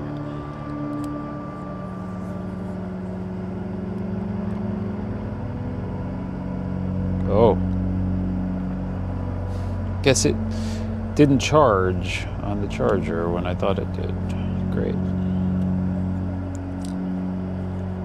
Noted.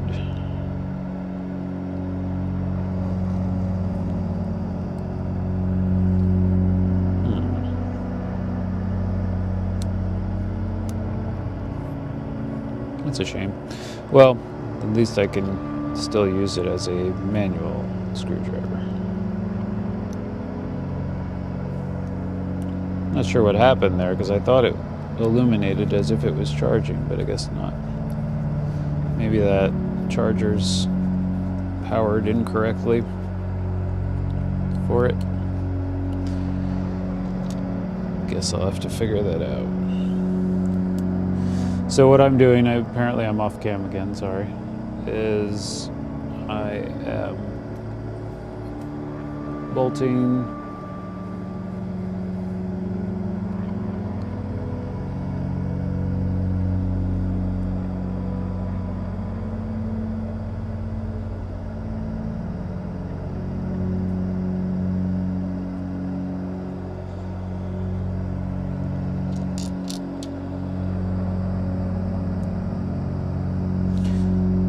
I just had a moment of like a scare, because a lot of modules will often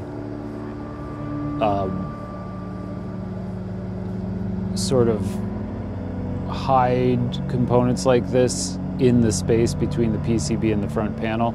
And I was looking, and there's almost enough space for all of this to kind of fit in here. And so for a split second, I thought I did it wrong. And like that these were actually like I thought for a second that I mounted the shrouds to the wrong side, but I did not. They're correct. So, hooray. All right, so what I like to do with LEDs like this, so you can see they're kind of sticking out of the front panel. I like these to be flush. So if I need tape for this, and I'm trying to think if I have a roll of packing tape around that I can use. I did, but what did I do with it?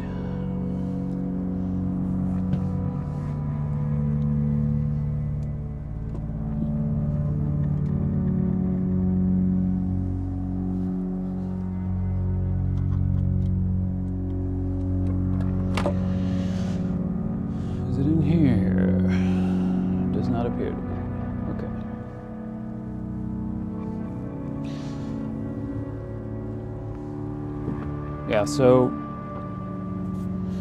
I need to wrap up here, but I would like to finish the power supply at least. Seems a little silly not to after all this.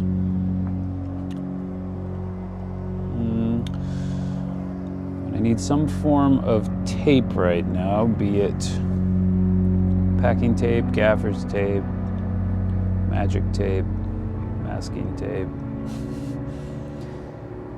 And I seem to be decidedly without tape.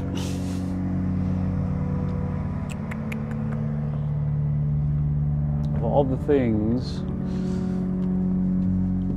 of course I am missing that at the moment. All right, well, perhaps we can handle this another way. What I like to do, what I usually do, is I just place a piece of packing tape or masking tape or something on the front panel so that the LEDs will sit flush with the panel. I think what I'm going to do instead is just hold them in place and then sort of tack them in with solder, as I've been doing this whole time with the various components. So let's try that, just one at a time.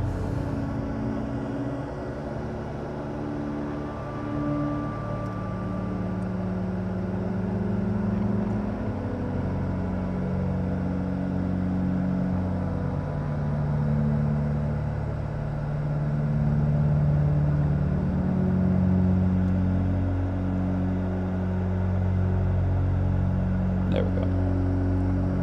That's one.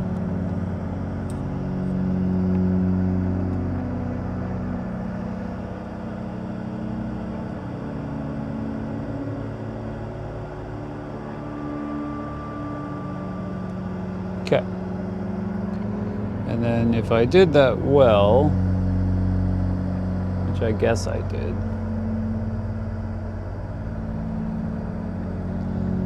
they're now flush to the panel. Now they're not quite as perfectly flush as they would be if I had taped them. So there's that, but it'll do. So now I'm going to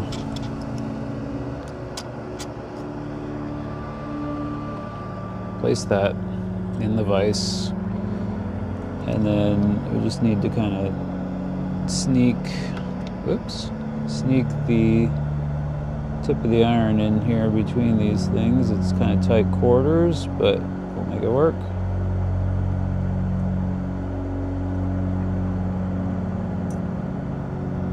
Okay.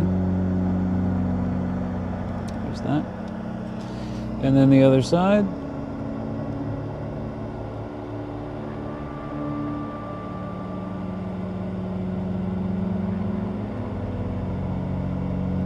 Okay, so that's good. Let's cut those.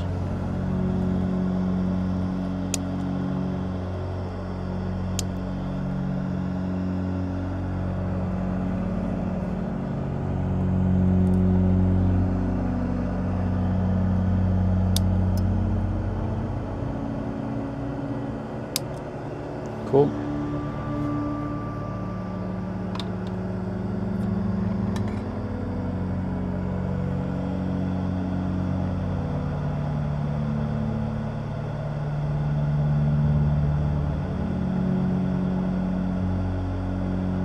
All right, I'm happy with that. So, final piece. Let's take the IC. We're going to straighten the legs here with this little tool. Give it a squish. Then we're going to mind the orientation, which the little dip is towards the top of the module, and we're just going to press it in place by hand. And there we have it. Okay, so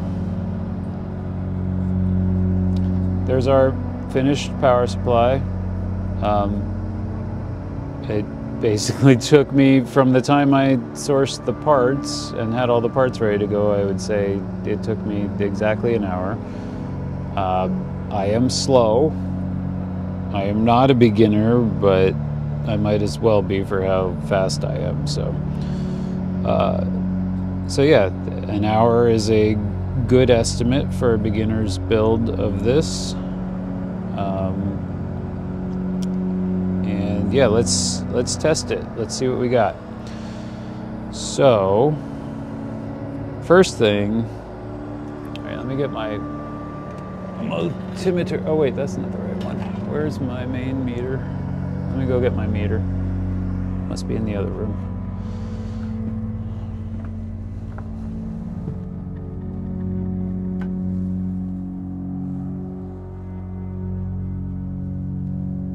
There it is.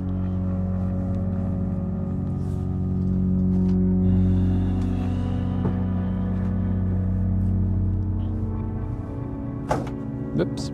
Swamp. All right, so I think the majority of these initial tests, now I can turn this off so it stops flushing at us. There we go. That's nice. Just to be a completist about it, I'm going to mark off the last things that I soldered here so that everything's filled in. Cool. Now, the first thing I want to check, so we're going to switch the meter into continuity mode. First thing I want to check is I want to check for shorts in the bus boards, because we don't want to find anything like that. That would be no good. So, I think the way I'm going to do this currently, first I'm just going to check in like pins whether or not we have continuity across, which we do. There. Yes. Yes. Yep. Yep. Yep. Cool. So end to end we have continuity. So now what I want to make sure that we don't have continuity between any of the other leads, which we don't. So that's good. All right. So no shorts on that one from the look of things.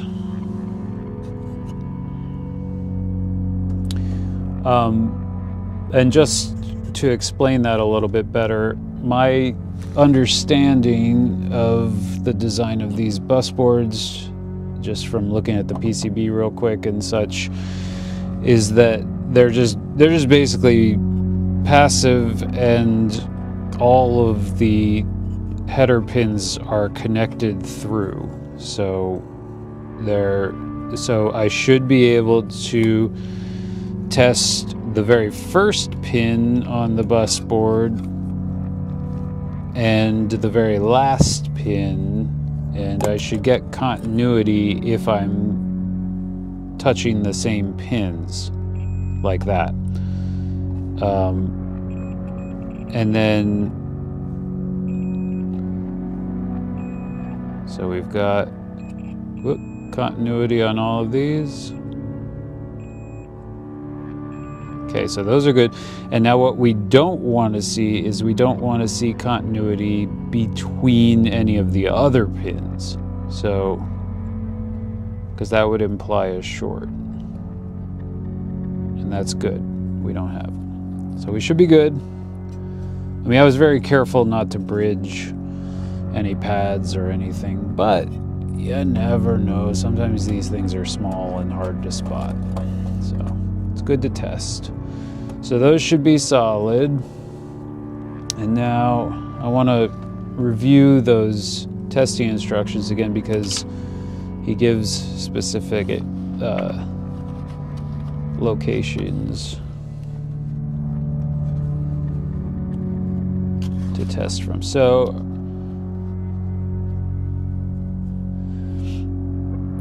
right, now we need to test it. First, visually inspect the board. Yeah, I did that. And use a multimeter to check for shorts across the power input jack J4. So...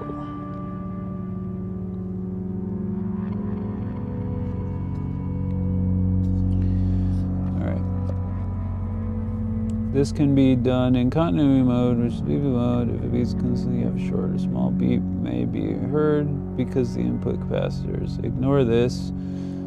Use the input terminal footprint J2 to check for the same thing as the same connection. Okay. All right. Good. No continuity.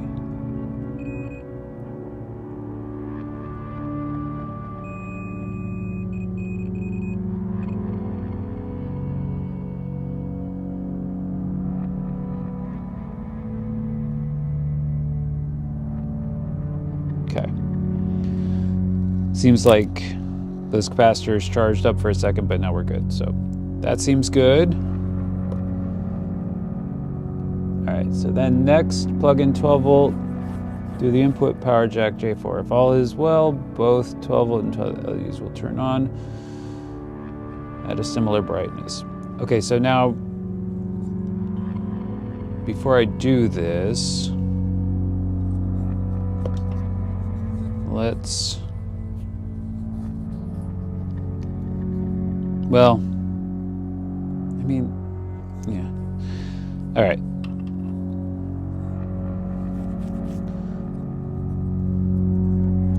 I was going to connect the bus boards, but I don't think I want to do that just yet. I think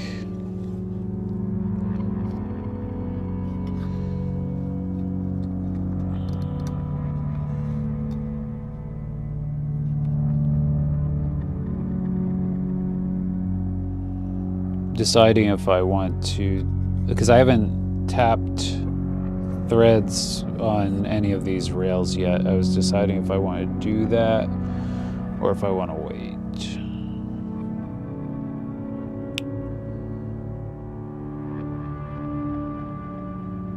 Nah, let's wait for the moment. Don't need to do that on the stream. I can do that afterwards. So let's take the module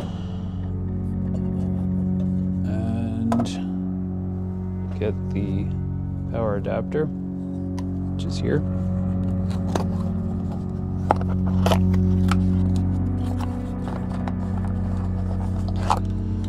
And let's test it. See what happens.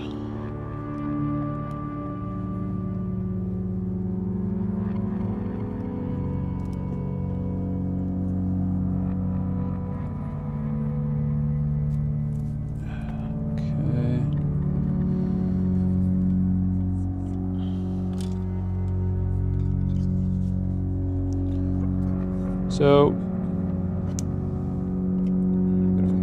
plug that in there, and then being careful not to touch any of the components on the back while I do this. Well, first of all, let me power down the soldering iron because we don't need to keep that hot right now. Let me remove this battery charger. I just dropped my meter. Telling you, trying to do too many things in too small of a space here. I really have to reorient this setup. Anyway, so let's see how we're doing. Try not to burn myself on the still hot soldering iron. All right, I'm actually going to unplug this first while I finagle this into place here. Jeez, I can't really see what I'm doing, which is the problem.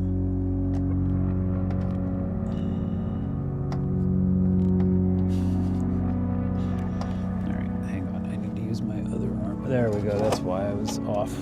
There. All right. So, can't tell if any of this is in view. All right, let's... Next stream, I think you will find I'm going to be set up in the other room just so I'm not dealing with all this overlap, because this is too much. All right, so let's see how we go. All right, got nice steady LEDs. And then, let's see,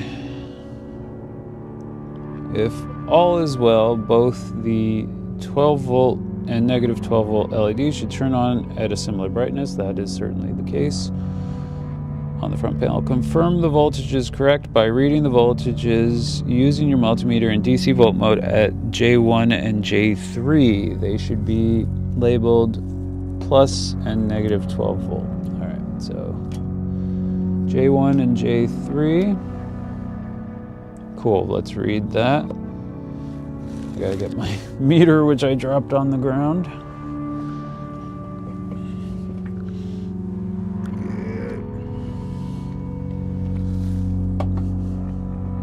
Which also looks like it maybe needs some new batteries.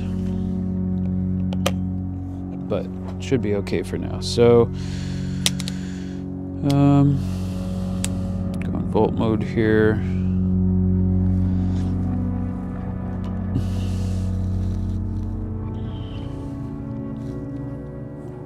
And I believe you said it should be like 11.7.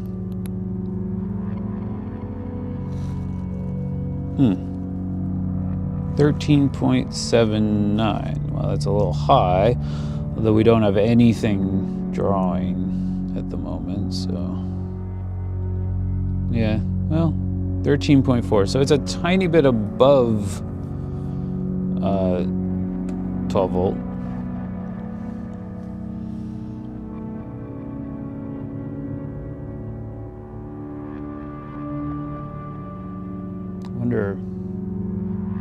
I wonder if that's anything to be concerned about.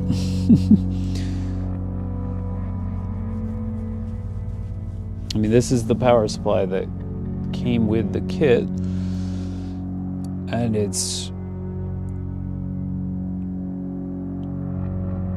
I mean, that'll, like, as I power things, that'll probably mean a more consistent output, but so it's a little high, but not crazy high, so I guess we're gonna go with that. And hope that that's all good. So maybe the last thing I would like to check before I call it a day here is, so let's unplug this for a moment while I do this. Then let's connect these 16-pin connectors like so. Then let's, all right, let me clean up here a little. Let's make some room. So we'll clear that.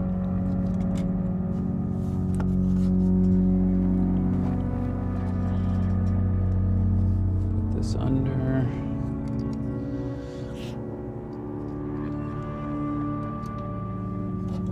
Get the enclosures out here. This is garbage. Yeah. Toss these cut leads away real quick.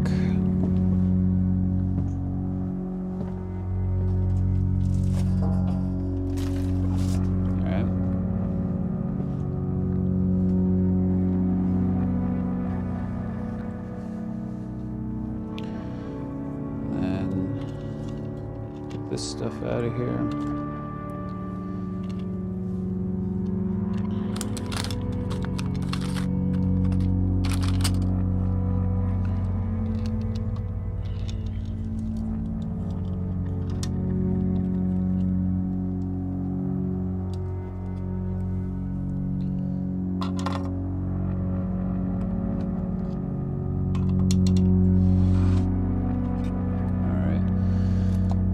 So, get the solder out of the way.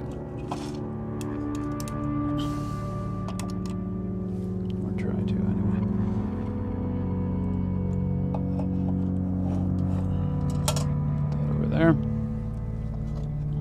Now we'll swap these guys. So move this over.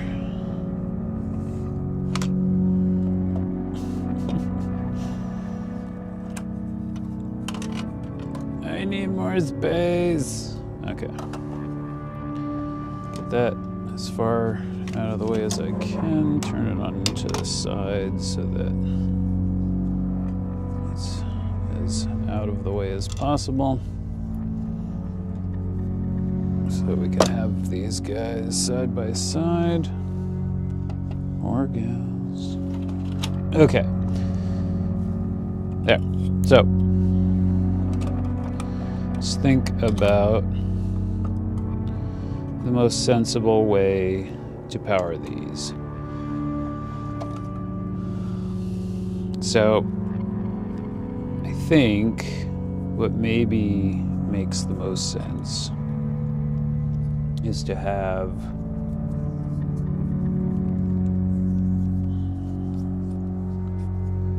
this here.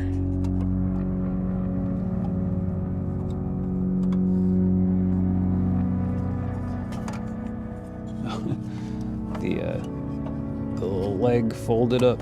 That's why. Okay, there we go. All right. So if we place that one like so, and then through the top, because basically everything in the book suggests that this power supply, for all intents and purposes, is almost like a temporary arrangement. It's fine for the system, but if you're going to expand beyond that, it's not really going to carry the day. So I think what makes sense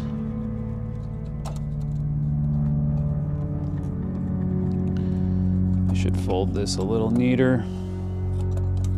Let's do this. Let's pull this out. Let's kind of treat it like we're folding it over, which places it like so. To then, all right, so then we're gonna fold over.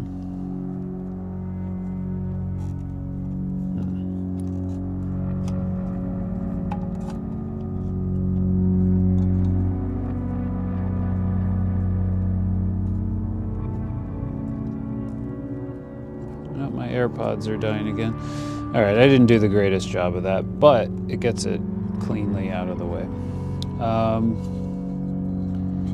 And so then, the other thing I would like to do real quick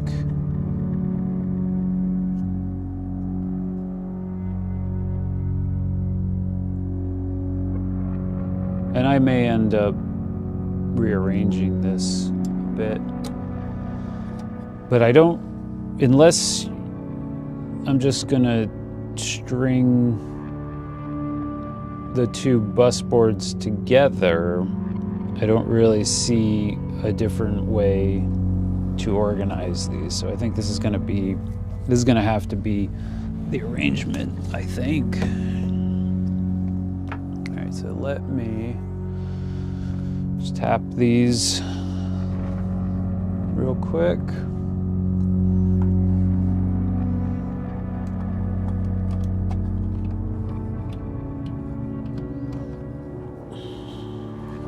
So I'm going to be really lazy about it and only tap the holes that I'm going to use. So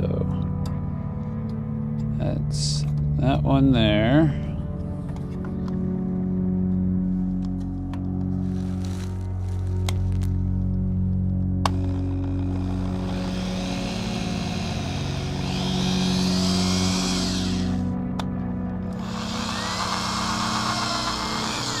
Okay, and then similarly on the bottom.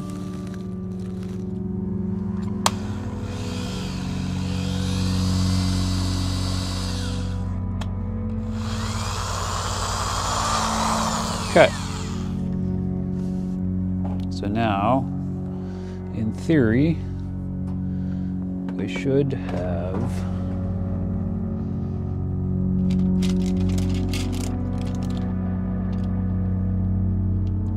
threaded holes to be able to screw this down so it stops wiggling around on me.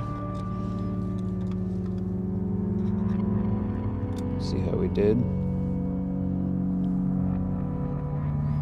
Let me get my unpowered electric screwdriver. I don't know why that didn't charge. I'm gonna have to figure that out.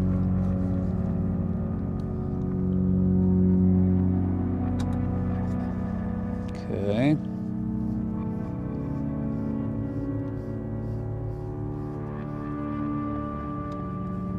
Oh.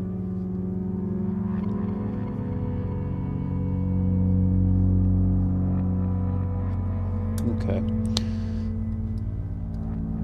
I might have torqued that just a little too hard and stripped the threads I just put in there, but that's just gonna be the way of things.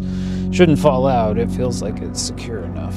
But all right, so then final test that I want to do is power this, and now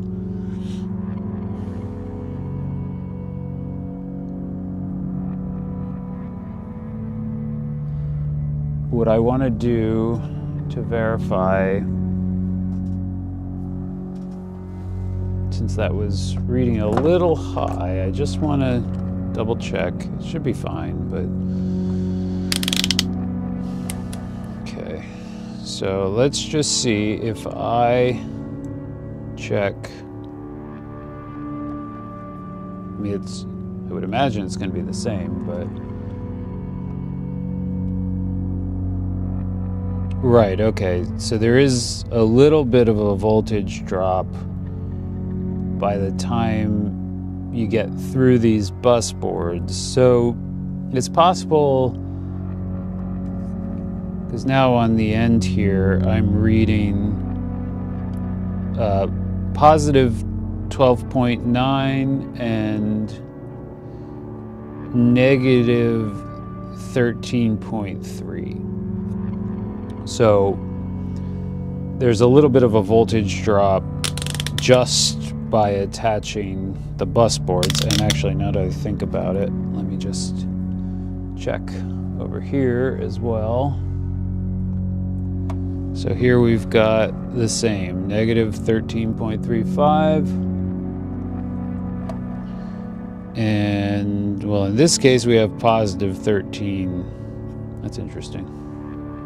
But, yeah, so I think once modules are connected and everything, I think that'll be okay. So there we have it. We have the start of a system. We have bus boards, we have enclosures, and we have power.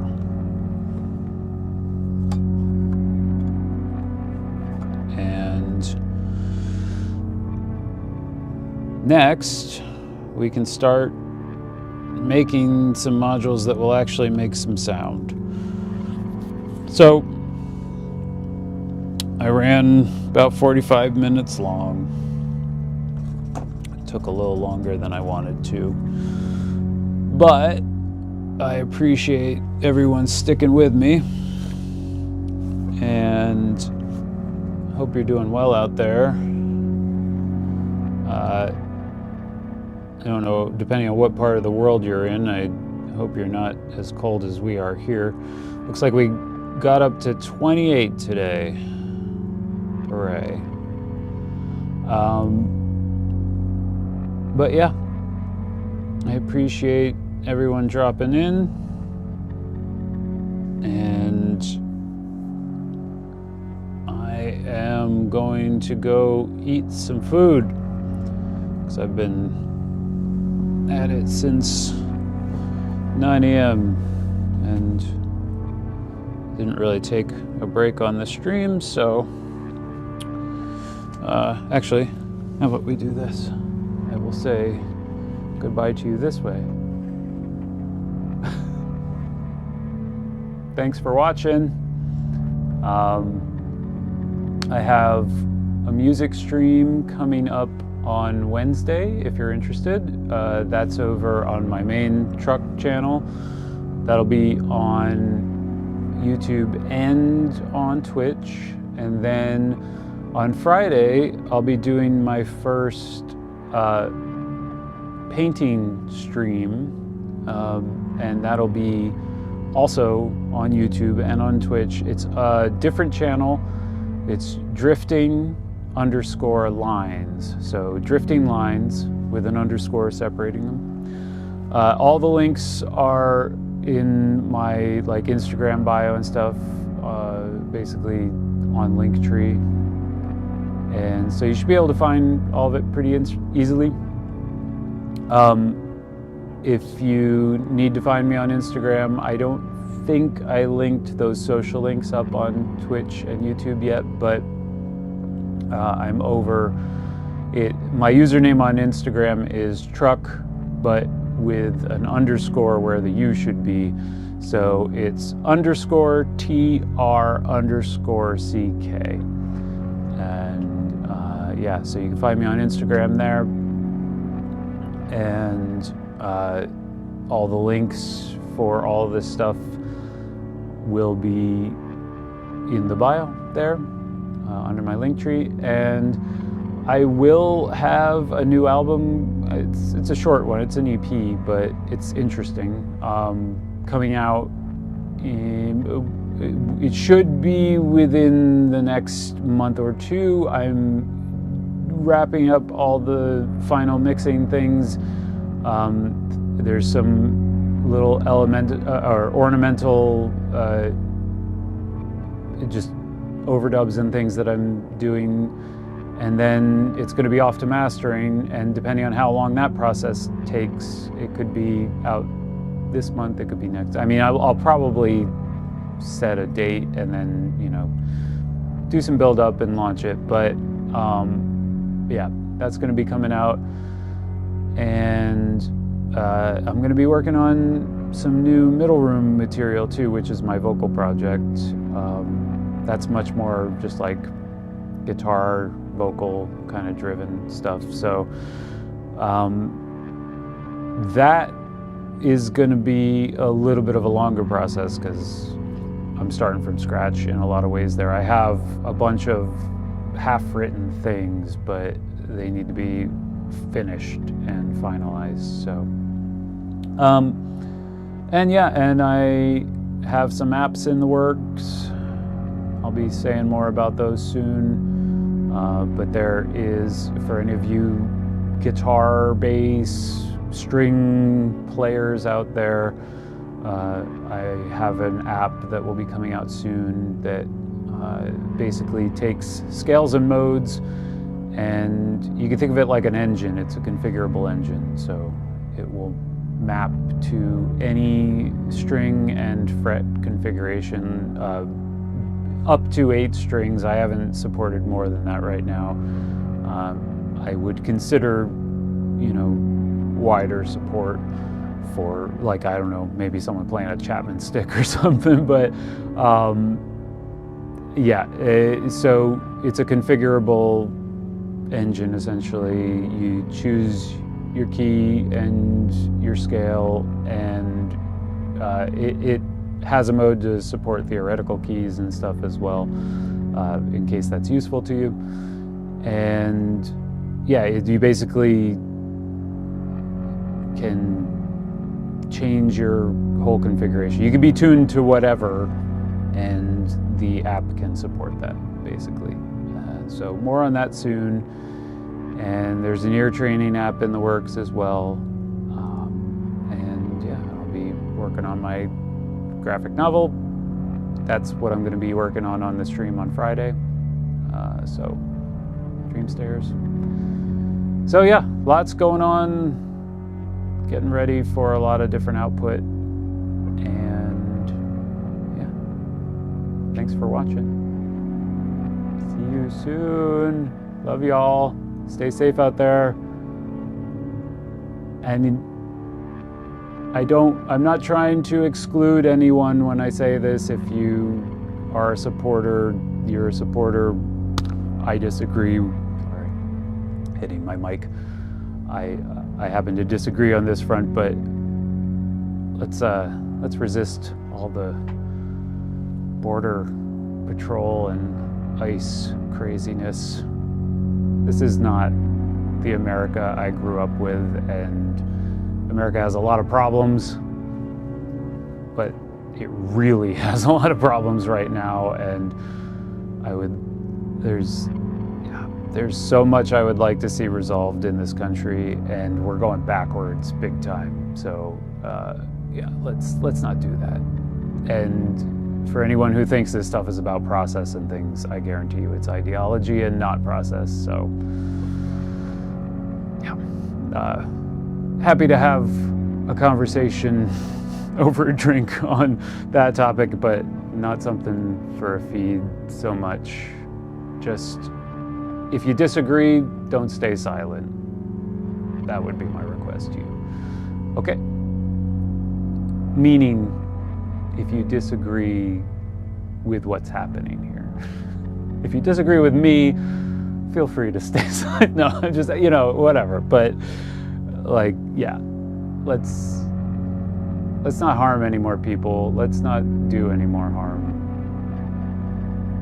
It's not going to help us in the long run.